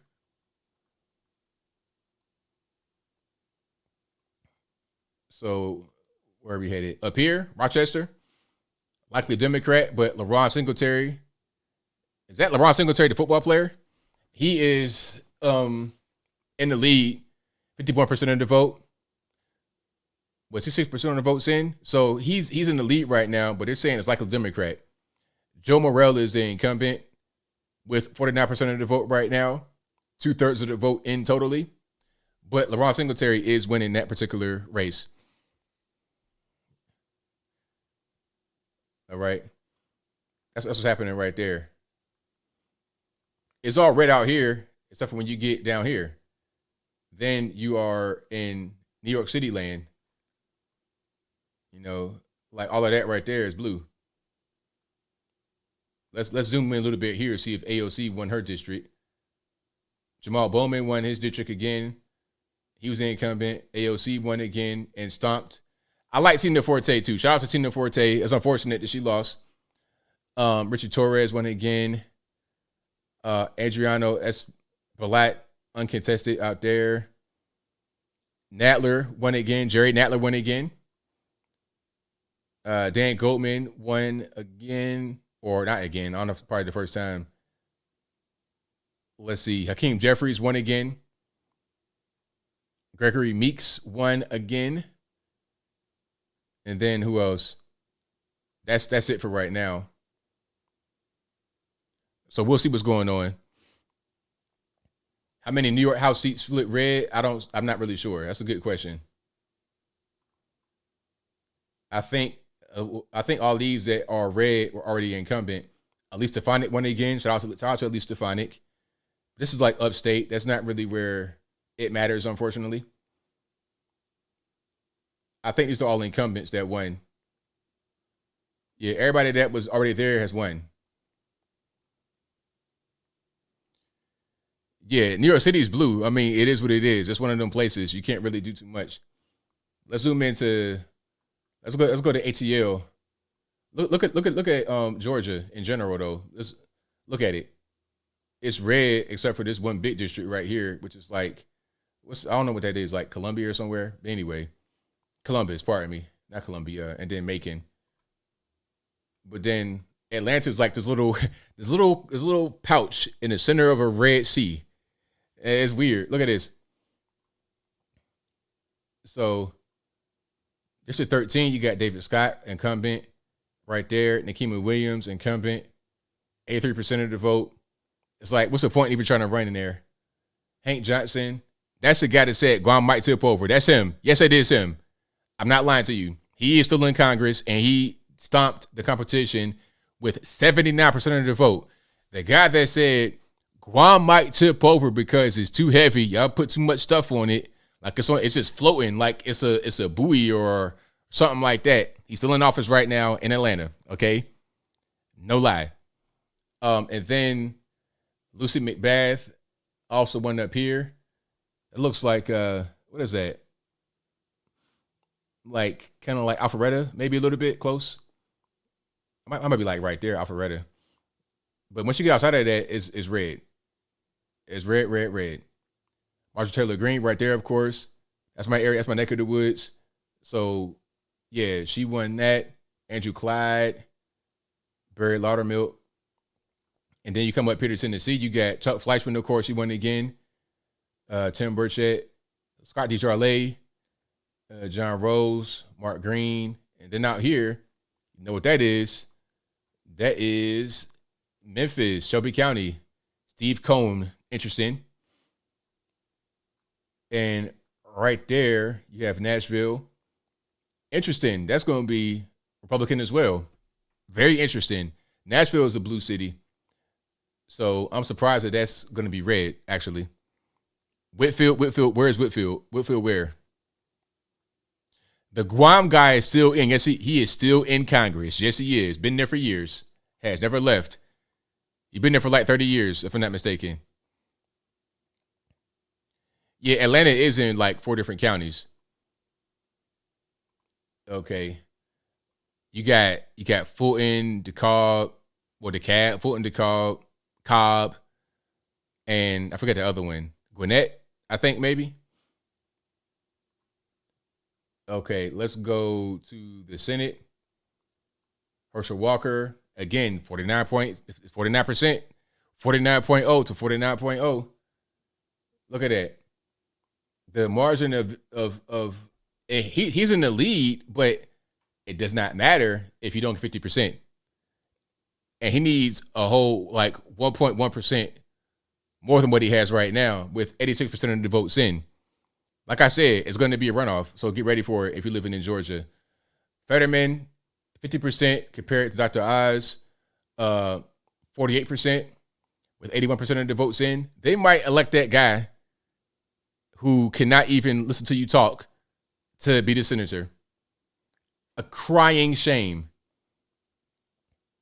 Is that an indictment on the people of Pennsylvania that you're going to vote for that guy over an actual real doctor? Or is it an indictment on Dr. Oz for not being able to beat this guy who can't even talk? I don't know. I can't call it. Y'all can call it better than me. Okay, so Ron Johnson is looking like he's going to win out there in Wisconsin over Mandela Barnes, but it's very close, 51% to 49%, with 75% of the votes in. Arizona, 50% of the votes in still. Herschel Walker has not won. Herschel Walker has not won because Herschel Walker, and I'm sorry if I'm repeating myself, but people are coming in that have not heard me say this. And in the state of Georgia, the law says if you do not get 50%, if you do not get more than 50% of the vote, you have to go to a runoff. So in the case of Georgia, you got 3 guys running, or more than 2 guys that are running, put it to you that way. So it's possible to get the majority of the votes, but not beyond 50% of the vote. So what happens is the 2 leading vote getters, obviously Warnock and Walker, will go to a runoff race on December the 6th. And then whoever wins that race between the 2 of them and nobody else will become the next senator of Georgia. So if you're living in Georgia, you will vote again on December the 6th, or you should vote again on December the 6th, meaning there's going to be an election, but are you going to vote in it? You should. That's my point I'm trying to make. Okay, let's go to California and look at some of the House seats. Okay, let's do this. Oh, here's a map that I want to see, but it's not really available yet. Okay, so it's still pretty early in California. You know, still pretty early. It's not a lot going on here. 12% of the vote, 31% of the vote. Okay. Let's look at hold on. Let's look at up here. Rocana is pretty much in the lead out there in the Bay Area. Eric Swalwell, Fart Man, Fang, Chinese Spy, he's winning out there, but it's still pretty early. Barbara Lee's winning. Let's see. Who else? Is there anybody else that you could think of? Nancy Pelosi, is like this her area? It's Nancy Pelosi. They've not caught that at all. Okay, no surprise, huh? They get to do whatever they want, right? So yeah, it's still early in California. That's the issue. Nevada has nothing going on yet. I don't know what's going on in Nevada. It just said forget doing anything. We're just not even going to call it. It's just going to be whatever.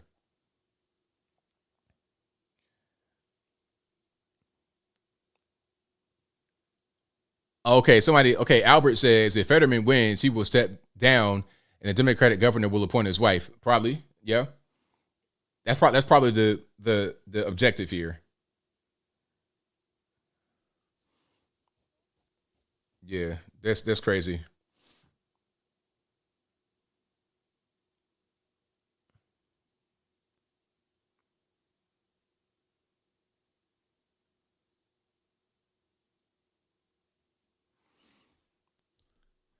So Key Lara, thank you for the donation, says Project Veritas just put out a video at the polls in Pennsylvania. There's criminal activity going on there. Check it out. Let's check it out. Let's go to Project Veritas and see what's happening. And if you guys like what you're hearing so far, please give the video a thumbs up. Like the video, share the video, do all that good stuff. I'd appreciate you if you did. Let's go to Project Veritas right quick. We got quite a few things going on from Project Veritas. Shout out to Greg Price for posting some of these. So there's a few videos, electioneering. Let's look at this. I'm gonna just show it on the screen right quick.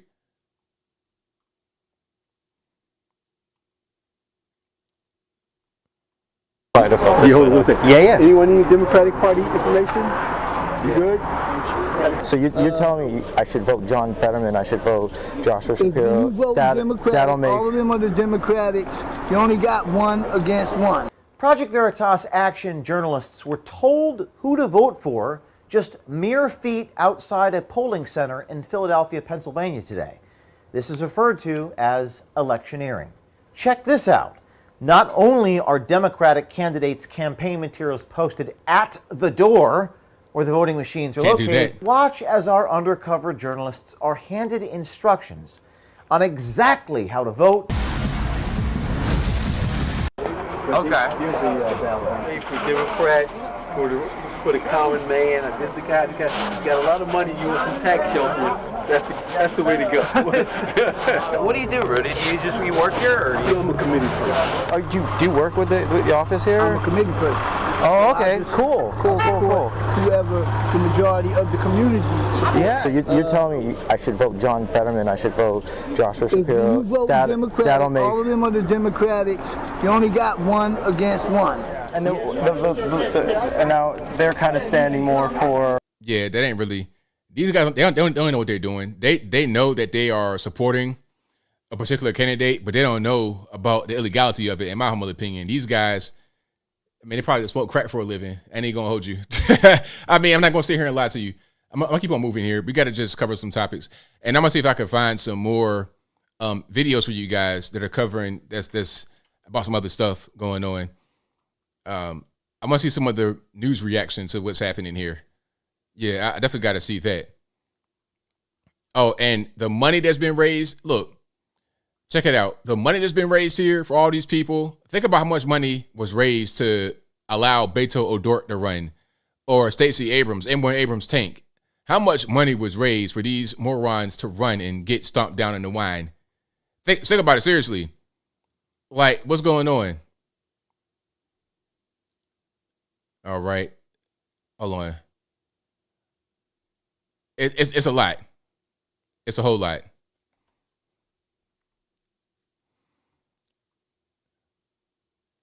Arizona, I don't see no movement.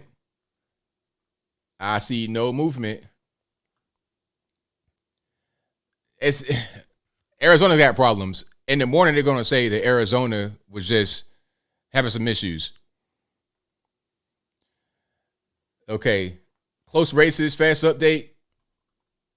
The only close races are in the Senate, in my opinion, or the close races that matter.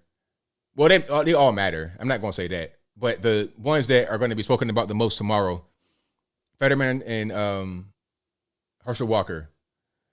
Herschel Walker has gained a little bit more, 49.2, compared to what he had before, was a 49.0. But he needs about 0.9. You see, it's been going back and forth between 49.0, 49.3, 49.2, 49.1. He needs to go to 40. He needs to go to 50.1. He's a ways away from that. He has enough, obviously, to go to the runoff, but not to win tonight. Fetterman, 49.5 compared to Dr. Oz, 48.1, 77.3% of the votes counted. So it looks like Fetterman may win, but Dr. Oz may win as well. So we got to see.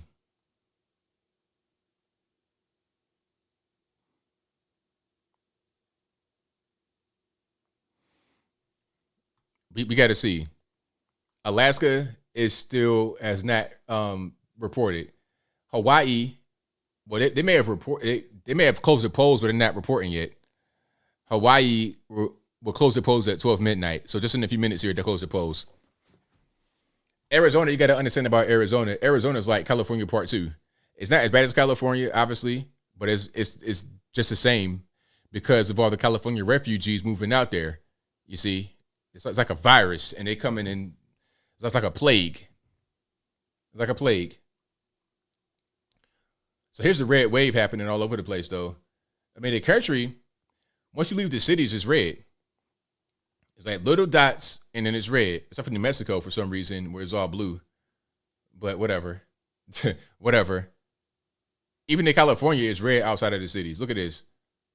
Red, red, red. You can't see it, but you can see when I hover over it, it says likely Republican. Like up here, this is like, what they call that? Jefferson. They want to make that be a different state up here. The coast is always blue. Okay, they call it one district in California. That's right there. What's that like? San Jose, San Francisco. Oh, that's Oakland. That's Oakland right there. And San Fran's right there. That's Nancy Pelosi's little area. San Jose down there. That'd be blue as well. Silicon Valley, all of that. Facebook land, that's going to be all blue. Fresno's red. Yeah. Yeah, out there, that's going to be red. Nevada, nothing. Nothing at all. Not the house, not nothing. I don't understand what's going on with them. Nothing to report from Alaska or Hawaii quite yet because Well, actually, they closed their last polls at 1 a.m. Eastern time, so Alaska won't be called for a minute. The incumbent is a Democrat in Alaska and Hawaii. There's no incumbent running, I don't think. There'll probably be a Democrat as well out there in a place like Hawaii. But they close at 12 midnight. So we'll see if we get any kind of anything from them. And let's see if we have anything going on here. Let me find. So we've gotten 4 more House seats. We're leaning more toward taking the Senate, but we're not quite there. Not quite there. Governor races, we pretty much know what it's going to be. Arizona's not really updated us at all. They're still stuck below 50% reporting. Katie Hobbs is winning, 56.7% compared to Kari Lake, 43.3%, but they're not really reporting a lot. Michigan is being called for Gretchen Whitmer, although they are only at 43.2% reporting. Pennsylvania probably would be called for Josh Shapiro pretty soon because they have 77.3% reporting with 54.8% going Josh Shapiro and 43.4% going to Doug Mastriano. So that'll probably get called for Josh Shapiro. New York's being called already by Fox News for Kathy Hochul over Lee Zeldin. Brian Kemp, they already called that on Fox. So I don't know why I'm on Washington Post right now. I'm not sure they have a call on Washington Post. That's pretty much over. I'm not sure. Maybe Stacey Abrams called them and said, hey, please don't call it yet. Maybe they're trying to just stick up for her. I don't understand what the point is because you're just delaying the inevitable. I mean, what are we talking about? Pennsylvania's being called for Shapiro. New York called for Hochul. So up here, this area, Massachusetts, Rhode Island, Connecticut is all blue. Michigan, Minnesota, Wisconsin is still very close. California's being called a long time ago for Gavin Newsom. Not even close right now. You can see that they've reported about 30% for California. And Newsom is up 62.11% right there. Oregon, it's a close race, actually. Very close. Look at this. Look at Oregon for the governor race between Cote and Drazen.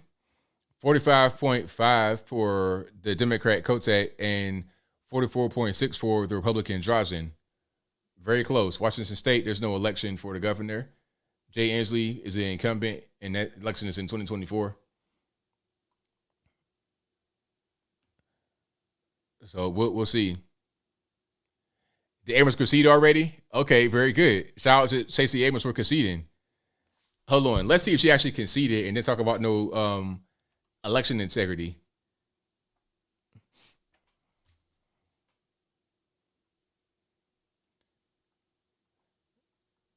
All right, hold on.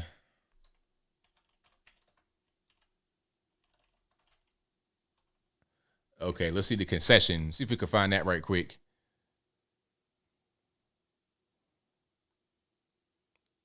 Okay, we got a little bit here. We got a little something going on. Let's see if this is an actual concession speech or something else. We've pitched in, we've seen each other's fights as our own, and we've done things we never thought we could. It is in the spirit of that endurance and in that persistence that I decided again to run for governor. Okay, so they said that she started by conceding, and then got teared up, like Nancy Pelosi got teared up, I suppose. The fake tears, crocodile tears. I ain't trying to see that. I ain't trying to hear no about the crocodile tears.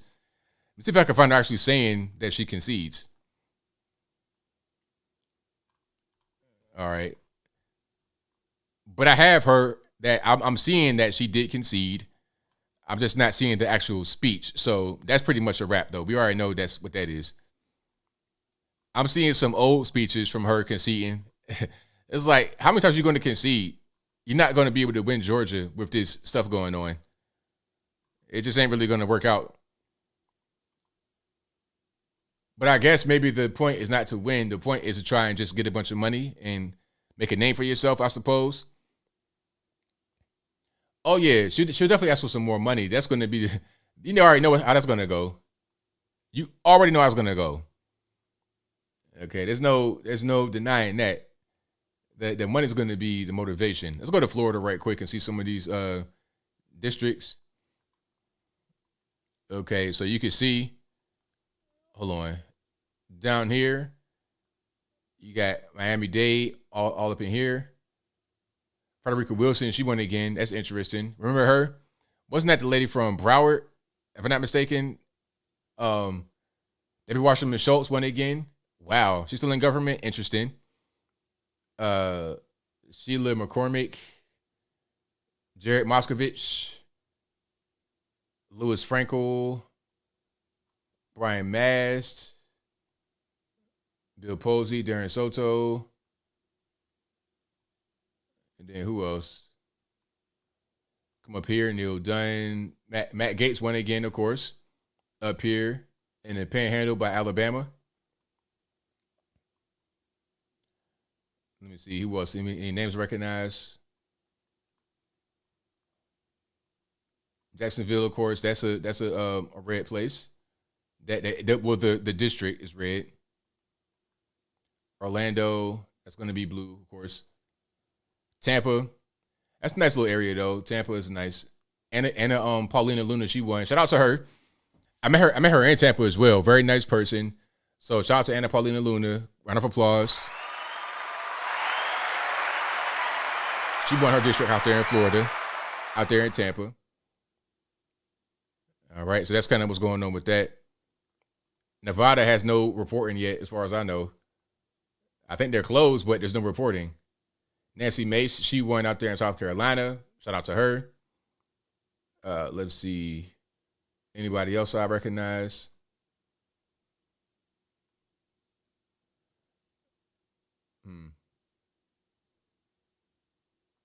Not really.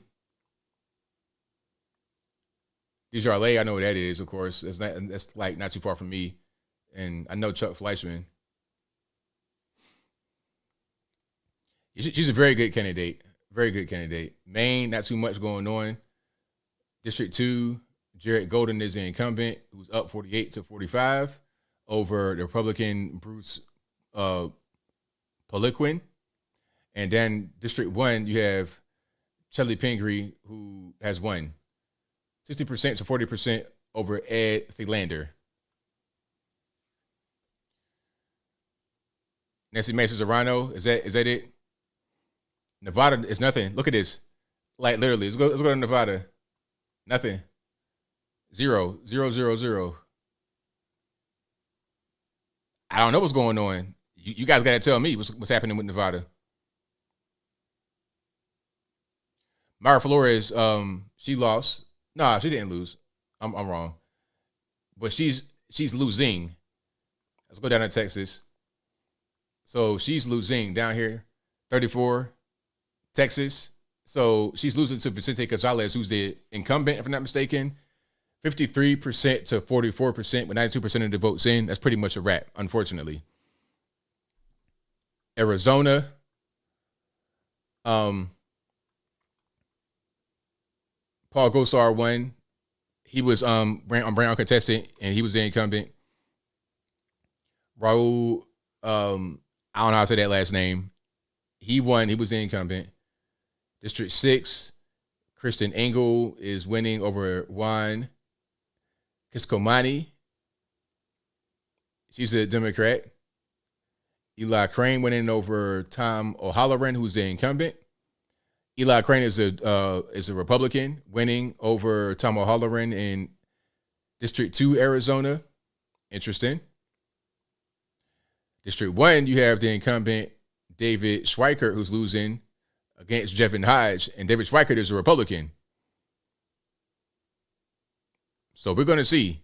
Now, if we're going to go back to the actual Senate race, 50% of the vote in, Mark Kelly is really dominating over Blake Masters right now.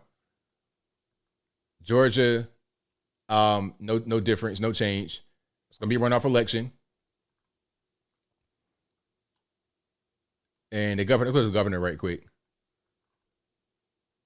So with 48% of the votes in, Katie Hobbs is winning 56.7% over Kari Lake, 43.3%.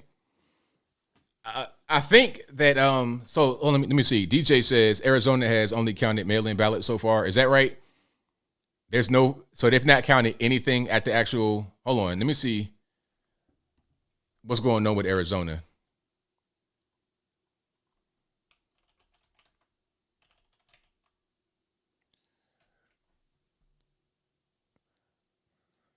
Okay. I'm trying to find the latest one here. See if I can find anything. I'm looking for any kind of news about the ballots. You guys let me know what's going on with the ballots. Some people are saying they only counted mail-in ballots, and then the ballots that have been casted today have not been counted. So y'all got to let me know. There were some machines that broke in Maricopa County, but not across the entire state. See, that's the thing. It didn't break in the entire state of Arizona. It was just some places in some parts of Maricopa County, as far as I know.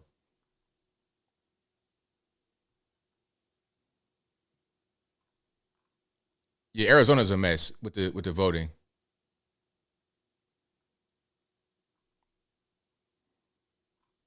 Yeah, I don't really see a lot of news there. I'll probably figure out what's going on with that tomorrow. That'd be probably what we got to do. So again, for Georgia, if there's nobody that gets beyond 50% of the vote, it goes to runoff election December the 6th. So although you may have Herschel Walker winning, it doesn't matter. And right now, he's like at a dead heat, 49%. I mean, how convenient is that? Who is this nut, Chase Oliver? Look at this. If Chase Oliver wasn't there, somebody would be winning. You see what I'm saying? But the way it is right now, they're both below 50%, which you need to win. You need beyond 50% to win, according to Georgia law.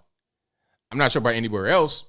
You may be able to have the majority of the votes and win, but you got to have beyond 50% in Georgia. If you don't, the top two vote getters go to a runoff.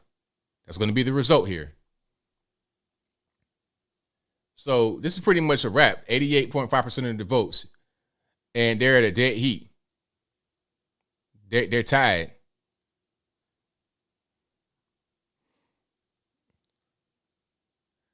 Thank you, Loyal Logic. I try to keep myself focused on what I got to be focused on. You know, I'm here for election coverage. That's what I got to be focused on. I don't want to talk about too much else. I'm just focused on what y'all come here to see. So thank you for that. I appreciate you. Okay, so Oregon, they called that for Ron Wyden. This is the a Senate race. Washington, Patty Murray, the incumbent, is winning over Tiffany Smiley, the Republican. They've already called Hawaii. It just closed. They called Hawaii for Brian Schatz, the independent, the incumbent Democrat. They've already called that. Alaska does not close their polls until 1 a.m. Eastern time. And guess who's the incumbent over in Alaska? Lisa Murkowski. Okay, so y'all already know who that is. All right, you see? What a great candidate that is. Nevada still has nothing. I'm going to try to figure out what's going on with Nevada. That could take Twin Cities. I appreciate you for listening for, what's it been, 3 hours? I've been knowing for a long time. I might have to go to bed pretty soon or just get something to eat or something. Hold on. Let's go to Nevada and see what's going on with that.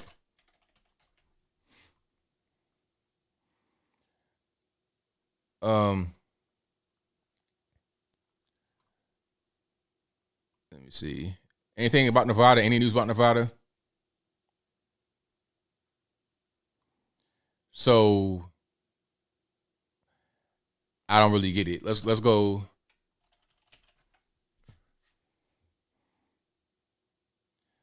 Okay, we got a news report here. It says Nevada won't be they won't be done counting mail-in ballots for days in Nevada. Mail-in ballots. How is that so difficult to count? You get those early. Why are you not going to be done for days? Nevada will not be done counting mail-in ballots for several days, according to the Nevada Independent. Clark County, Nevada, which accounts for about 70% of the state's population, could take until Thursday to finish counting its mail-in ballots, according to the Nevada Independent. The county will count in-person votes from Tuesday and all the early mail-in votes that are in the system. Clark County officials reported only having enough staff to count early mail-in ballots and in-person ballots on Tuesday. The Nevada Independent reported the county is appearing to have a resource issue that is stalling the counting of drop box mail. So you telling me that they can't even staff people that count votes? That's nuts. So that's probably why we've not seen anything from Nevada. I mean, you can't get guys to fried chicken. You can't get guys to count votes. That's completely just ridiculous. Completely ridiculous. But I can't say I'm surprised at all. I can't say I'm surprised. I mean, what in the world? But it is what it is. So we got, I don't see much motion. So we got to wait on Arizona. Mexico's pretty much done. Let's go to Fox. Okay. Let's go to Fox. So we only have a few states that are kind of in flux right now. We got Oregon. Well, I think Oregon is going to be close. Look at this right here. That's close. Very, very close. Matter of fact, let me go to a different map for Oregon. Yeah, very close for the governor. All right.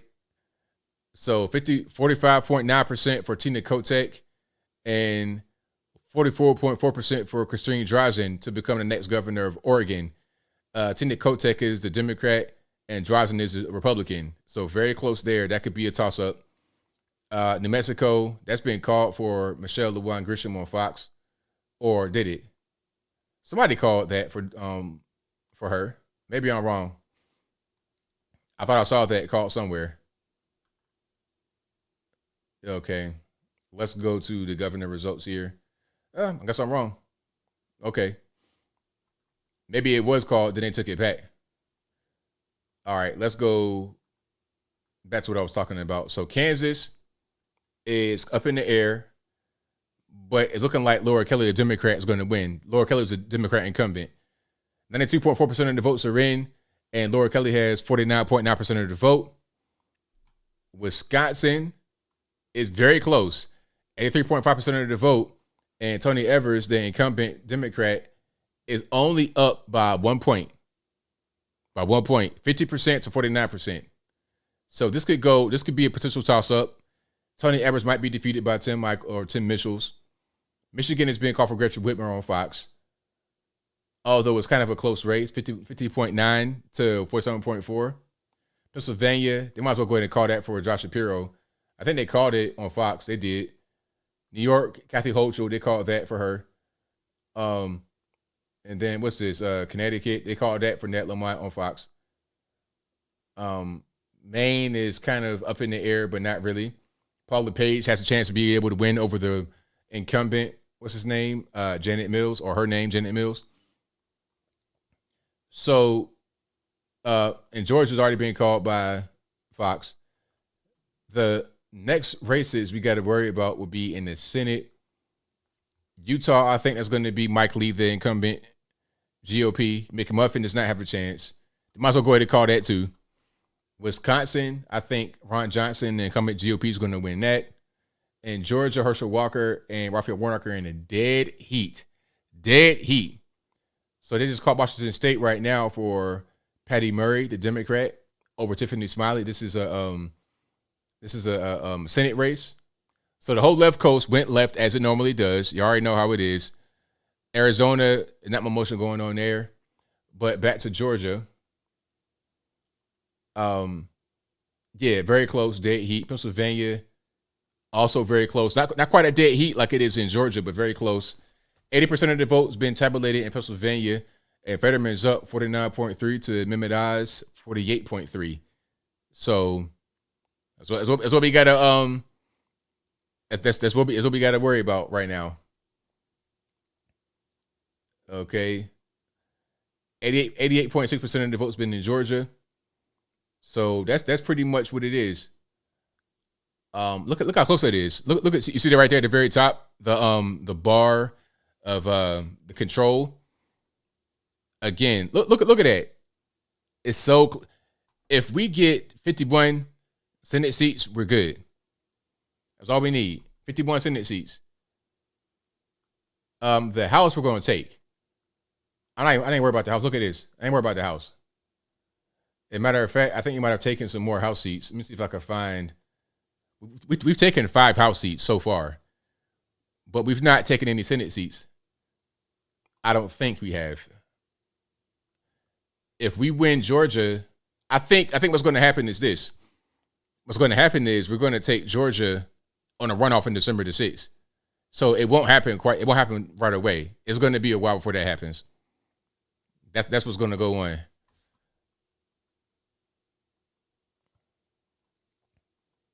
So I'll be right back. I'm going to get something to drink. I'm going to stay until about 1 o'clock. How about 1 o'clock? I'll stay until 1 o'clock and see if we can find anything that's going on.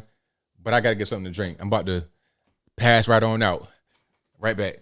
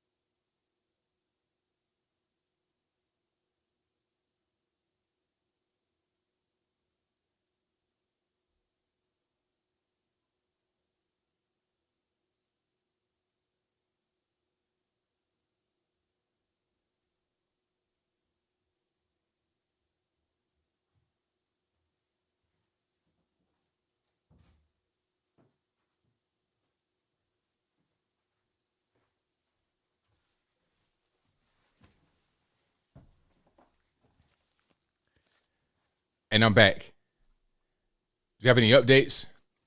Now, I was downstairs listening to Fox, and what they were talking about is on Georgia. Let's go to Georgia right quick, shall we? Now, in Georgia, the thing about Georgia is that a lot of votes are still out in big places like Gwinnett, DeKalb, Gwinnett. That's Atlanta. So what's going to happen is that's going to go more toward Raphael Warnock. And you see it's happening right now. You see you have what's that? 1.829 million versus 1.827 million. Warnock over Herschel Walker. So that's going on right now. You think Arizona's gonna be red in the AM? How about Nevada? Nevada, I mean, that's pathetic. You can't hire some guys to go count votes. I mean, what's going on?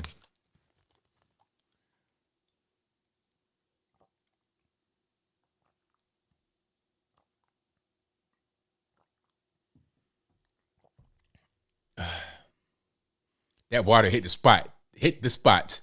I'm talking about, like, I think Fetterman might win this race in Pennsylvania. I think he might win. He's been in the lead for quite a while, but I could be wrong. And if they're still waiting on votes from city places, it's going to be a done deal. Yeah, the remaining counties in Georgia are super liberal. That's the point. Gwinnett and maybe even a little bit of Cobb, but definitely Gwinnett, DeKalb. If they are still out, I think I saw Newt talk about there are 300,000 votes still out in Georgia, and a lot of those are going to come from Gwinnett and DeKalb. If that's the case, then that still might not be enough to get Warnock over the hump. It may not be enough to get him over the hump. Perhaps. I think what's going to happen is the Senate will remain. So you see this right here, this little graph. They've updated it to make it look like now it'll go right back to being 50%, or 50 senators that are Democrats, because Arizona looking like it's going to be a Democratic senator, Pennsylvania, Democratic senator, and Georgia, perhaps. But it's going to be a runoff. If there are enough votes to get Warnock over the top of Walker that is still outstanding, then it'll be a wrap. They keep the Senate, and we'll get the House. Excuse me. All right. And thank you to Yanni for being in DeKalb and voting Herschel. Thank you for that. So we're going to see how it works here. We're going to see how it works. Here's the House. We got the House. Don't worry about the House. Because I think somebody said it earlier. When you're talking about the House and the Senate, the races are different. The House, you can put on the Democrat or Republican jersey, so to speak, and you can win that way. It's not really about you and who you are. It's about, okay, you are a Republican, I vote for you. Democrat, vote for you. But a senator is more about, okay, who are you? Governor, who are you? And they cared about who Herschel Walker is. And the whole thing with the baby mama drama, all that kind of stuff, that mattered. And it hurt him, unfortunately. Maybe it shouldn't have hurt him, but it did hurt him. So, yeah, we got the House, and they will keep the Senate. It's looking like. The only way that's going to change is if, in Georgia, Herschel Walker wins, or they both lose and it goes to runoff election, and then he wins again in the runoff election. That's all. That's the only thing that's going to happen. That's all that's going to happen. If that doesn't happen, then it's pretty much a done deal. Okay, you see, it's a dead heat right here, 89.2% of the votes. But you got to ask yourself, like I was saying, where are the remaining 10.8% of the votes going to come from? All over the state, or just from liberal counties like Gwinnett and DeKalb? Okay, Fetterman and Oz, same thing. Where are the remaining 17.9% of votes going to come from? All over the state, or from Pittsburgh and Philly, or Allentown, or wherever it is? I was only down 12,000 votes. Hey, I hope that the votes that are out there remaining are going to go toward his favor. That's what I hope. That's my ultimate goal here, is to see that happen.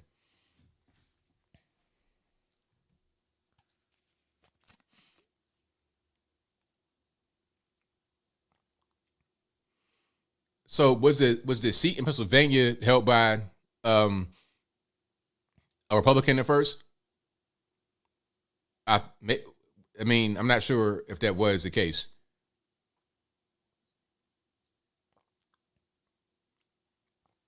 A lot of Hot Wings says Pennsylvania judge is allowing mail-in votes to be counted without dates until November the 14th. Interesting. Okay. Yeah, hopefully it's not about just the city where the votes are still remaining. Hopefully it's all over the state. But if it's in the city areas, then you know it's going to be a wrap. And they always do that too. Yep. So the House we got, which was a good thing. We'll take that. But the Senate is not going to be so easy. Do you have anything from Arizona? Still 48.5%, and it's looking like the same thing. Let's go to the governor. Still the same. Kari Lake's going to be losing 43%, 56%. Mexico, they've called that for Michelle LeJuan Grisham earlier, then they took it back. So yeah, Brian Kemp. See, here's the reason why they've not called Georgia yet on this map. They called it on Fox though. I might take that back. But the reason why they have not called it is because there's still like 200,000 votes that are out, and it's in mostly liberal areas. But it's a big enough margin right here on Fox to call it. So 2.01 million for Kemp and 1.7 million for Abrams. And Abrams already conceded. So it's going to be a wrap. You can't make that up with the remaining votes. 90% of the votes in, there's not enough votes that are out there to make up that difference. But in the case of Warnock and Walker, it is enough to make up the difference and go either way. So that's where we're at right now. This right here, Georgia makes a difference. Georgia, Pennsylvania, that's what it comes down to in the Senate. The House, I think that we have it. I'm pretty confident in that. But the Senate is a different story. Arizona's a lost cause, in my opinion. Utah, Nevada, I have no idea what's going on there. I wasn't even really worried about that until some days. Utah, we're going to have that over at McMuffin. Wisconsin, we got that because the incumbent is Ron Johnson. And also the incumbent is Mike Lee in Utah. So again, Georgia, Pennsylvania. That's it. If we can win those two places, or even one, definitely two. If we can win two, it's over. All right, so I gotta get some sleep because I am super tired. But I'll be back. We get up in the morning. You might see some movement in the morning, see what's going on, and that'll be pretty much that. So you guys have been great tonight. Thank you for being here. I've enjoyed the coverage always. I enjoy y'all. I'll be back live again tomorrow night. That's why I'm gonna go to sleep right now because I'm gonna go live again tomorrow night and do my regular show on Wednesday from 8 to 11 p.m. If you're not subscribed to the channel, please subscribe to the channel right now. If the video has not been liked by you yet, like the video, share the video, do all that good stuff. But I gotta get some sleep. I don't want to eat right now really because it's kind of late. But I will see y'all tomorrow. We will give an update on what's going on. We should see some motion in Georgia and also Pennsylvania by tomorrow morning. And if not, then it is what it is. So until next time, y'all be safe. I'm out, and peace.